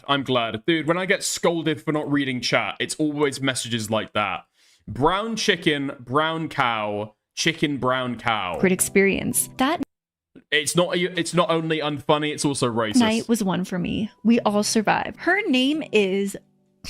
She moved home in her mid-20s with her parents and refuses to get a new job after being fired. She's a failure in life. Her last date was 2 years ago and told me she doesn't trust men. I should have taken all the red flags and ran. Biggest red flag of all being her name. And Caleb Hammer says, people like her right now hold all the power. Does he mean the woman that he constantly calls out in his content, that he puts down? Is that his way of getting back at the people that have rejected him, that hold all the power in his mind? What? I think he's talking about accusers, my love. That's what he means. Can literally say anything and the commentary community will suck it up like water. And people who dislike me will believe it without single thoughts. And she'll face zero consequences if she lies about things, but I'd face them all. We live in a new era. I know how people like her work. I was ahead of it and can literally destroy her in court. Someone rightfully calls out, whose move is want to take a bath after you were turned down to touch a clothed leg in the car? What routine house cleaner gets a couch wet? I don't know. Something is weird. Good thing there are cameras, although it doesn't sound like it's the whole interaction. I want to see the bath combo. Caleb continued to say in the thread that he ended up decided he wouldn't be posting any of the damning recordings he had of her, which he recorded without her consent, until court because he would be suing her. He decided he needs to hold on to the damning proof that would clear his name, all for court. So Caleb is definitely the good guy in this situation. Caleb Hammer also It's a literal he said, she said, you fucking retard. Went on to make a video out of this situation, taking what was a Reddit matter and utilizing his massive platform of million subscribers to disseminate his narrative about the situation, making it harder for this potential victim to be believed. Well, yeah, she's made an allegation and then he's responding. What? Dude, the framing around this is fucking insane. He's going to his huge platform of millions of subscribers so he can do narrative control to be able to... What we do? Is this Mama Max now? Are we doing the fucking Mama Max strat? Dude, he's responding, yes. I went on this date with a crazy... He has a face only a mother could love. Constantly looks like he's got the meat sweats. I hadn't been on a date for 5 years. She opened up our conversation with, yeah, I don't trust men. That should have been a red flag. And we went back to my place, tried to hook up. She didn't want to. And I was like, okay, please leave. So I called her an Uber because there was no interest outside of just a hookup. And that's fine. Consensual adults do whatever consensual adults want to do. Then she left. And then she freaked the fuck out, got me banned on Hinge and stuff. Obnoxious. Now, luckily, To be fair, that's got to be... like, imagine that you're on the other side of that fucking table. You're there for a financial audit, and then this guy just goes a full fucking segue into a time that he got accused of rape. Like, okay. Interesting. We're banned from Hinge. Banned from Hinge. That's crazy. That's yeah, could we talk about my rent price now, please? I got it back because she's going crazy on Reddit because she's an actual insane freak that over sensationalizes things and tries to destroy people's lives. So exactly, and that's the only reason she decided to do it. My lawyer told me because no one else would actually do what she did. The victim made an update describing in detail all the harassment she received after being virtually doxxed and exposed by Caleb. Then, what do you mean virtually doxxed? What the fuck does that word mean? Oh my god. Dude. If you're gonna be the bitch, be the whole ass bitch, okay? This half bitch shit is fucking insane. Make your points. Make your points. Describe what you're talking about, you fucking retard. What does virtually doxed mean? What the fuck does virtually doxed mean? He responded to her Reddit comment. Is that the docs? About online, which is really disturbing to read through. Caleb Hammer allegedly showed nude nudes of a woman who is a victim of revenge porn by a guest. What do you mean allegedly? What do you mean allegedly? By Caleb, then lied about online, which is really disturbing to read through. Caleb Hammer allegedly showed nudes of a woman who is a victim of revenge porn by a guest on his show, further victimizing her and potentially further illegally distributing her nudes online. I am an OG viewer of Caleb Hammer. What the fuck is this? We've now moved completely off of the fucking rape allegation. We're talking about something else now. What the fuck is going on? Like OG. Happy International Women's Day, by the way, okay? Listen up, girlies. If you're gonna be the bitch, be the whole ass bitch, okay? Viewer. But what I saw today on his post show disgusted me so much that I had to unsubscribe. You need to know that he showed that woman's lewds on his video. You know, in the main show where he... Oh. So she's not even naked. These are lewds. Right? She said lewds, right? Woman's lewds. Much that I had to unsubscribe. You need to know that he showed that woman's lewds. So we're not talking about nude photos at all. She's clothed, but they're like lewd. Okay? On his video. You know, in the main show where he was telling that girl, oh, that's revenge. Why would you do that? Why would you send those to people? Blah, blah, blah. He then proceeds to show them behind the paywall. He crops her face out so it's better, but he shows that woman's body. Like, yes, she's covered, but it's still her. You can tell that it is a private photo. She didn't consent for her private photos to be shown to everyone in her company by the girl to begin with, let alone the entire world has access to it now. Caleb Hammer has also... Yeah, if that was true, that would be bad. But is that just somebody saying something about what they've seen? Like, this is the equivalent of a fucking Reddit comment saying, oh, I saw that Caleb Hammer, like, on an after show one time, like, raped a woman. It was crazy. It was fucking insane. Like, one of her co-hosts, yeah, he just, like, grabbed her by the fucking throat and just started raping her. That was insane. What, you've got a fucking membership, have you not? Can we not go and fucking see it? Like, go back and take a fucking look? Or was just somebody saying that it happened? Also made weird sexual jokes about children. Children are a protected class, unable to defend. What, Brandon Buckingham? Brandon Buckingham wants 10k to be... Jokes about children. Children are a protected class, unable to defend themselves, especially now in the past year with Diddy, with Epstein, with so many stories of child trafficking and pedophilia. I love this video. I love this video. Hold on, I want to hear that again. I feel like I'm doing this way too fucking much. I want to hear this again. With Diddy, with Epstein, with so many stories of child trafficking and pedophilia. Yeah, no, the pedo jokes aren't funny. They're just weird. End of story. Damn. Crazy. He's made pedo jokes in the year of Epstein, in the year of Diddy. Oh my fucking god. That's it. That's the fucking allegations. Okay, what did we fucking get over there? What evidence did we see? What evidence did we fucking see of that? Okay, I literally walk out of this being like, huh, okay. Yeah, that guy seems like pretty socially unaware. Yeah, seems like he comes across as a creeping person. Okay. Caleb Hammer, the next Epstein, the next Diddy.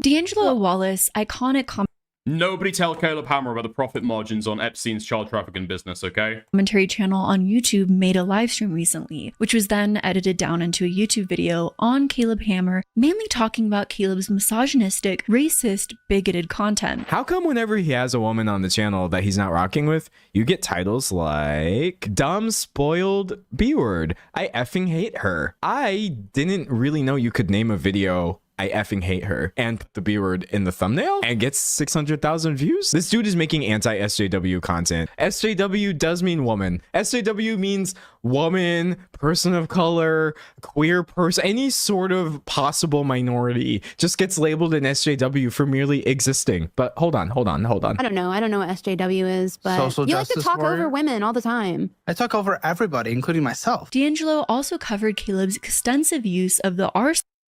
Yeah, Caleb does talk over people. It's incredibly fucking obnoxious. But then again, He's the fucking host of the show, right? He's the fucking host of the show. And content. Even calling someone's autistic child the arsler. What the What? Actual fuck? So here he is talking to a woman about her autistic child. That has like, so. She's not. Well, but you're getting payments. No, it's not payments. It's to help with her. It's to help her. Well, that's not a bad thing. Here we get this weasel. Dude, that's fucking crazy. That is fucking crazy. What the fuck are you doing? Okay, that's too far. That's way too fucking far. What the fuck? Behavior that you get with all dudes like this, where they can't actually stand tall in their douche hood, if you will, and it has to be like, oh, I wasn't being bad. I wasn't saying it bad. You're so mean. Well, no, My daughter's. I was meaning it in the clinical. The clinical sense is No. mental retardation. Autism is not mental retardation. There's two. That's two. We get the point. Also, his stupid excuse that like, oh, this is just the clinical term. He literally comes right out about 6 minutes later and admits why he actually said it. Bro, you can't even keep your story straight. Dude, it's fucking crazy that people still try and appeal to the fucking medical term shit. It's like so out of date. It's not 2012 anymore, okay? It's not 2012 anymore. That shit does not fucking work. It's also not even the fucking medical term. It's like referring to black people as, groid. And being like, well, that's just scientific. That's just scientific, actually. Right here. I'll call her. If Caleb is autistic, it would track. Maybe many adult autists have a very eugenicist view about themselves and autism. What? You're saying that Caleb Hammer has, like, punched himself in the balls enough times to be able to sterilize himself? Is that it? Is that it? Dude, Caleb Hammer has got a eugenicist view of himself. I don't know if that's true. This guy's trying to fuck like crazy. Almost criminally. Trigger some people in the audience. I don't. Oh, is that where the 10% of gay comes into it? Yeah, possibly. Possibly. Care. That's all. That's not too far for the guy who interviewed the Down syndrome person and called her undateable. Yeah, yeah. Did you guys get this in the United States? We had a whole TV show in the UK called The Undateables, where people with disabilities would go on and try to date each other. That was fucking insane. That was fucking crazy. That's the kind of content we had on like public access TV in the UK. I don't know if you guys had that, because you guys don't have the fucking Tourette shit either.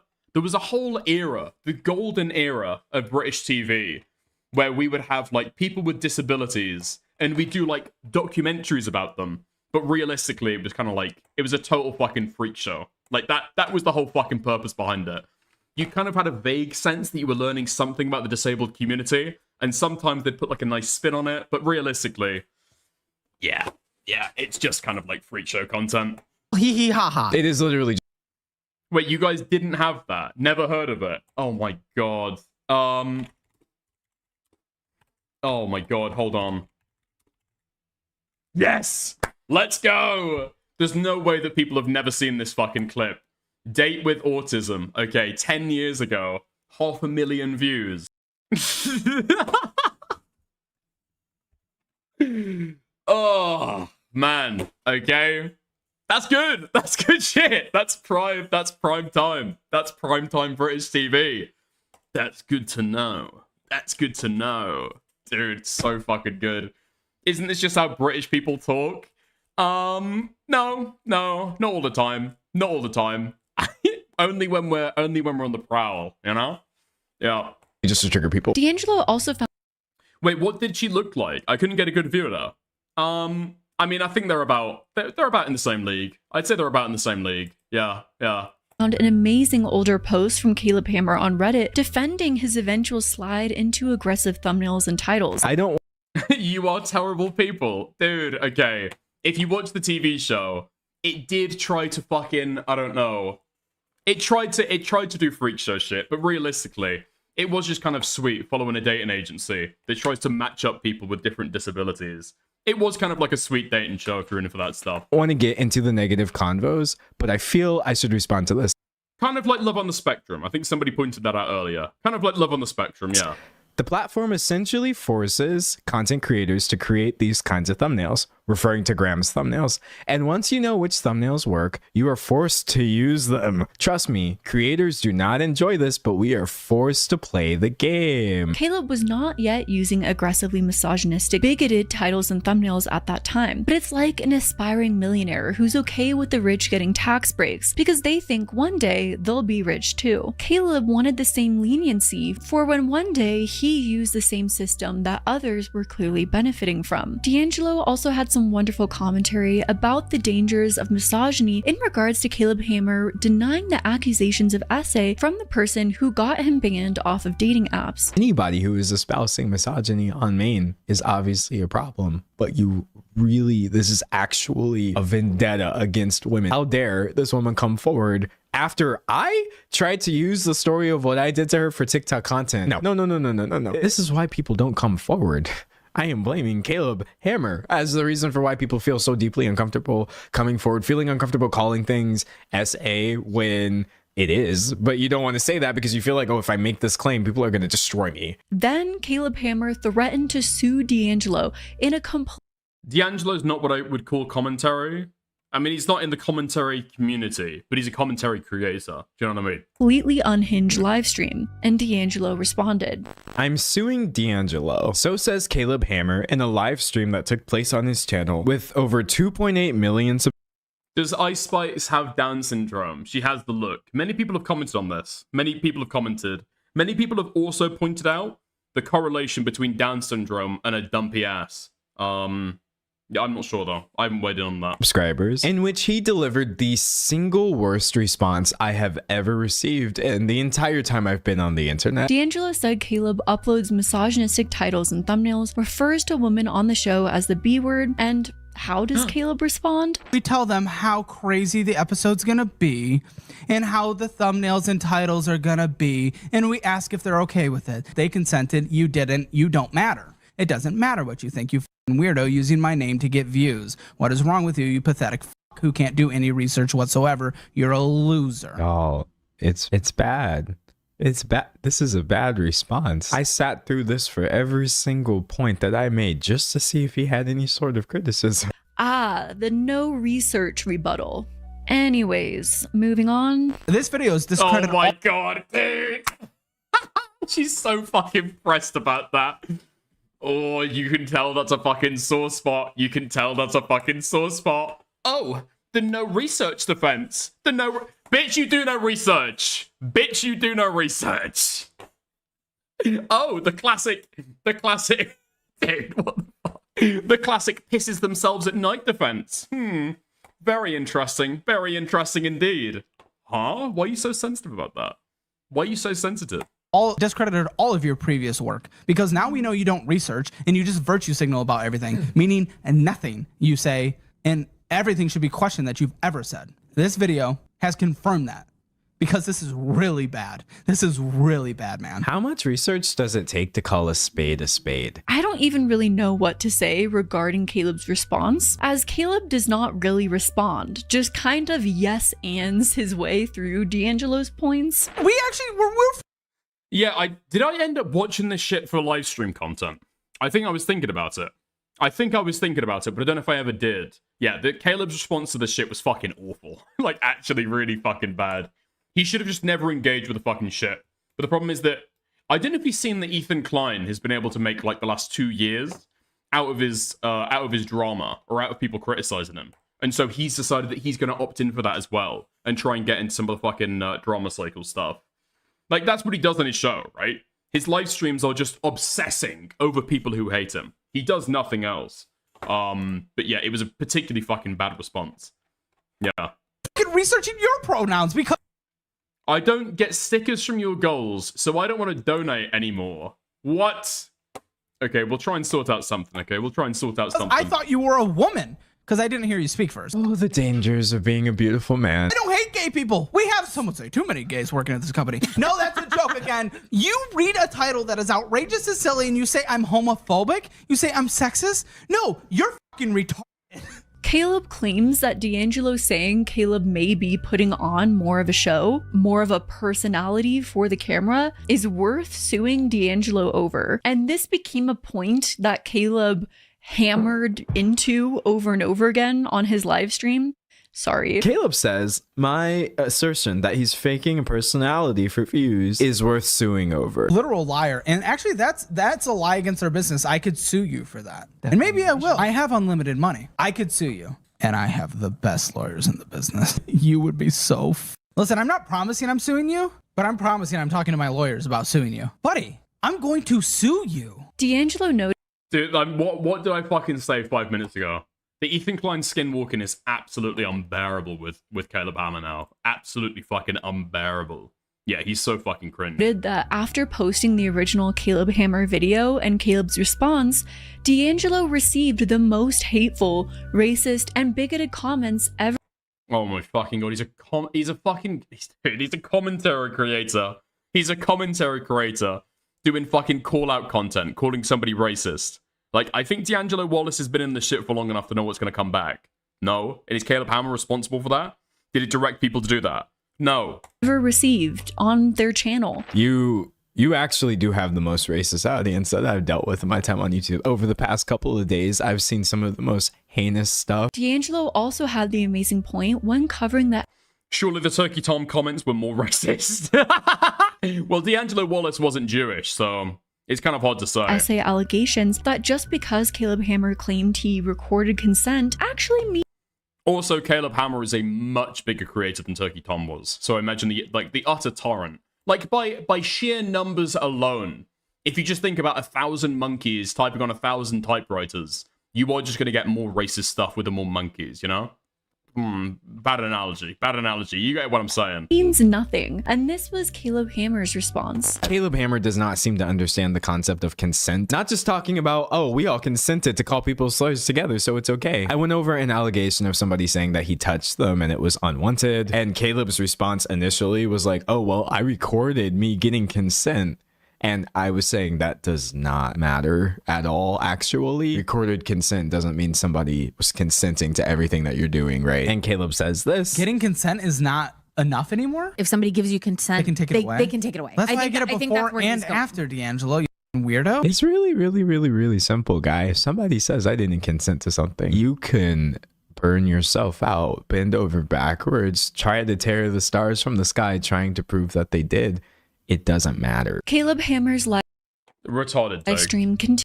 I mean, it substantively does matter. Now, the problem is if you've got like text messages where somebody happens to indicate that they're consenting, yeah, cool, okay. That's a good response to a fucking allegation, right? That's the kind of shit that Turkey Tom had.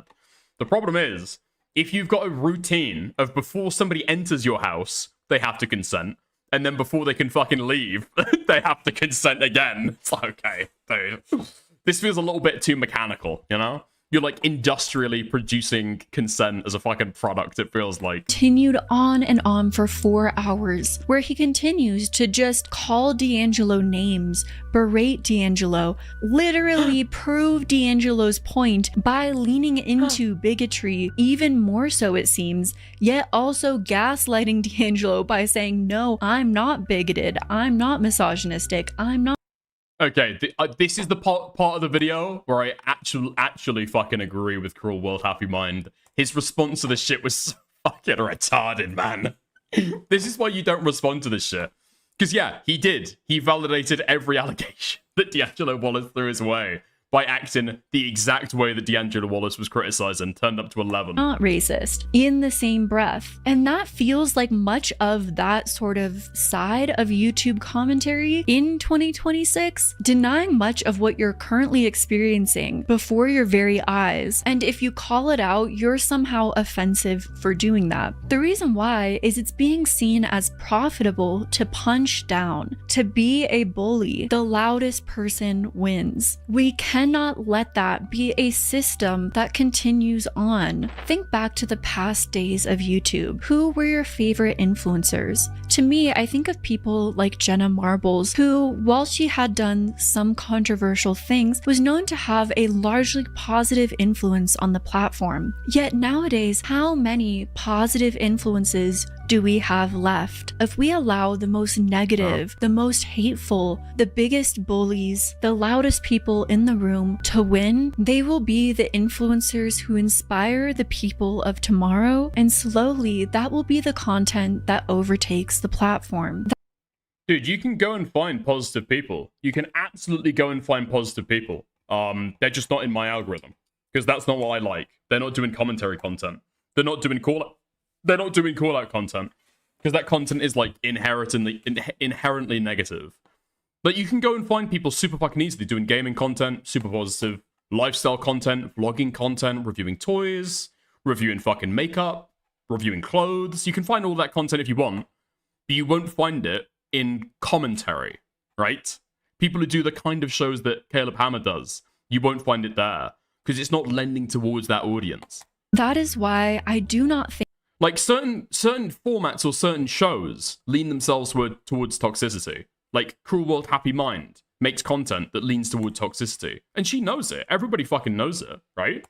But like, you swim in those oceans or you don't swim in those oceans. Viewers can pick and choose who they watch. Think that sort of content should go unchecked. Why frauds and charlatans should not be allowed to go unchecked on these platforms.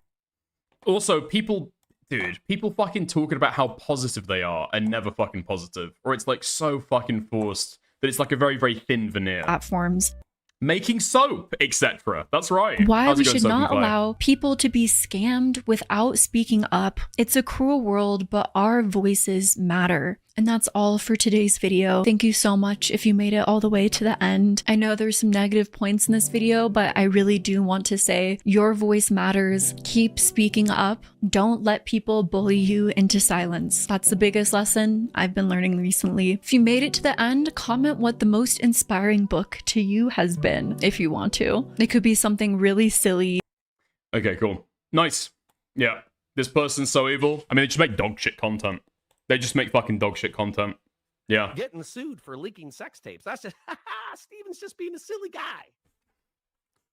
I don't like Caleb Hammer going to a strip club to judge bumholes. Google Caleb Hammer Devage, Lansing, Michigan. He is going to the hood to do this. No fucking, you're joking. He's going to the hood. He's going to the hood. Thank you, JG3, for the $5.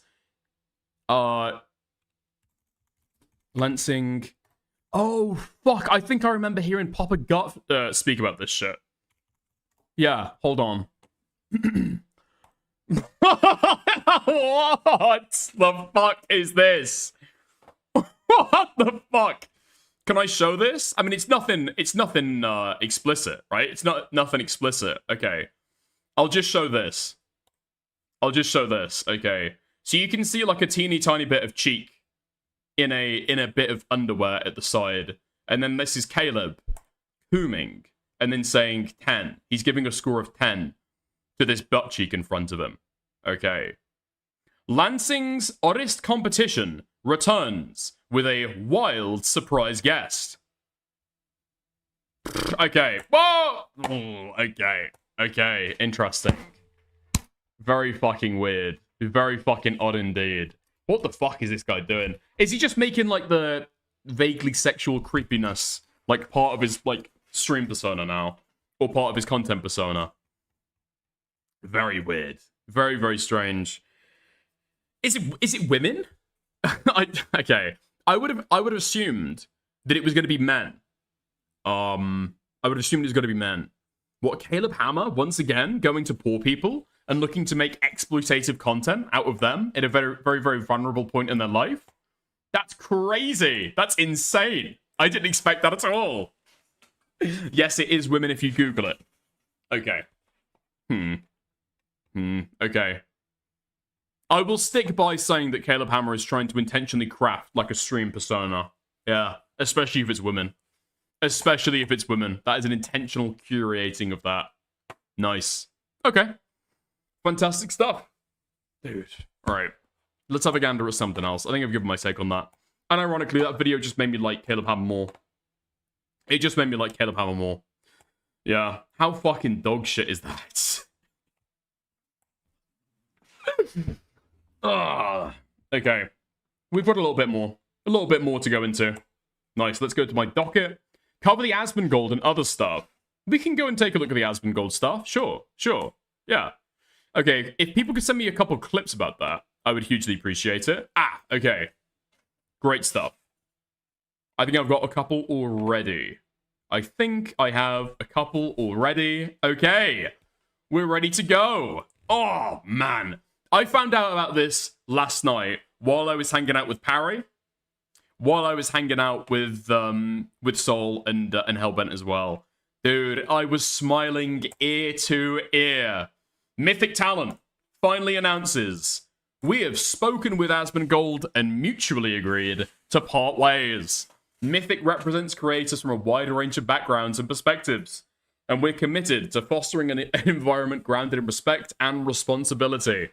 We remain focused on supporting our creators and continuing our mission to help them build sustainable, long-term careers. Okay, obviously, somebody losing their fucking management, somebody losing their sponsors, somebody losing that kind of stuff. I'd never advocate for it. It's never good. It's never good. It's never good. Just for an ecosystem thing, you never want to advocate for somebody else losing their sponsorships. Although, what this does mean, okay, is given the fact that Asmon Gold is no longer under management by Mythic Talent, the reason why I was fucking grinning ear to ear about it is I feel like now Asmon Gold can maybe be a little bit more unfiltered, okay?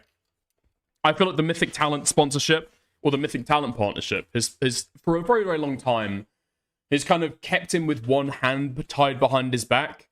Like, he wants to fucking copy Nick Fuentes. He wants to give all the same takes that Nick Fuentes gives on Twitch. And I feel like the Mythic Talent partnership has kept him back from doing that for a while, right?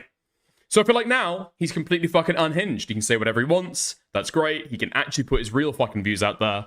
And he doesn't need to pander any longer. That's great stuff. And also, what this means very notably for drama, our interests, okay?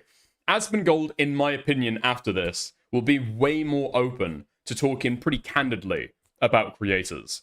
Tectone didn't chat shit about him. Tectone at the time was under management by Mythic. Lakari didn't chat shit about him. Lakari is under management by Mythic. Nuxtaku didn't talk shit about him.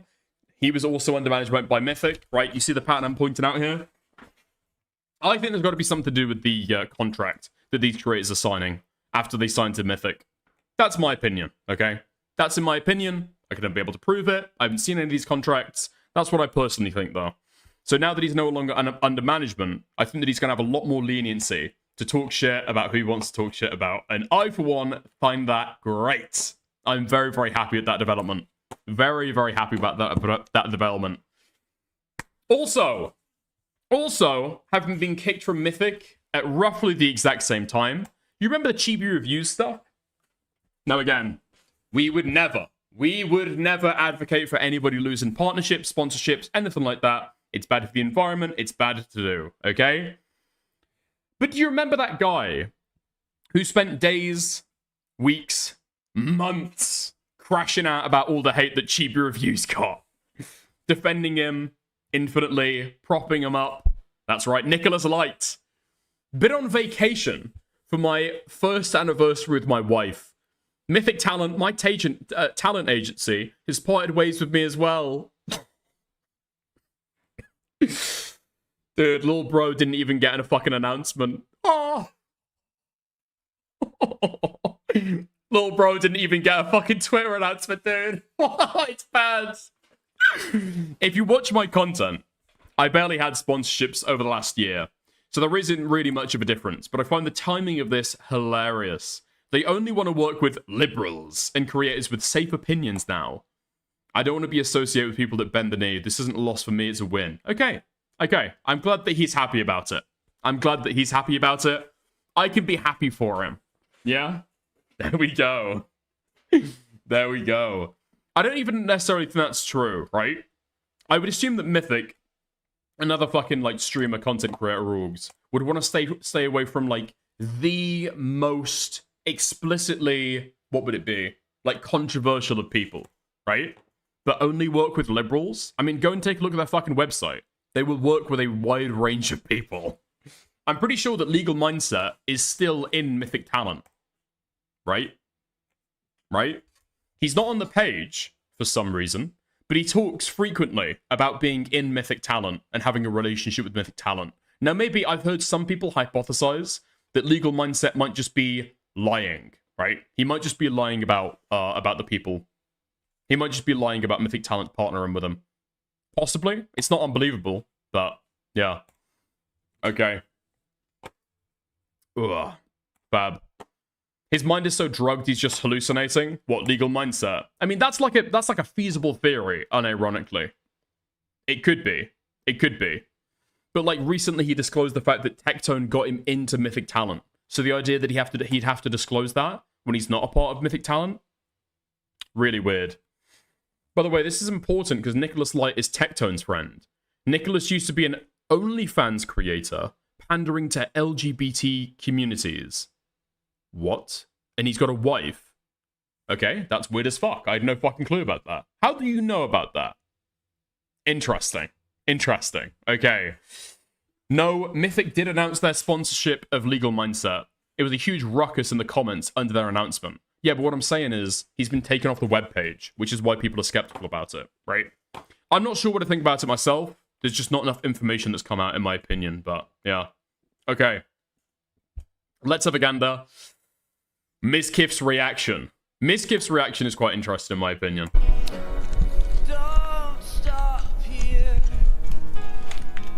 Oh, fuck me. I've got to turn on noise cancellation again because he's got music.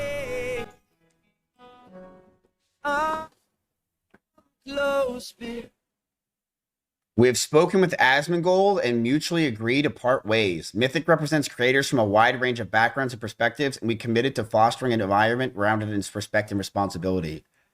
We remain focused on supporting our creators and continue our mission to help them build sustainable, long-term careers. But he still owns equity. So you're willing to throw him away and remove him from Mythic Talent publicly, but behind the scenes, Asmon Gold still owns equity. So what I don't understand here is, how is Asmon so... Dominoes! Oh, the dominoes. How is he able to own the company behind the scenes, but then you publicly make a tweet like this? Okay, really? Is that the fucking end of when he fucking speaks about it? Okay. Asmon Gold first hard art incoming. I mean, he's been signaling about it. No? He's been throwing down fucking hints about wanting to say the N-word. Possibly. Unironically, possibly. That's a possibility there. But yeah, okay. So it is really weird that they'd be trying to paint out publicly that, oh, we've like mutually agreed to part ways. When he is, I think, does he own 25%? Does he own 25%? Or he's part of one of 4 creators who started it. Now, sometimes, like Kick, they'll offer streamers, big content creators, a certain split to be able to say, like, oh, yeah, this is, like, streamer-owned, streamer-led. To, like, encourage other creators to be a part of it. Because they feel as though, oh, okay, well, I trust Asmon Gold not to fuck me over. Yeah? Possibly. Possibly. So I don't know what kind of share he has, actually, thinking about it now. I guess we could only speculate. I wonder if he has actually sold his shares back to the company. If that's if they have actually parted ways. Not just publicly, but financially as well. I just wonder if they'd disclose that. I wonder if Asmon Gold would disclose that as well. If he says nothing, I'm going to assume that he hasn't sold any of his shares. Yeah? That's probably pretty fair to say. Okay. Yeah, nice. Silent partners are common in business. Or even somebody like Asmon Gold who comes in every now and again to give a little bit of advice. Yeah? I could imagine that. I could imagine that. Okay, Asmon Gold did speak about it, though.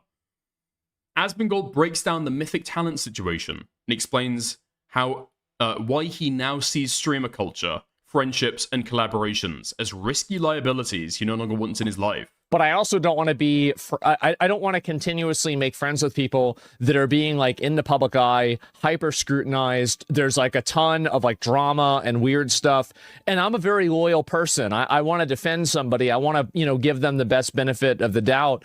But at a certain point, like I view a lot of the friendships and relationships that I've had in streaming. I view them like, I mean, the truth is like, this is going to sound maybe bad. they're liabilities. They're massive liabilities. And I think that also this is a two-way street. I think that I'm a liability with people sometimes, right? Because like, you know, I have a big audience and a lot of people watch me. And I think that because of that, you're going to have a ton of people that are like really opinionated about things that I say, or, you know, they're angry that I did, you know, X or Y thing. But just in general, I've gotten myself to a position where I just don't want to be involved with anything and anyone involved with the streaming culture and streaming environment. Like, I'm not saying that I'll never do it, and I'm not saying that I hate all streamers, but I'm just making a generalized statement that I don't have any interest and any desire being friends with, collaborating with, dealing with, doing events with, going to events, going to parties, having anything to do with anybody in the streamer culture. That's really the way that I feel. It is. And again, like it's like so fucking insane. Asmon Gold was at the heart of OTK for a very, very long time and has always had a huge connection with other people. Yeah? Yeah? Dude, one thing, okay? Because I had this in the back of my mind, and I've just seen the CaseyTron tweet that may have kicked this off. So it's over some of the Iran coverage. Now, I'm not sure... Oh, okay. Maybe this would be why. Hold on. Could this be why? Because they're saying that it's mutual.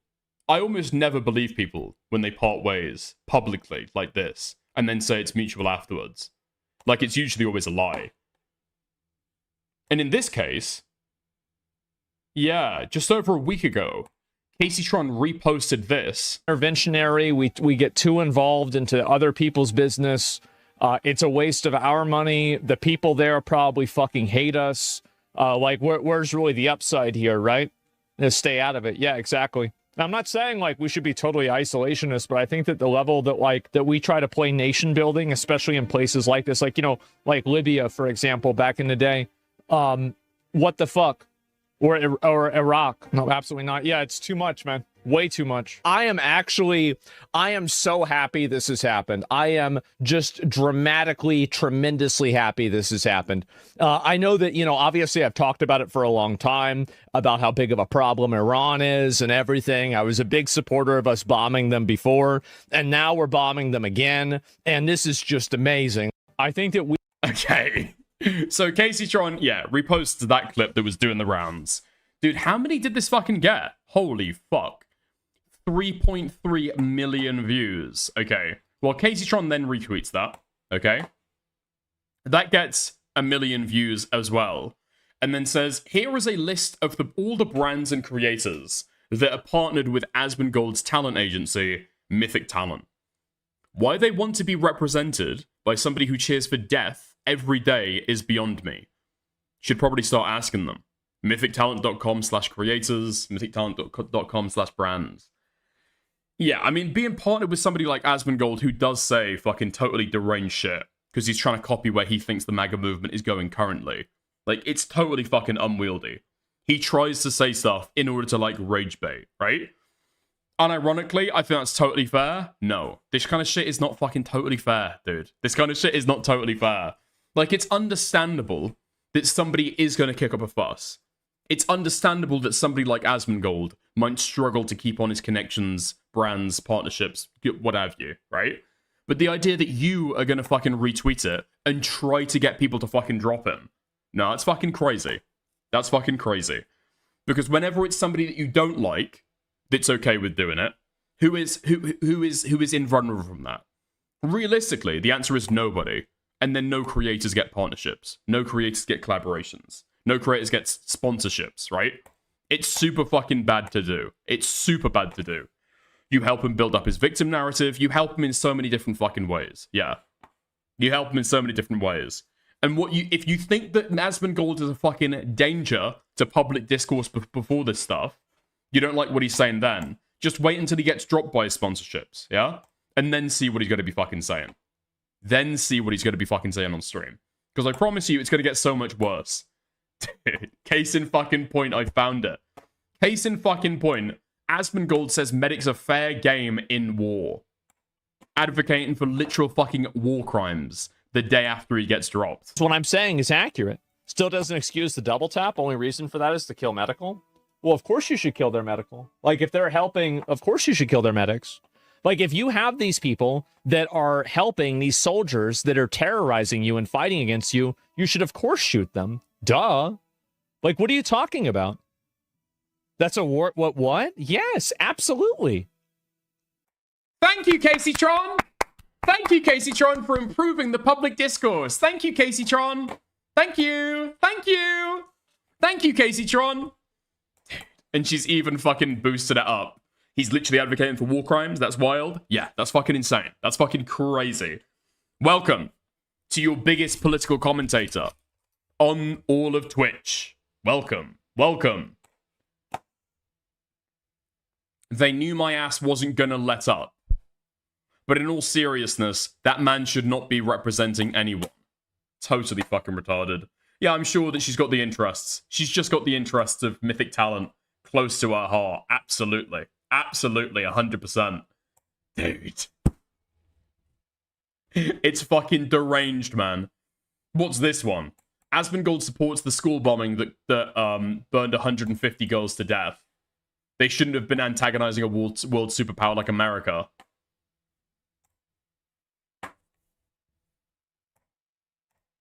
That's about a school getting bombed. Oh, a school got bombed? Yeah, I didn't see that. I mean, again, any time that I hear somebody trying to cry and get upset about, like, oh my God, Israel and America bombed a school, Iran killed thousands of their own people, and nobody was really talking about that at all. So, yeah.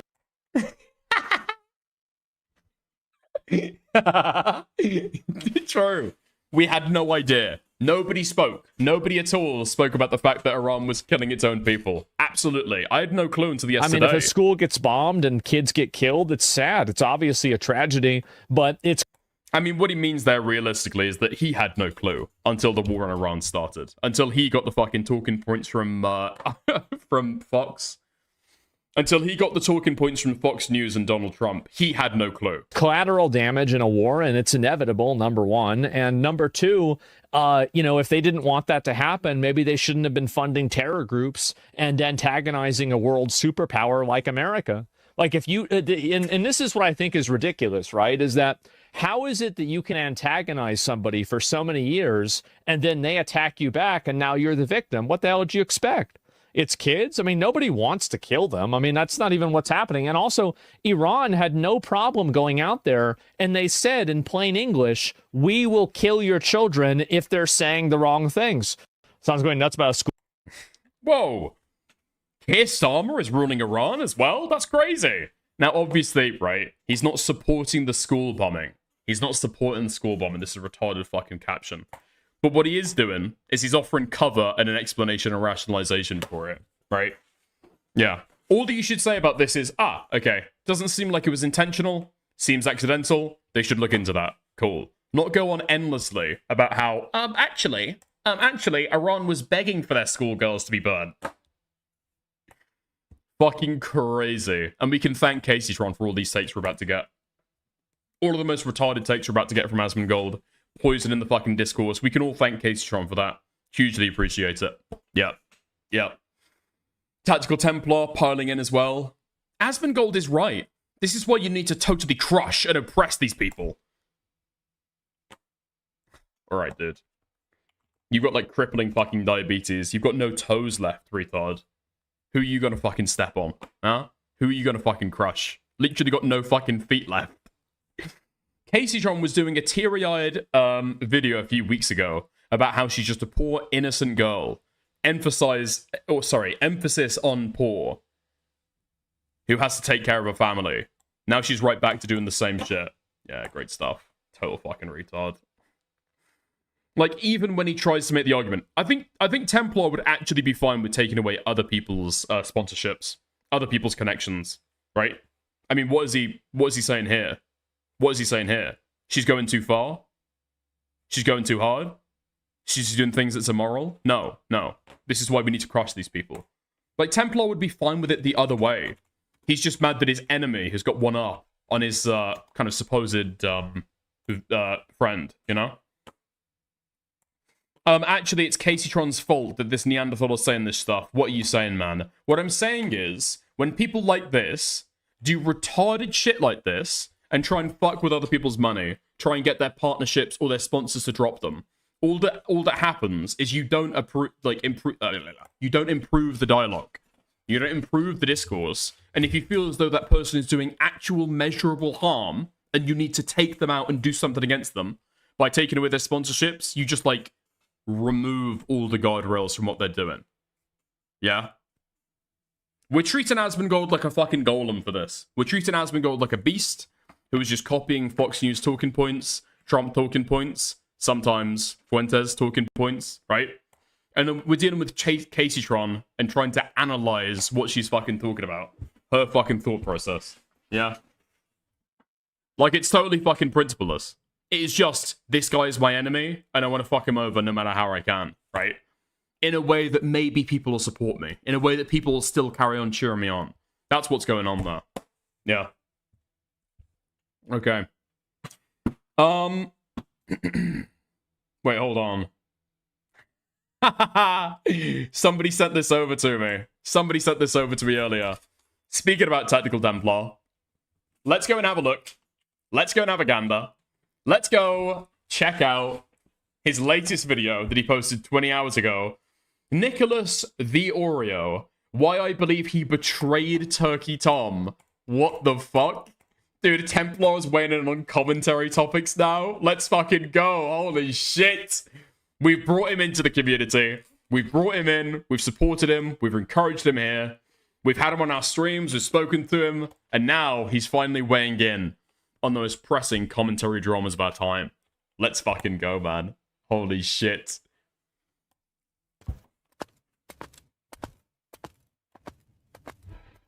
Deus Volt. Deus Volt. Brothers, so I'm going to be talking about Nicholas Diorio and the situation with Turkey Tom for just a moment. I'm not going to take too much time on this, but I am going to cover some of the basic things because there have been some questions. So, Turkey Tom was falsely accused, and immediately the internet went into overdrive and just immediately believed the accusations against him, including people that were supposedly his friend. And the way that Nicholas Diorio in this case handled the situation, I think, was highly inappropriate. Because you listen to the jovial way in which he's talking about the situation and, you know, casually presenting, oh yeah, you know, Turkey Tom hasn't killed himself yet. Now, understand, the rapport between these two guys, I don't know. Because I don't watch Nicholas Diorio all that much, and I don't watch Turkey Tom all that much. Although, I did a reaction to his video on Pirate Software recently, which, that was a very good video. This guy, the way that he's treating these life-ruining allegations, I think is just immature. I think it demonstrates that this guy was looking out for himself first and foremost. And honestly, that sort of pathetic behavior where you don't even have your friends back. Or maybe they're not that close, some people will say. Well, if they're not that close, and you're going out there and you're just casually, well, I'm not going to do a podcast until he brings the receipts. Based on no evidence. Based on some woman said this, so therefore, let's ruin his reputation unless he can prove that he didn't do it. It's fucking insane. Like, Templar has got absolutely no clue how creators have to move when they've actually got, like, a reputation. When they've actually got a reputation for, like, being fair and not endlessly cocksucking their fucking friends like he does with Templar. Sorry, like he does with Tectone, like he does with Nux, you know, onwards and onwards. Like, when people's friends get allegations made against them, I think Nick covered it, because he kind of had to for several reasons, okay? And tried to force himself to give, like, a fair fucking take. But yeah, it was on hiatus. And he said that even before any of the shit actually, like, got reviewed on his stream, right? As soon as huge allegations got made, it's like, okay, cool. That's going on fucking hiatus. So, my personal belief is that Nicholas Diorio is a simp. He's also somebody that backstabbed, somebody that was perceived to be a friend. Now, that's my perception of this situation. We're going to look at the video, but I wanted to lay that out so that you understood, so that there's no ambiguity in this at all. By the way, this guy is somebody that's a notorious liar, a bad faith actor, somebody that makes stuff up, much like Hassan. The same sort of style of, I'll just make something up if I don't like you. the lack of any sort of due diligence or duty of... The crazy thing is, Templar says that about literally fucking everybody who criticizes him. It's like a total fucking meme at this point. Who has criticized Templar that he's like, okay, that was fair. That was a fair criticism. Yeah, remember Asmon, guys, every single fucking time. You care? These people are without integrity. You see this all the time. No, I'm not going to say anything until he comes back with receipts. I'm not going to do anything with him until he comes back with receipts. Some people are calling Nicholas Diorio a simp and a massive coward, a backstabber. I would never say that, but everyone is saying that. I'm like, wow, can you believe this? But here is Nick defending his friend from false allegations, saying that none of these things are true, and taking the life and career ruining allegations very seriously. Oh, okay. So Nick is, well, I don't know if he's defending Tom. The allegations just didn't have evidence. Like, he's clearly got no fucking clue what he's talking about. The idea that the entire internet believed the Turkey Tom allegations, that's not true. The commentary community, by and large, did not believe the more serious allegations, the life-ruining allegations, right? Because there wasn't enough evidence to be able to go with them. The only online space that actually believed the allegations was Kiwi Farms, right? Where they originated. Nowhere else did. Come on. Nick, any update on Tom's end? Well, you know, I do know that he hasn't killed himself, so I don't know if he's quite reached his end, but I don't know. I mean, perfect. Yeah. Hey, this guy had life-altering and career-ruining allegations, but he hasn't killed himself yet. Bravo. Just beautiful. Dude, Templar's doing the fucking job that Chud never could. Let's go! That was a very, very nasty joke. That was a very, very nasty, very, very mean joke. That's the extent of it. You're allowed to say Zionists killed 50,000 children, but not to fuck that. Maybe we should make a half-baked episode about it called Tom's End. Insanely manipulative. There's no other I don't know if he's quite reached that point. acceptable term. If there were, it'd get banned for involving Israelis. We can insult every other... I would love for him to respond so we could see what happens and potentially Vega doesn't have to keep this episode. Dude, this episode of Half-Baked, if he somehow turns this whole thing around, I don't know what episode this is. We released the... because people are begging for the podcast to come back, and it's obviously not coming back unless there's like a serious fucking thing that we are unaware of. But the podcast was supposed to put out an episode like the day the allegations dropped, and it got put on ice. And I imagine Vega would very much like to release that episode, so it would be really cool if he can come back and show some receipts. Political group, but ban fuck U.S. imperialism. I see. Why no for podcasting? I'm not doing anything with him unless he explains himself. Extremely. Wow. I'm not doing anything with him unless he explains himself. Right. So a woman comes forward with no evidence and a serious accusation. The response from his friend is, I'm not touching him. Right. So, no, I'm completely wrong. No, he didn't backstab him. No, he defended him. Right? Wait, dude, he's a fucking commentary creator. He gave his fucking take. And he said, listen, he's got to do a fucking response. Yes, he's got to do a fucking response. What the fuck are you talking about?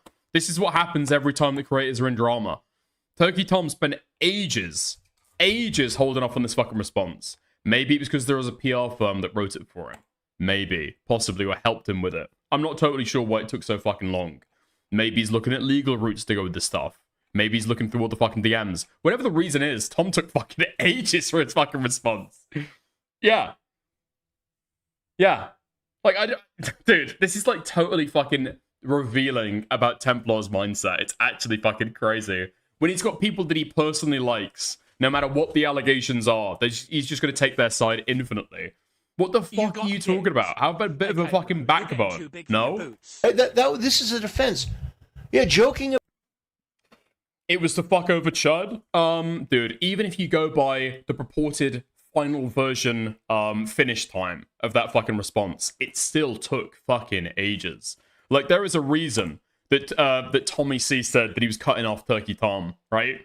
There's a reason why Tommy C cut off Turkey Tom. It's because he took fucking ages. About his, Yo, thank you, Critical Rat TV, for the gifted, or for the membership, for buying yourself a membership. Thank you very much. ending his own life and, coming out with this sort of cavalier attitude. And, oh, by the way, he's guilty until he can prove himself innocent. Nick, you're a simp. You're a fraud. You're a liar. You're a retard. Dude, what was his take on the fucking allegations? Huh? What was his take on the allegations? There wasn't enough evidence to prove them, but Tom should come back with a response. Cool. Yep. I don't care how mad you get at that. It's just the reality of what you've done and what you've said, your character or lack thereof.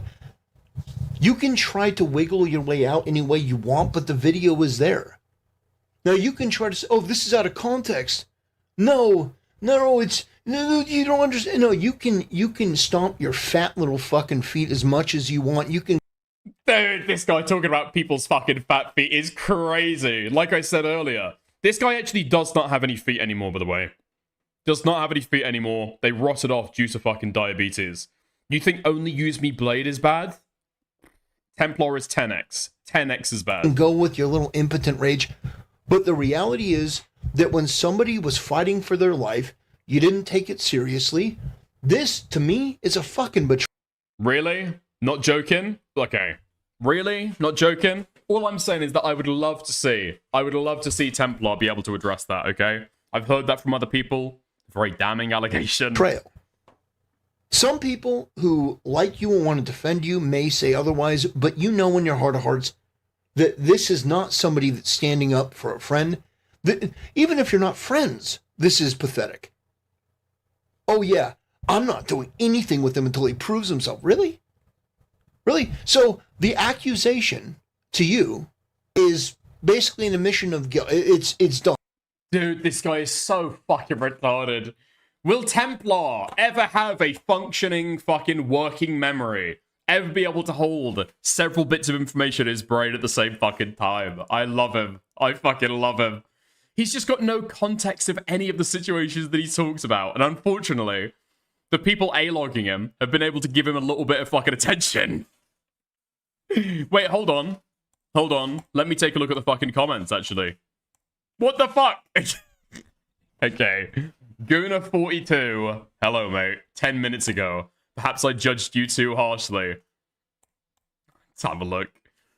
Reminder that Joshua Moon did an even bigger betrayal by interviewing both girls immediately after they made the accusation and took their side. Possibly true. I mean, Joshua, they knew each other, right? They knew each other. Were they friends? Yeah, so Joshua was not his friend. In fact, most Kiwi farms don't like slop tubers because they just steal content from the farms. I think it's more about the crediting, right? And he never believed them. He knew that they would fuck themselves.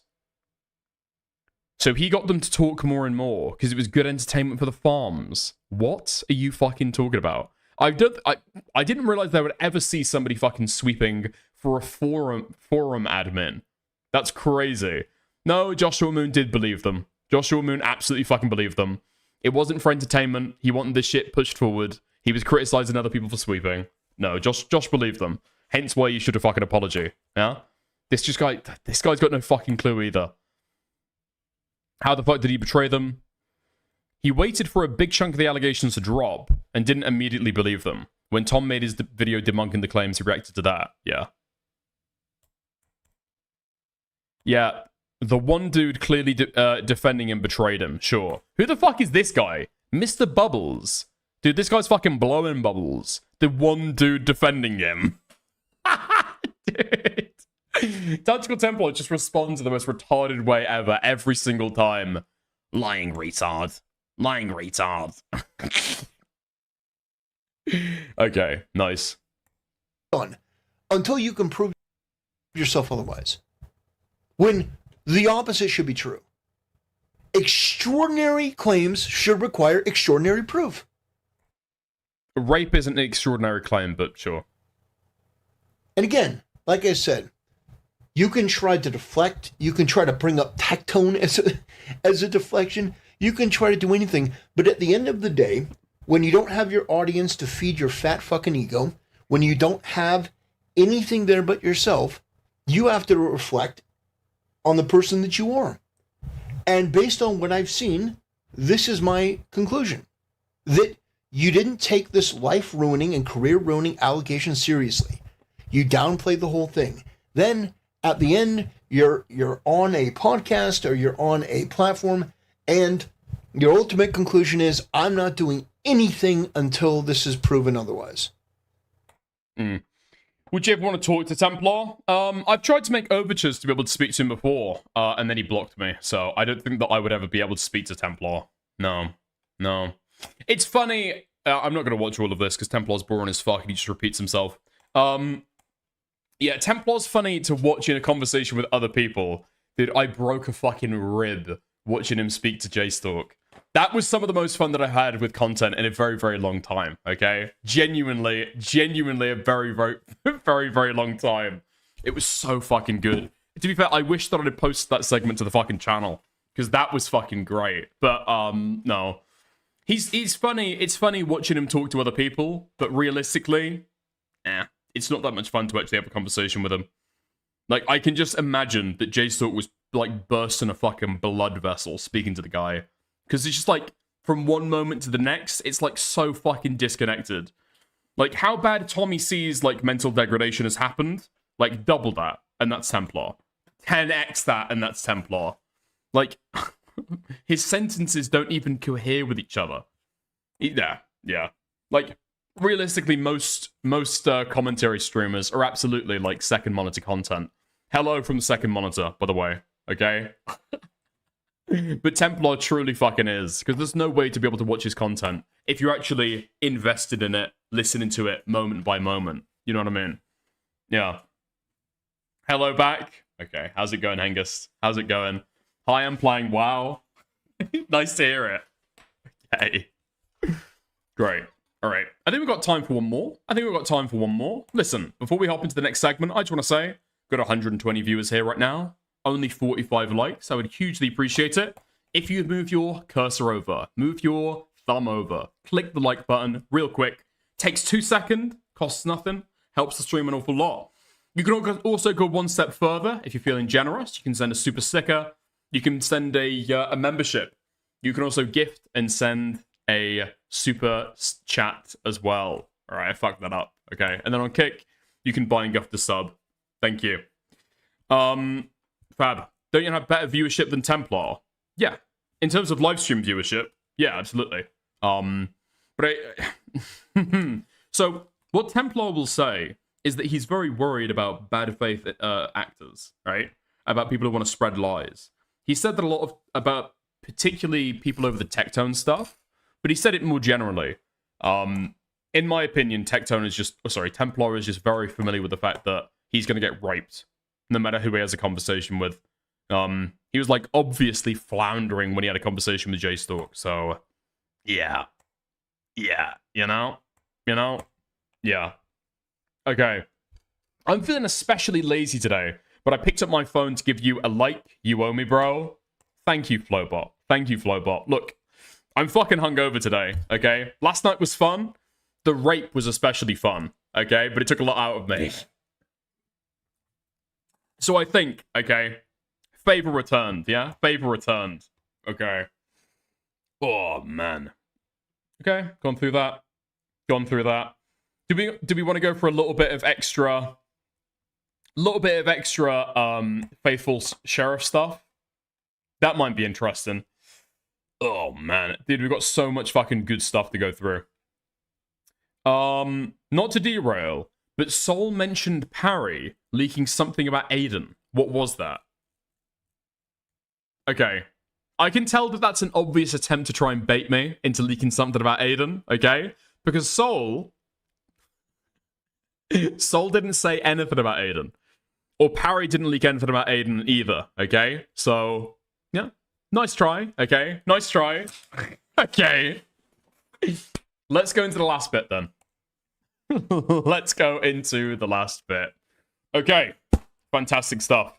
What I think... Oh, this is what I wanted to fucking get into. The teeny tiny little leaflet updates. Man. So, I'm sure that people are familiar with the Skeptic era. Yeah, with the Skeptic era. You'd have a bunch of people with a rant sonar who'd go on there and make videos about either Christianity, feminism, right? given the based atheist conservative takes. Yeah? Well, those people have now pivoted to doing fully animated Rantsona style videos, okay? Trying to crib, pretty obviously, Armored Skeptic. And these people have apparently orbited Leaflet for a very, very long time, okay? They've watched their content, interacted with them. Leaflet's watched some of their content as well. However, now they're turning on Leaflet. Very rough to say. Very, very rough to say. Honestly, I don't know how somebody supports Leaflet and watches their content, manages to actually stomach it, and then turns on them when the Discord stuff happens. Like, what more information have you learned about them? They're a degenerate freak. But, let's see. Let's give him a fair shake, okay?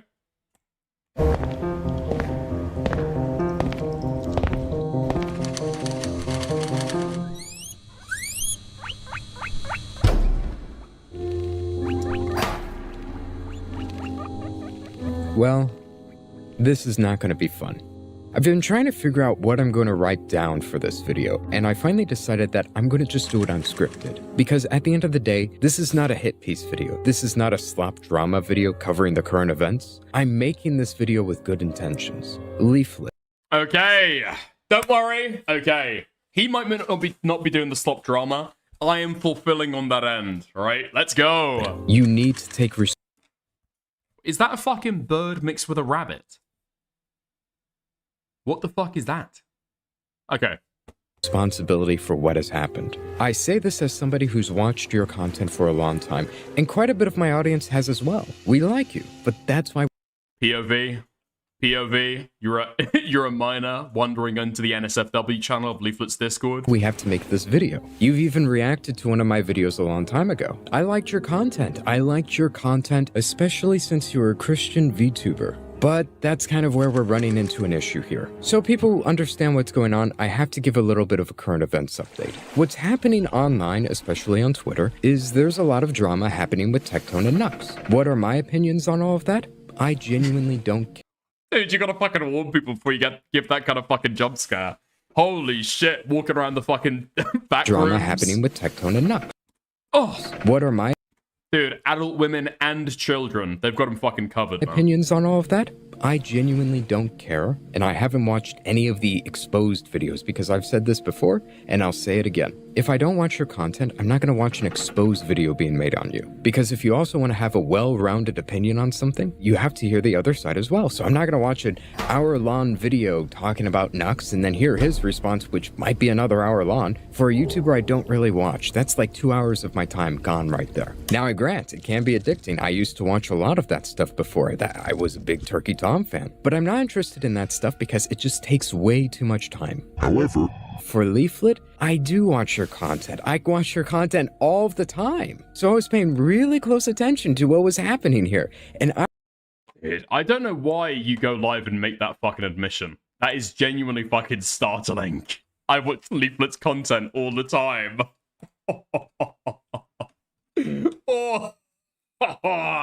You couldn't torture that fucking shit out of me.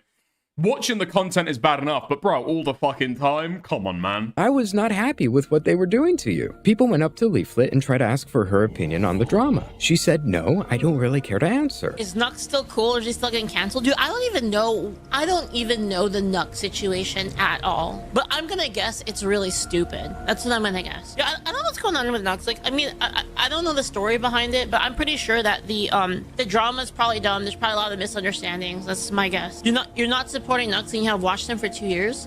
So what happened, Matt? Okay, is there a video? Actually, you know what, to be honest, I don't even want to get involved in any of this drama. I'm just being real. She said she wasn't interested. She didn't want to get into the drama. I totally understand that, and I think No. Dude. Somebody saying that they don't want to jump into the fucking drama, that's fine. Nobody fucking cares. Doing like a, maybe I should, dude, decide which side of the fucking line you're on, and then stay there. What the fuck are you doing? And then, yeah, spend the next week doing fucking defense for the guy on Twitter, saying that it's the parents' fault. Holy fuck. she has the right to do that. You shouldn't try and pressure people. What the fuck do you mean? Having just joined, when are we getting a Dicker's version of the Tactical Templar armor head thing? That would actually be a fucking dope cosplay. I like the fucking outfit. as much as people think that they're fucking cringe, there is a certain something about the Skeptic era rant Sona, I think, okay? Into getting involved with other people's dramas. That is her right. She made a small comment talking about the Nux situation, and then she immediately followed it up by, she doesn't want to comment on it. And that clip found its way on Twitter, and people started to egg her on more to try and get a response. And any little response she gave, it was taken and used against her. I find that wrong. And as a result, Nick Andros sent his spies, as he says, to find dirt on her. And that really bugs me. You're not doing an investigation, you're just finding dirt on people you dislike. To use that again. What? This guy is so mentally right, Panicandros. They're trying to remove our spies from the server, but we've got all that shit archived, honey. That came later. That's me. You're not. Dude, the thing that he's fucking missing here is the fucking Twitter behavior. Like, she spent a week defending Nux, arguing that it was only the parents' responsibility. Not doing an investigation, you're just finding dirt on people you dislike. Well, it can be both, right? Did Nicandros run with, like, unverified shit? No. He might be going on a fishing expedition, but he's not finding fucking inane shit. He's finding bad stuff. To use that against them. However, here comes the real issue. He shouldn't have been able to find the things that he did. That's Okay, we've got a redemption arc of the video. Nice. where the core of this video comes in. And he found a lot of stuff on the server. A lot of stuff that shouldn't be found on a Christian VTuber server. And there were videos made on it that went into a lot of detail. I watched them. It was made by Harmful Opinions. People at the age of 13 could join the server. On top of that, if you verified your age to be 18, you could be given a special role to look. No. Really bad stuff. I don't want to say that word. That's not true. What do you mean verified? What do you mean verified? No. Mods would say to you, we've got this from the fucking logs of Leaflet server, okay? Well, you can get the role to be able to get in the NSFW stuff, but you need to tell me that you're 18. Are you 18, Anon? Are you 18, Anon? Yes, I'm 18. I'm 18. Dude, it's like the Discord equivalent of standing on a pile of books to be able to reach the fucking counter.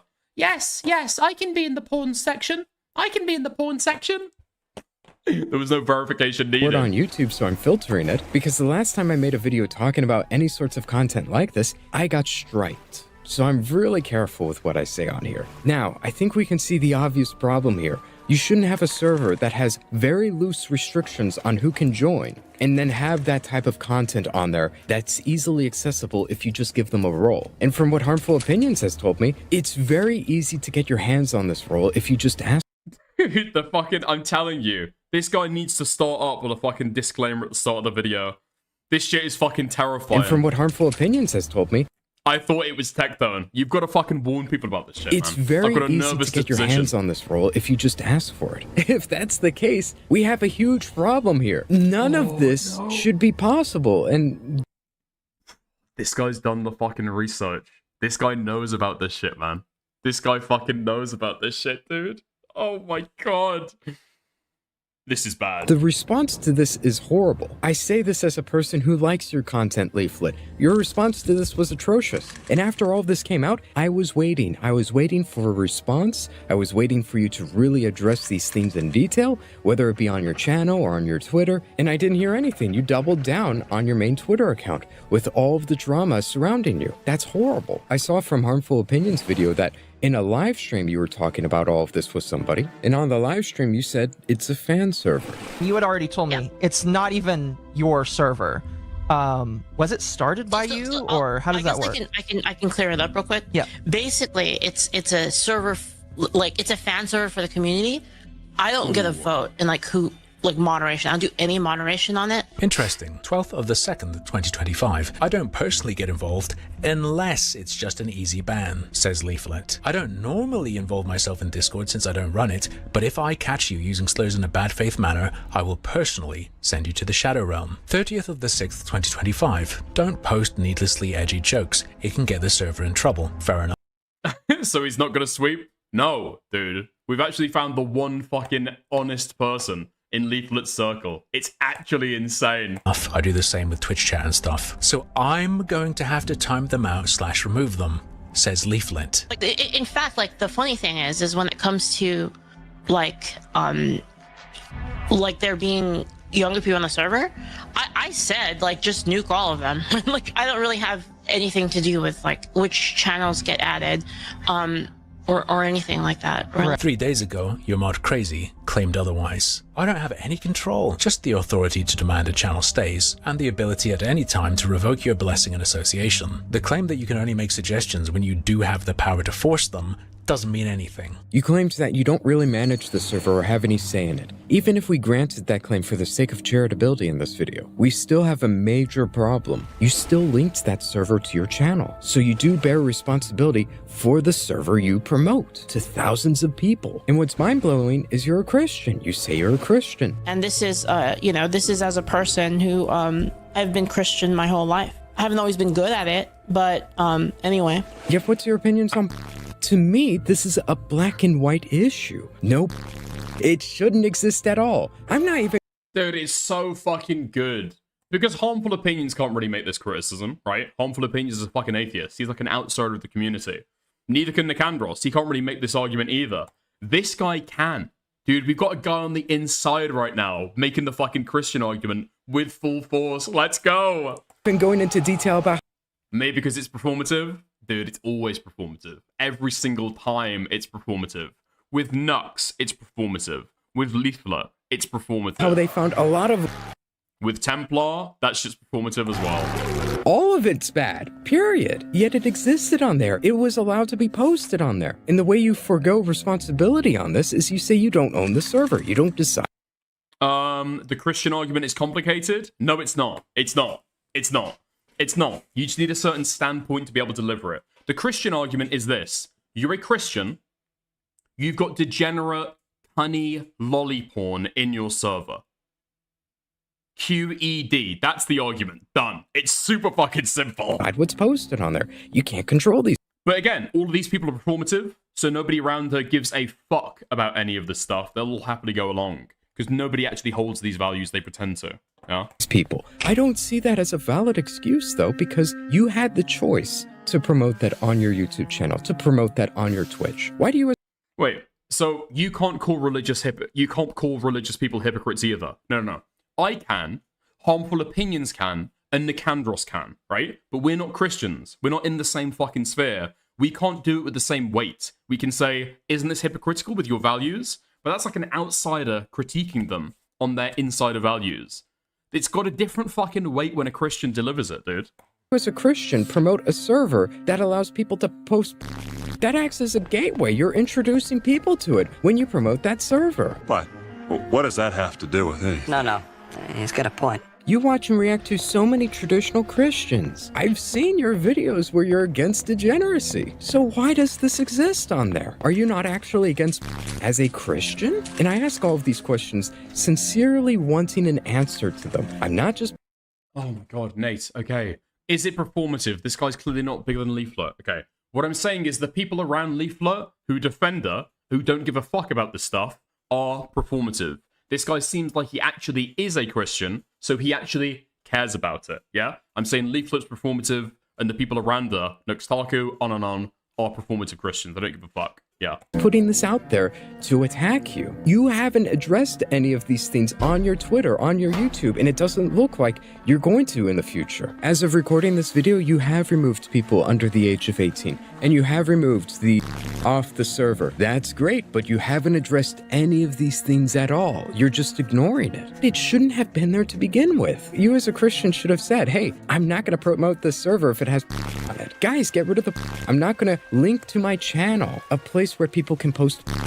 And on top of that, from what I can see, and again, it was relatively easy to gain access to that role. All you had to do was ask. The fact that there were such loose restrictions on something as horrible and destructive as you are responsible for people seeing that, for getting introduced to it, for watching it. When it happens on that fan server, you linked. And the fact that Oh, man, dude. This guy doesn't know all the fucking lore. So when Leaflet says that it's a fan server, what she means is it's a server for fans. It's a server for fans. Dude, her mum, the other half of the fucking content, owns the server.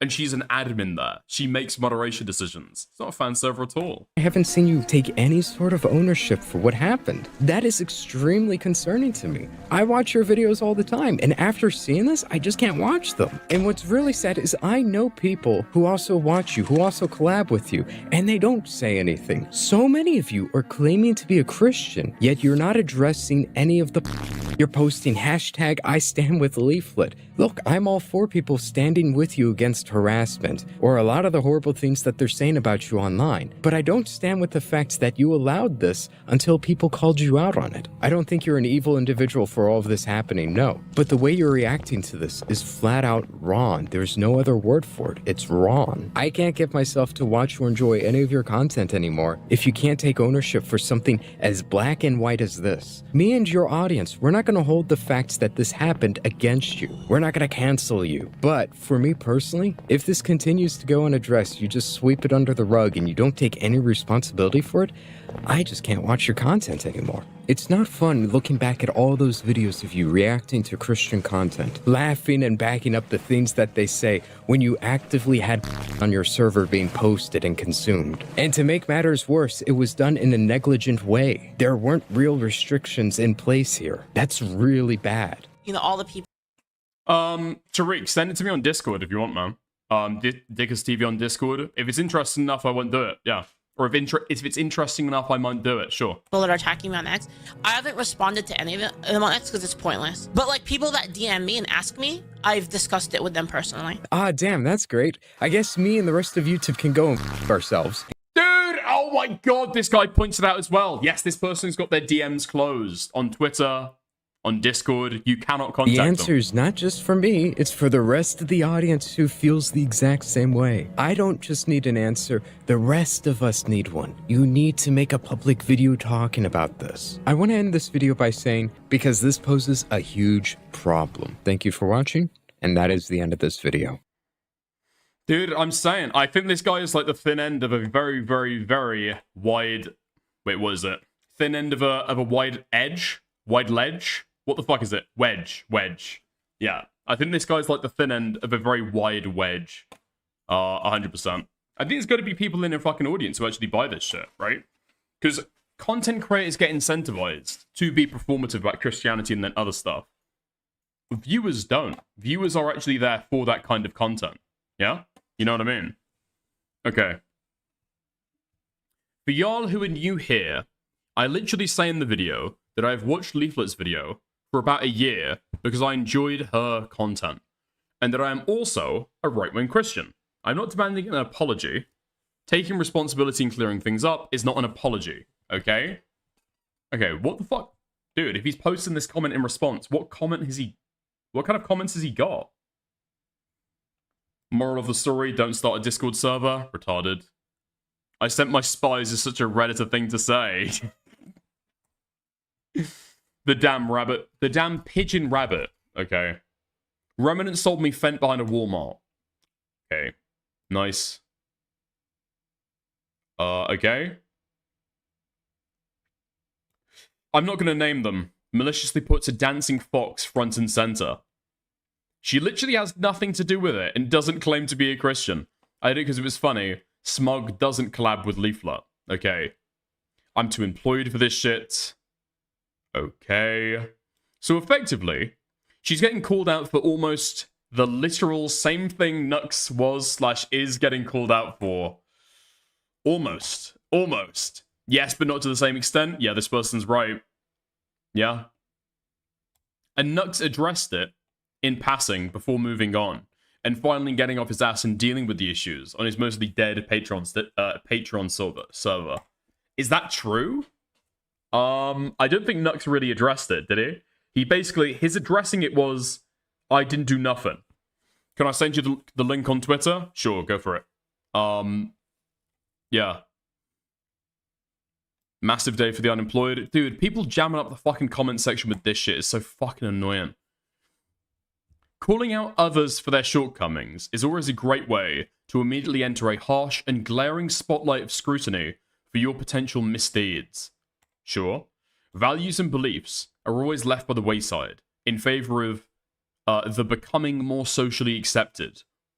Whether that is the intent or not is for others to determine. Damn, that's made me think a lot. That's made me think an awful lot. Gotta be honest, I didn't even know Leaflet was Christian. I just thought she was an agnostic that believed Christianity was right on a lot of social issues. Huh? Yeah, because she's performative. Because she's performative. Yeah. So this person has like had a glancing interaction with Leaflet's content and has come out with the right conclusion. She doesn't actually believe any of this stuff. It's like totally fucking performative. She is not actually a Christian. You're right. You're right. It's almost like she's lying. It's almost like it's a good aesthetic to drape oneself with in this fucking realm. Yeah. When has an apology video ever helped? It was likely wanted by a mod and she said, fine, whatever. Dude, that's even worse. No? That's even fucking worse. If she didn't actually feel as though she's got to make the fucking changes and a moderator decided to do it for her, that's even worse. No? It's more about taking accountability for something, as a Christian should. But if somebody wants to be selfish, it's probably best to sweep it under the rug. Most apology videos go horribly because they're not sincere. However, if Pirate Software did an apology video when all his drama started, it probably would have saved his reputation and stopped the cascade of investigations into him. Possibly. Possibly. Yeah. To be fair, 99% of modern Christians are performative. I doubt that it's going to be modern. I think people got a huge modernity bias with this stuff. As if, like, a ton of people in the past hardcore believed in Christianity. And now we're in an age of, like, degenerate secularism. Nah. A lot of the people, even in these Christian nations, did a lot of, like, spiritualistic stuff, right? Like, dancing around the maypole, that had huge connotations with, like, rural religions, right? Rural spiritualistic beliefs about, like, you know, fairy spirits and stuff like that, you know? Yeah. You literally had popes who were, like, cheating on their fucking wives, dude. You had popes who were, like, raping children and having sex with whores. Yeah, it's not a new phenomena for people to, like, not actually live up to the fucking expectations of a Christian, but then still get all the fucking clout from it, you know? 99% of modern humans are performative, period. I don't know. Wait, hold on. Wait, did Tariq just fucking accept? Did Tariq just fucking admit that he's choofy koofy? What? No way! There's no fucking way. Romeo asks Tariq, aren't you choofy koofy? And he says, Romeo, Dickers knows it. And he is chill with it. What the fuck do you mean, dude? What the fuck do you mean? You finally admitted it. What? You spent like the last 6 months denying it, dude. What? You've just got a very similar name. You just have very similar opinions. You just give the exact same arguments on every issue. Oh my god. It's like pulling teeth. Okay. There we are. I've seen Leaflet do this grift. Rev says Desu, the Quarter Pounder, Side Scrollers panel, Tectone. Yeah. It's becoming like more and more common. Just notice that these people don't talk about spirituality or Christianity except in the vaguest possible terms. The only reason that these people will go to Christianity for is like cultural conservatism, and that's it. That's it. Every single time. That's what Nux does as well. You know?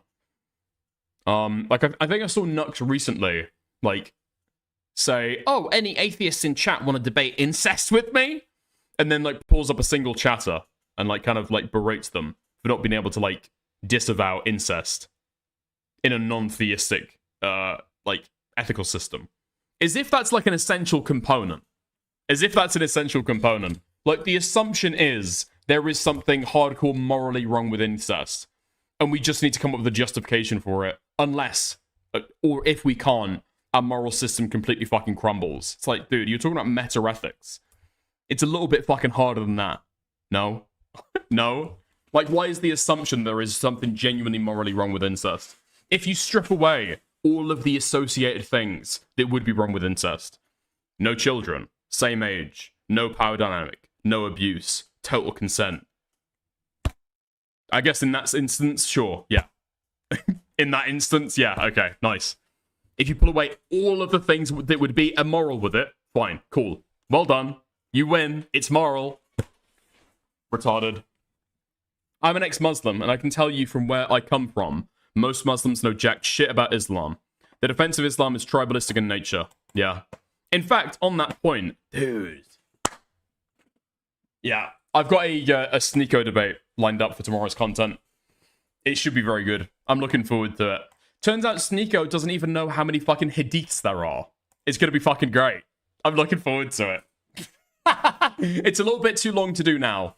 A little bit too long to do now. But holy fuck, I'm looking forward to tomorrow. Should be super fucking good. Should be amazing. Yeah. Half of the church I went to had down low gay men. Who had like 9 kids. Hypocrites. Interesting. Interesting. Interesting. Imagine Chibi Reviews given a sermon in church. Yeah. Yeah. Does Chibi Reviews actually go in for that shit? I don't know if he does. He like stays around with that crowd. Does Chibi Reviews talk about Christianity? Hold on. I'm gonna go and search his fucking Twitter profile. I don't know if he does. Sneeko being fake Muslim? Shocker. I think Sneeko's an example of somebody who is, like, actually Muslim. But he's Muslim to, like, a performative degree. You know what I mean? Like, if you say you're, like, influenced by Islam, fair enough. Or if you say, like, oh, yeah, I believe in Islam. But you don't know it deeply. That's fine. Just don't try and pretend like you're talking about it deeply. You know what I mean? If you're a new Muslim, you're a new Muslim. It is what it is. But if you haven't read into this shit at all, like, just don't overstate your commitment to it, right? Like, dude, the thing that it always comes down to, Christians, Jews, Muslims, the holy texts. It comes down to the holy texts every single time. You're saying you believe in a religion, and as a tenet of faith, you believe that this writing is, like, written by God. You believe it's been written by God, and you've got no interest in reading it. The only book on the planet that is written with a divine hand from the creator of the universe, his mind on page, and you don't want to fucking read it? What? Why? Why? Why? What? Do you actually fucking believe this shit? Really? Or is it just like, I don't know, like a clothing you can fucking wear? Yeah. Yeah, that always gets me weird. Now with Islam, I do have to say, how many fucking hadiths are there? There's like over 100,000, right? There's like over 100,000. I think I saw that in a clip of the fucking debate. Like, who can actually fucking expect you to read that fucking much? That's crazy. That's actually fucking crazy. There's way too much. Like, the Islam DLC is like fucking crazy. You can never 100% it. There's no fucking chance. There is actually no fucking way to 100% it. Like, Christianity's okay, you know? If you want to go in for the Bible, that's cool. Everyone likes the Bible. And then if you want a little bit of DLC, cool. Do some fucking church history. If you're, like, that way inclined. But Islam just takes it way too fucking far, you know? Yeah. No Muslim believes all hadiths. Yeah, I know, but you've got to read them to decide whether you believe them or not, right? Surely? You'd want to at least do that investigation. That's what I'm saying. There's just too much, man. There's way too fucking much. Yeah. Islam and Judaism. Most Jews that I know, or most people who would describe themselves as religiously Jewish, do actually know their shit. They do actually know their shit. Jews have a lot of shit beside the Tanakh. Yeah, that's true, but that's also like DLC content. Like the Talmud is DLC content for Judaism, you know? It's not essential reading, but it's like interesting. It's good stuff. It's maybe informative, but it's not essential. Like, you can platinum Judaism without reading the Talmud, I think. Yeah. Nah, maybe you can gold. Maybe you can gold Judaism. Maybe you need the Talmud for the platinum. Yeah. To be fair, Catholics can be stupid and point to the Old Testament when the New Testament is what we should follow. Again. Written by God. Written by God. The idea that you should completely ignore the Old Testament is like a very modern Christian belief. Is a very, very modern Christian belief. And if you look at scripture, it doesn't really hold up. That's why Christians will still quote the Old Testament. It's kind of essential for Christianity. It completely underpins it, no? Like, do you have to hardcore 100% believe it? No, I'm not saying that. But read it? Probably. No? Yeah. Yeah, I will say, sometimes Christians who've got like no knowledge about the Old Testament and actually no interest in reading it at all. I feel like those are people who are performatively Christian and who want an excuse to not have to like read all of the Bible. Like, sure, okay. New Testament, cool. 27 books, most of them short. Nice. Okay, let's go. The Old Testament, it's like 2/3 of the fucking Bible. Holy fuck. How many fucking books is it? How many fucking books? Is it like 30, like 39, I think? Like 39? Holy fuck, okay. That's a lot. That's a fucking lot, okay. Yeah, never mind. Never mind. The New Testament is all that matters for salvation. The Old Testament provides the law. Doesn't have to be believed or followed. That's crazy. That's crazy. What the fuck do you mean? The Old Testament doesn't need to be believed. That's crazy. What? The Old Testament underpins it. Like, the Christian belief is that Jesus is, like, alluded to by the prophets of old. No? That's his whole fucking intro. That's his whole intro. Like, read Matthew and tell me that the Old Testament is, like, irrelevant. It's not. It's, like, divinely inspired and hints at Jesus. That's the fucking Christian belief. Yeah. Anyway. Do we go in for a little bit more? Let's finish off with a high note, yeah? Let's finish off with a high note. Let's finish off with another video that somebody else made on the Faithful Sheriff. Let's go for that. Okay. Our favorite burnt peanut ripoff grifter freak. Spends all day in Fortnite trying to convert children to Christianity and to an employment contract with ICE. Let's have a look. Yo. Oh, I'm so annoying. Oh, I can't say anything. I can't say anything other than the F word and say Jesus' name in vain, even though I don't believe in it. For the last 2 months, one of the only streamers I have heard about is this guy called the Burnt Peanut. And you might be asking yourself, why is he called the Burnt Peanut? Because he's quite literally a peanut. I first heard about this guy from a tweet saying that he won VTuber of the Year at a streaming award ceremony. I don't know where this guy came from, and he's already winning awards and has 1 million more fans than he did last year. There's just people now that acted like they've been... What part of the Old Testament has to be believed or followed? Believed, all of it. Followed, well, I mean, I guess the answer to that question is, why do you find that Christian publications are constantly quoting the Old Testament? It seems like there might be something important in that. Watching this dude for their entire life. And like any person who gets really, really popular really, really fast, I'm already kind of getting sick of him.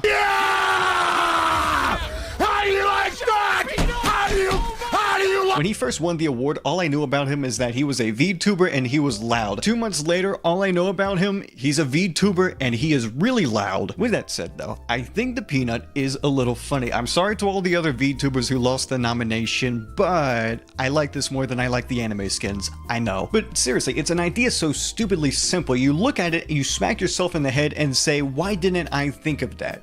Well, people have thought about it now. And they're thinking money and endless, and I mean endless amounts of VTubers have spawned from this one guy. A grocery market of ripoffs, if you will. We're the winners! Hooray! They all function on the same basis. Take your eyes and mouth, put it on a piece of food, annoying orange style, and just start streaming. Off the top of my head, I've seen potatoes, watermelons, meatballs, weed leaves, tank tops with a cross.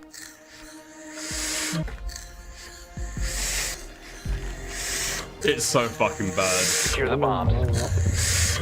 Again, it's a very simple... My fucking god. Like, I feel like the Burnt Peanut has got, like, the personality for streaming, right? It's not just the fucking VTuber. It's not just the fucking, I don't know, any of the trimmings. Like, the transitions, you know, that's all immaterial. It's the personality, realistically. But the people trying to fucking crib him, it's, like, so...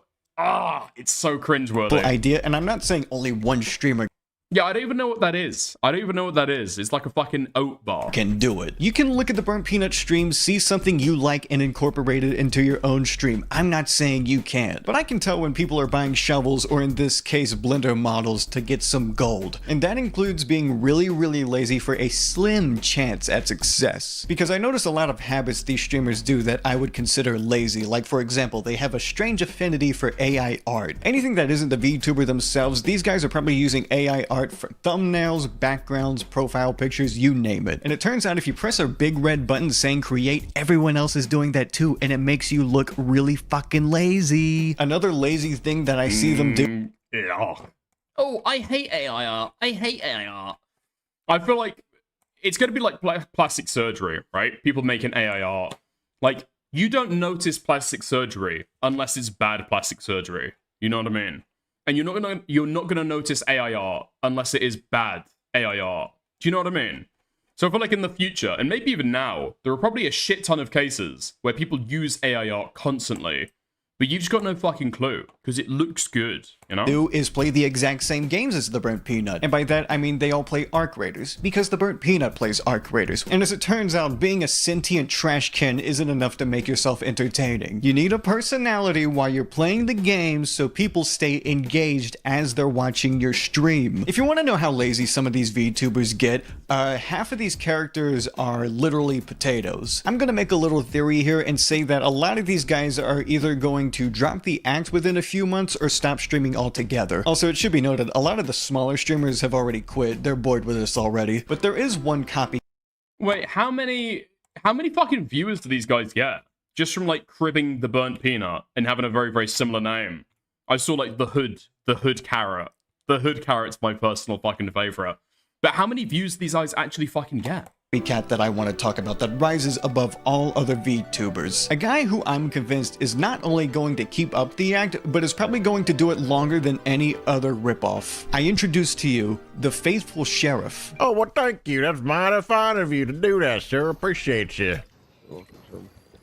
Maybe being gay ain't so bad after all. No, I'm just kidding. It's still against God's law. So for a little bit of backstory, this guy was an existing Twitch streamer named Dr. Witnesser. I didn't know anything about Dr. Witnesser, but I went back and he said a couple N-words. That, and he told like a 9-year-old Muslim he was going to hell, so, you know, good first impressions. And if you can't tell from the name Dr. Witnesser, he was just trying to rip off another big streamer, Dr. Disrespect. So it makes me even less surprised that his rebrand was just also ripping off a popular streamer. Peanut gets 50 to 70k on Arc Raider streams on YouTube. I think I've seen him get all the way up to 100,000, no? Now, I doubt somebody's botting him all the way there. I'm pretty sure he's just that successful, isn't he? In this case, the Burnt. What I'm asking is how many views do these hangers-on get? Peanut. So what I'm saying is that Dr. Witnesser has become a shell of his former self. Okay, listen, I know people have already made videos about Dr. Witnesser, but please, I sat through hours and hours and hours of Faithful Sheriff VODs for this video. Firstly, I want to describe the persona of the Faithful Sheriff. This guy is a Bible-preaching peanut. Specifically, let me read an AI-generated lore he made about his character. The Faithful Sheriff was once human, but on one fateful day, with an epic battle against his arch-nemesis, the Burnt Peanut, he was turned into a peanut with dark magic. After a week of fighting against this evil transformation, he was unable to stop it. With his old self completely gone, he has taken up the mantle of the Faithful Sheriff to fight against the forces of evil by spreading the word of the Lord across the gaming world. And by the gaming world, I just mean Fortnite. This guy only plays Fortnite. That's not true! That's not true anymore. I checked in with this guy the other day who's playing Arc Raiders. Asking girls if it jiggles. Okay, not if it jiggles. What was he fucking asking him? What was he asking him? Oh, is this a real-life gamer girl? Is this a real-life gamer girl that I'm speaking to right now? Damn, that's crazy. That's crazy. You got a mic, sweetheart? What? And as the weeks have gone on, he's gradually developed this persona. At first, it was just literally a peanut with a little Bible on the side. Then he got a bandana, maybe a cowboy hat. Eventually, he added a mustache. Another thing he tries to do is talk in a very deep southern accent like a Texan. I think he says he's quite literally from Texas, but I'm not sure how true that is. In some of the Instagram videos, he was doxxed, and that's not where it said he lived. And the first impression you will get from a Faithful Sheriff stream is that the chat is constantly bullying him. They fucking hate this guy. And if you're none the wiser, I just had no clue who the fuck this guy is. But it seems like the only interaction and the only viewership that he gets is like visceral fucking hate directed his way. Apparently he's been around for like 5 years at this point. I've just never heard of him. You look at that and you're like, I wonder why everyone hates him so much. And then you look at him play one game of Fortnite and it all makes sense. I need some help here. I'm getting attacked. Where's my help? Where's everybody else at? All right, anyways. I take it you don't believe in the good Lord, ma'am. Oh, I gotta mute this guy. Fucking annoying. Jesus Christ. Yeah, use his name as a swear word. Yep. Yep. See, Satan comes out when you mention the name of Jesus. Yeah. This is what he does. Ask people if they have microphones, and if they don't have microphones, he will leave the match immediately. And if they do have microphones, he will talk their head off about the Bible. Like, I know what you're thinking. There's nothing more you would want to do during a game of Fortnite than argue with a 40-year-old dad about the Bible. I know, it sounds like the most fun ever. And in case you're wondering, no, he doesn't stream on Sundays. But it literally sounds like sketch comedy. It sounds like a sketch someone would make for comedic effect. But no, this is real. This is real. Well, first time I saw about this guy was a clip of him getting doxxed on Fortnite. Yeah, that's the exact same way that I found about who the fuck he was as well. That shit was getting millions of views as well. Millions of views on Twitter. I think I've seen it on Instagram as well. Like, this guy's fucking everywhere. Well, this guy's address is fucking everywhere. 1948, when Israel became a nation. When he first joins a game, people think he's joking around because he'll say he turned into a peanut, and they're like, oh, that's pretty funny. And then he'll talk more and more, and as the game progresses, these people come to the horrible realization that no, this is a real person in the world, and they're playing Fortnite with them. Oh, so you're lying then. You're, okay, Agent of Satan confirmed. But guess what? Satan got kicked out of heaven for breaking God's law. You think you think we're gonna get into heaven by breaking God's law? No. The first game I saw from the Faithful Sheriff was him playing a game with like a 12-year-old. And somewhere along the way, the kid brings up the Muslim faith. And apparently Muslim is a trigger word to the Faithful Sheriff. And what about the people of other religion? What happens to them? Come on, let's use our brain here, kid, okay? I know you asked that question on purpose. As I said, if you don't believe Jesus is the Son of God, and you don't believe in him and trust in him and turn from your sin, you're not going to heaven. Believe that Jesus is the Son of God. Jesus was the Messiah. I didn't say that. They don't believe he died for your sins and that he's the Son of God. Are you not listening to me? Hello? I am. Hello? Is my mic not working? Hello? Bro, I'm just trying to talk I'm literally saying the same thing. Like, I think there's a way in to be able to, like, do this content without, like, and minimize the hate. This guy's such a fucking obnoxious prick. It's actually unbelievable. Yeah, but I never said anything disrespectful, bro. Yeah, yes, you are. You can't have. See, you're here to talk about Jesus, so you. Fuck. Okay. Hopefully that wasn't that bad of a fucking F. Was it? Wasn't that bad of an F? Surely. Okay, nice. We're back. The same garbage over and over again. You're just here to troll, kid. I know. No, that's I'm all. not. Yes, you are. I'm you here to stream talk about snipe, Jesus. and you're here to see. You're here to talk about Jesus, so you were stream sniping. Exactly. Yeah. See, there you go. Yep, I was right. I'm not kidding. 3 minutes into the match, he gets so angry over the kid that he leaves the match. This guy leaves more matches than he finishes. Because again, if the team doesn't have microphones, you leave. If the team argues back with you about religion, you also leave. Also, if they troll you, because he gets trolled sometimes, unsurprisingly. From what I can tell, this guy does not really care to discuss. Oh, fuck. I thought he was about to play the fucking clip then. The Bible as much as he just wants to be right about something. Because there was also another match where a guy said he was Muslim, and then in the flowchart in his mind, the Faithful Sheriff said, oh, you're Muslim? Oh, do you pray every day? How often do you pray? 6 times a day.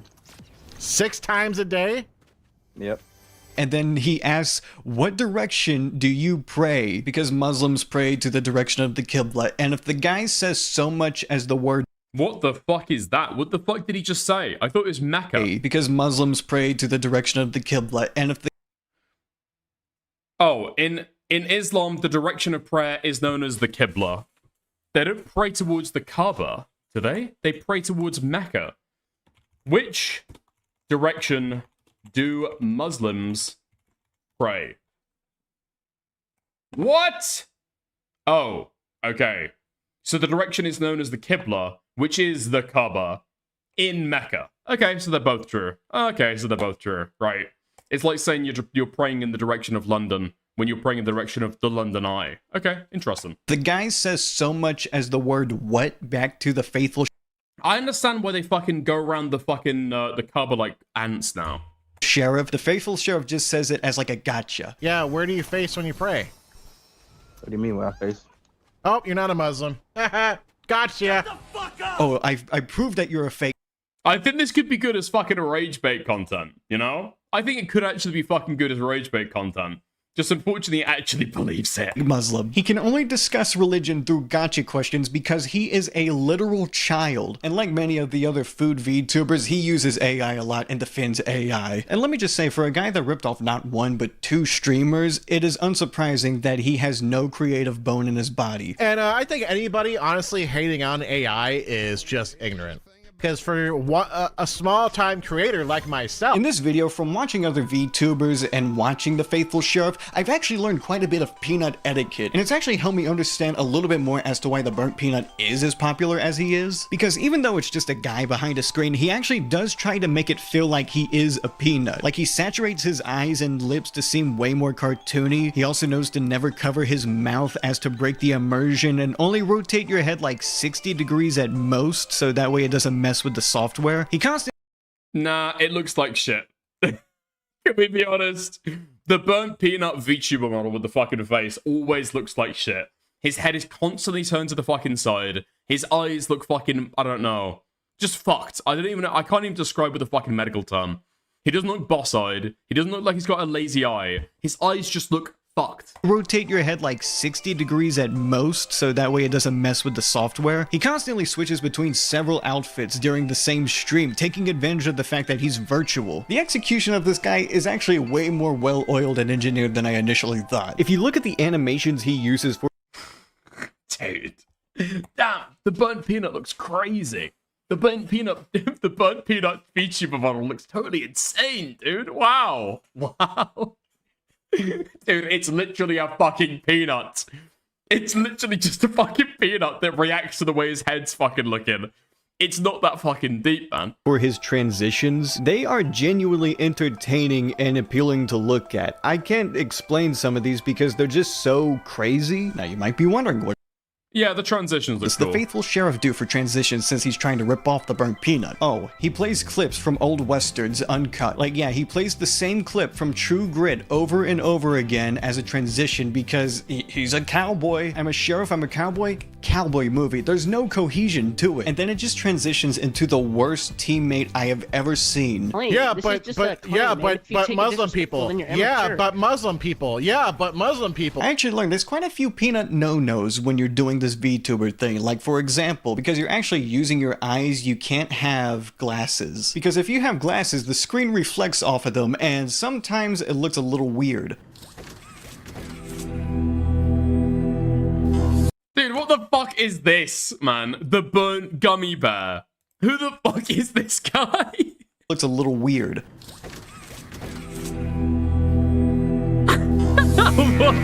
He's got goggles on. He's got goggles on.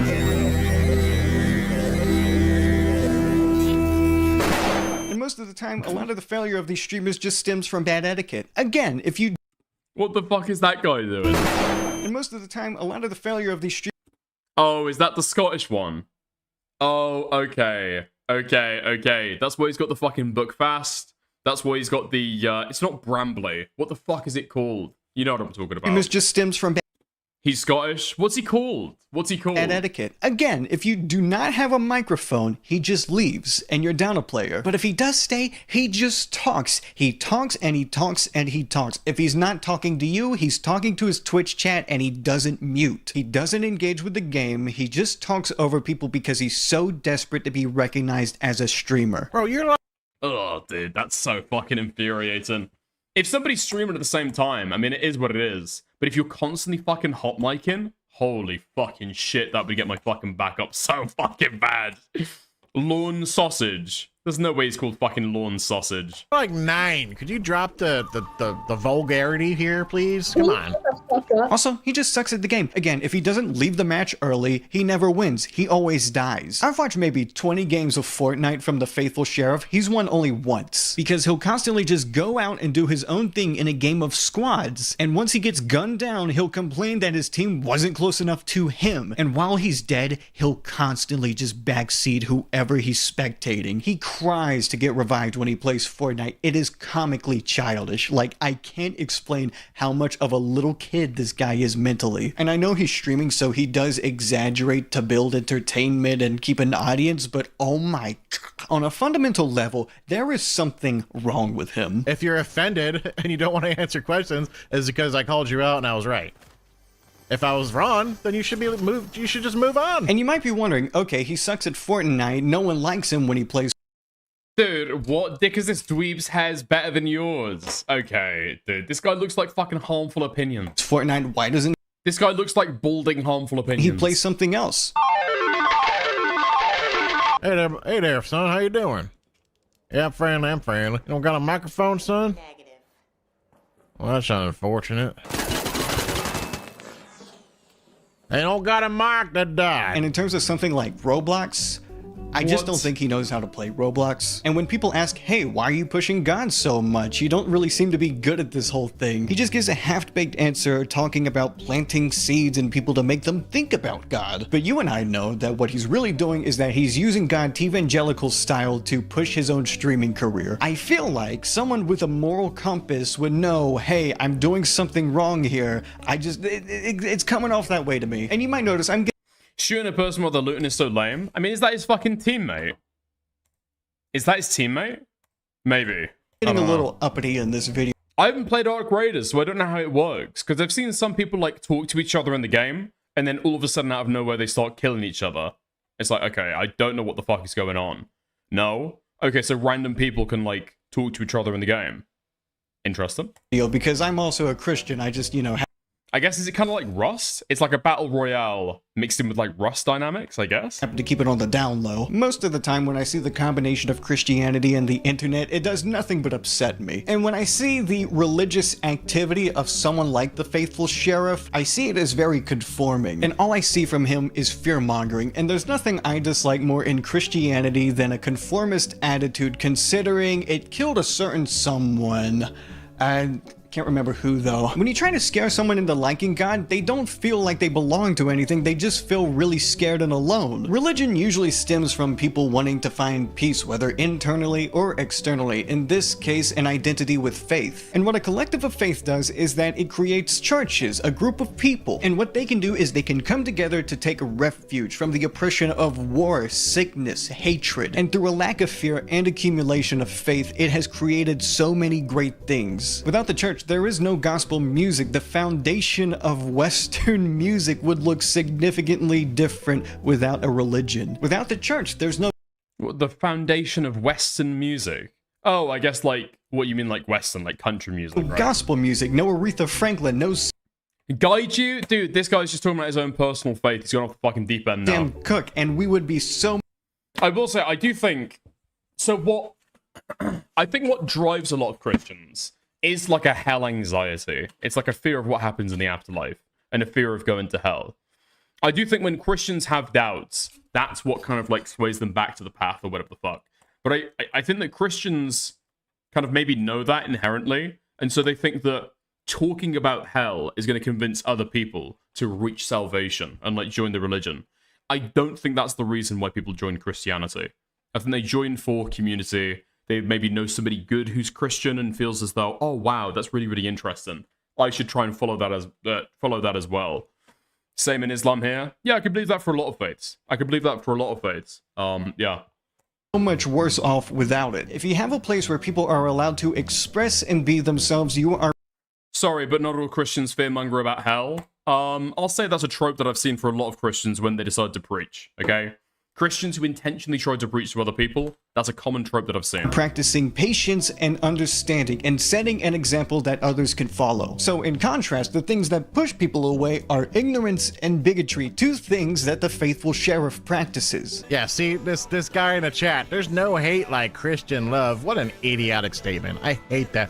That's just Satan. None of this is to serve God, and all of it is in the name of serving his own ego. It makes me physically ill. When researching this video, I decided to go down a little bit of a rabbit hole. Yeah, but it's mostly you Britain. What? It's mainly you Brits and Americans. Beyond that, what the fuck are you talking about? You've got some deep knowledge about African Christianity. I'm not sure. I'm not sure. Possibly. Hold towards evangelicals, because this is a movement that has an extensive history of manipulating vulnerable people for the greed of a couple people. And chances are it's what you might think of when you think of Christianity, but the origins of this movement are actually surprisingly humble. And the history of evangelicals starts with the radio, and that starts with a man named Samuel Cadman, a man born in England who at the Oh my god, we're in peak fucking breadtube. We're in peak fucking breadtube.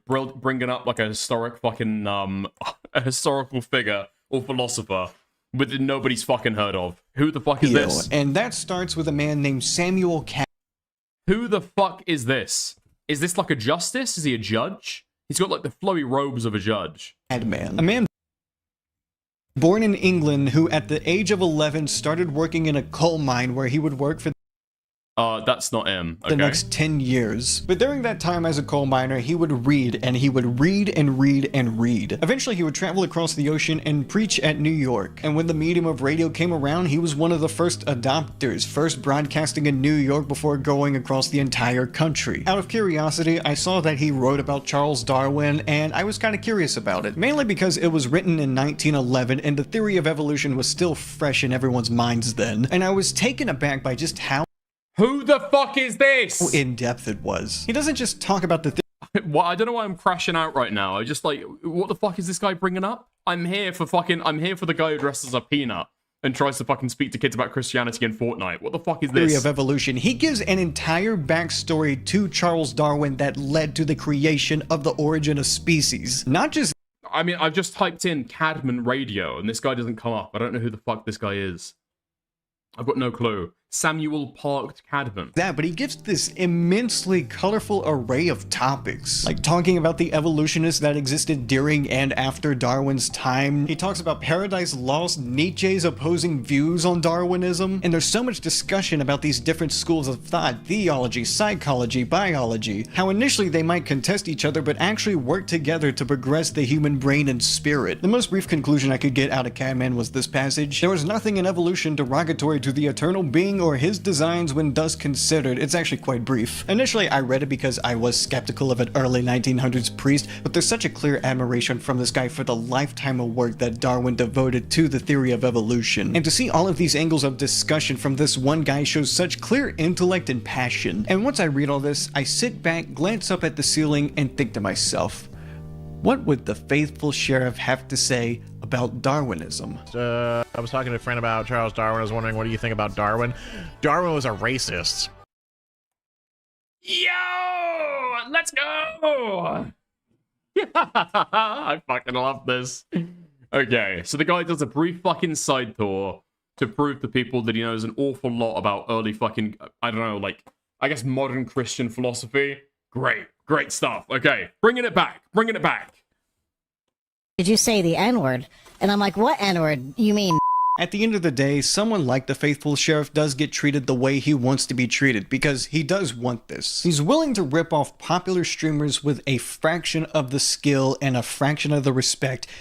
Maybe not a fraction of the respect of Dr. Groom's kids, but it's all in the name of internet attention. And it sucks to get this work. Dude, he didn't even bring up the fact that fucking... Dude, the faithful sheriff, aka Dr. Chud, or whatever the fuck his name is, did a whole fucking thing defending Doctor's disrespect to the fucking time. Dude, that would be Kino to bring up. Over a fucking talking peanut, but under that peanut is just someone I find to be rotten to the core. Someone who cannot be called out enough for what they do until they stop doing it altogether. And in comparison, he makes all of these other... Shinny, what are you trying to fucking type in YouTube chat? Okay? Fucking hell, man. All of that effort just to call the guy a fucking retard. Really? I hate YouTube auto mod. Test. This person is a blank retard. The food VTubers seem like absolute saints. They're not as entertaining as the faithful sheriff, I'm not gonna lie, but... Dude, so yeah, I hope this guy just leaves the internet and never comes back. Maybe he can use those streaming hours to spend time with his kids instead. As for the rest of these burnt peanut ripoff guys, I mean... Dude, what the fuck is this? Streaming hours to spend time with his kids instead. As for the rest of these burnt peanut ripoff guys, I mean... Dude, what the fuck am I looking at on my fucking screen? This is hell. This is hell. This is hell. This is what the faithful sheriff was trying to fucking warn me of. What the fuck is this, man? This guy's a fucking inside-out fucking octopus. What are they called? What are they fucking called? They're just a bit dull, aren't they? There's not much to say. I will say, with someone like the Burnt Peanut, he's doing something I haven't seen with VTubing, so I'm interested to see how it'll change in like the next 5 months from now, if it will change. Will there be another VTuber that's somewhere between an anime character and an annoying orange character? Who knows? Otherwise, if you've made it this far, I appreciate you putting up with my spiel about religion. I'm gonna go now. Yeah, holy God, you save me from what I've become. You've been there for me in my lowest points. You've been there at my highest points. You gotta keep it real. I praise you up. Fantastic stuff. Great stuff. We love to see it. We love to see it. Thank you, Nomad. Very, very cool. Very, very cool. Stop, I'm a fan now. Okay. Dude, Hengist has been able to find the guy that we're looking at earlier, the fucking Scottish lad. Turns out his name is literally just the Square Sausage. Wait, what? No way. No fucking way. The most succulent, salivating square sausage on the internet. Popular clips. Let's go. Is there any audio? The tab's not muted, is it? No. Dude, what the fuck is going on? Oh. Boom! He got so much air.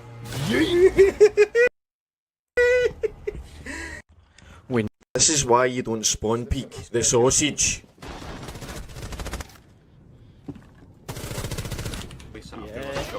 This is why you. This is my aim. Okay. This is also my aim. Dead.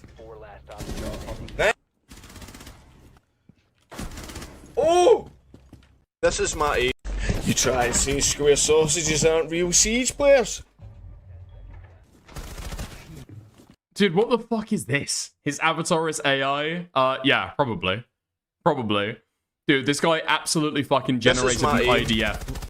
This guy absolutely generated an IDF fucking uniform and then slapped a Scottish flag on it. Fair play, okay? Fair play. How is that a Scottish? How is that a sausage? Scotland has just got some interesting stuff, alright?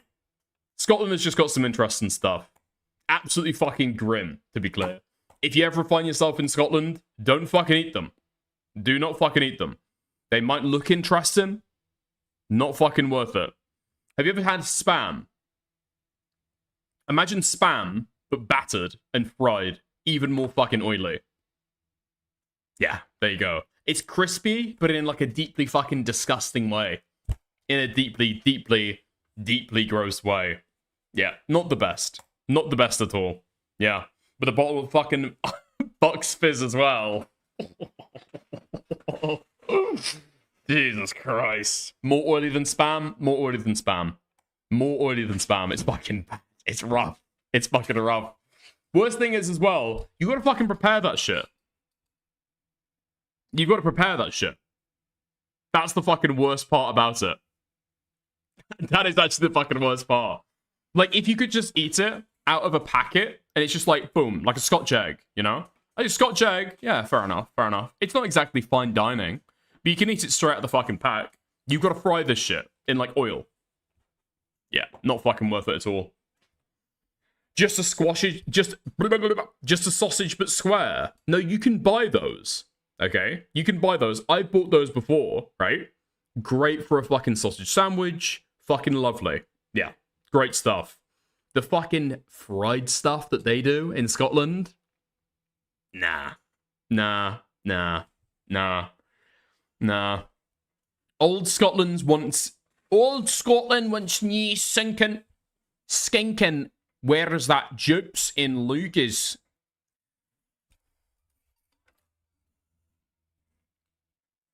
Old Scotland wants new skinking Where's that jobs in Loogies? Hope you're feeling better soon, mate. Okay? Hope you're feeling better soon. Nice. Okay. Puts on glasses. Listen, it's like actually fucking imperceptible sometimes what these people are fucking saying. It is actually so fucking bad. I watched, what was I watching the other day? What was I watching the other day? No, actually, it wasn't Scottish people. It wasn't Scottish people at all. It was like some extremely, like extreme forms of Ebonics. Extremely accented, like Ebonic English. And my girlfriend came over as I was watching the clip. She's like, Dickers, what is this? What is this that you are watching? Oh, it's just like a live stream. It's just like a live stream clip I saw on Twitter. Oh, really? Oh, wait. That sounds like English before I learned what the words mean. That sounds like English before I learned what the words mean. I mean, it's kind of true. I kind of know what she's... I kind of got what she was fucking putting down.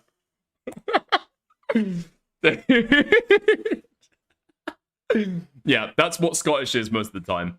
That's what Scottish is most of the time. Cute, yeah. Girlfriend's German. Yeah. Yeah. No, girlfriend's foreign, girlfriend's German. Yeah. So she has a problem sometimes, you know? Why does your GF sound like a German MTF? Because I'm a man trying to put on a woman's voice. That's probably why. That's probably why. Yeah. Because we're just watching The Wire, thinking every one of them was ISO speed. Yeah, not quite.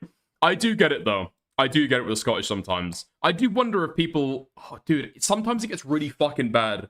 Because, okay, Scottish accented English and then Scottish Gaelic, right? It's not really two different things. It's more like a spectrum, you know? It's more like a spectrum about, like, incomprehensible gibberish words mixed in with normal, reasonable, logical, like, English sentences, you know? And it just gets slightly more and more and more Scottish Gaelic until it just becomes Scottish Gaelic. Do you know what I mean? Yeah. Yeah. It's two different things. You're thinking of Scots, or like Scottish English. Wait, really? Wait, really? So when Scottish people go around saying like, do you ken? Do you ken? That's Scots. That's not Scottish Gaelic. Really? Okay, interesting. That is interesting. Ken is Scots. Interesting. Okay. Wow. Interesting. So it's kind of like Creole. It's kind of like Creole. It's like a savage people really struggling to come to terms with, like, kind of normal languages. Interesting. Interesting. Okay, nice. Anyway, so I think I said last stream that I was thinking about playing Mugenics on stream. As maybe a little bit of kickstream content after the YouTube streams. I am still planning that. I'm still thinking about it. We'll have to see in the near future, okay? Thankfully, today I was hungover, so I don't want to do more than 6 hours. But we've got a little bit of a content bounty today. We'll see what happens tomorrow. If we can't fill like a full fucking stream, I'll try that out and see how it goes on Kick. Yeah? So we'll see about it then. Hugely appreciate the people who donated to be able to buy that. Yeah, it's been a lot of fun. It's like addictive as fuck. It is actually really fucking bad. It's really, really, really fucking bad. I've been playing way too fucking much about it. Dude, it's fucking deep as well. That's the fucking issue. It's not like a simple game. You can play it simply, but then, like, you can start playing it like a fucking tactical game and really trying to get into it, and all the different fucking systems, and Jesus fucking Christ. Yeah. It's got, like, a Diablo level fucking, like, loot table. Or it's got, like, you know how, like, the loot table works in Diablo? It's got, like, a really deep system like that. People, Cal, okay? Sorry. Forgot to thank you by name. Yeah, thank you for the donor to be able to buy it. I appreciate that, okay? Also, thank you to Shinny for the gifted membership. Okay. Lots of love. I'll chat to you guys later, okay? I'm going to raid you into... Who? Nice. Actually, we'll see who needs... Who's got less? Who's got less viewers? Okay, I'm going to raid you guys into morale. Yeah, lots of love. Chat to you soon.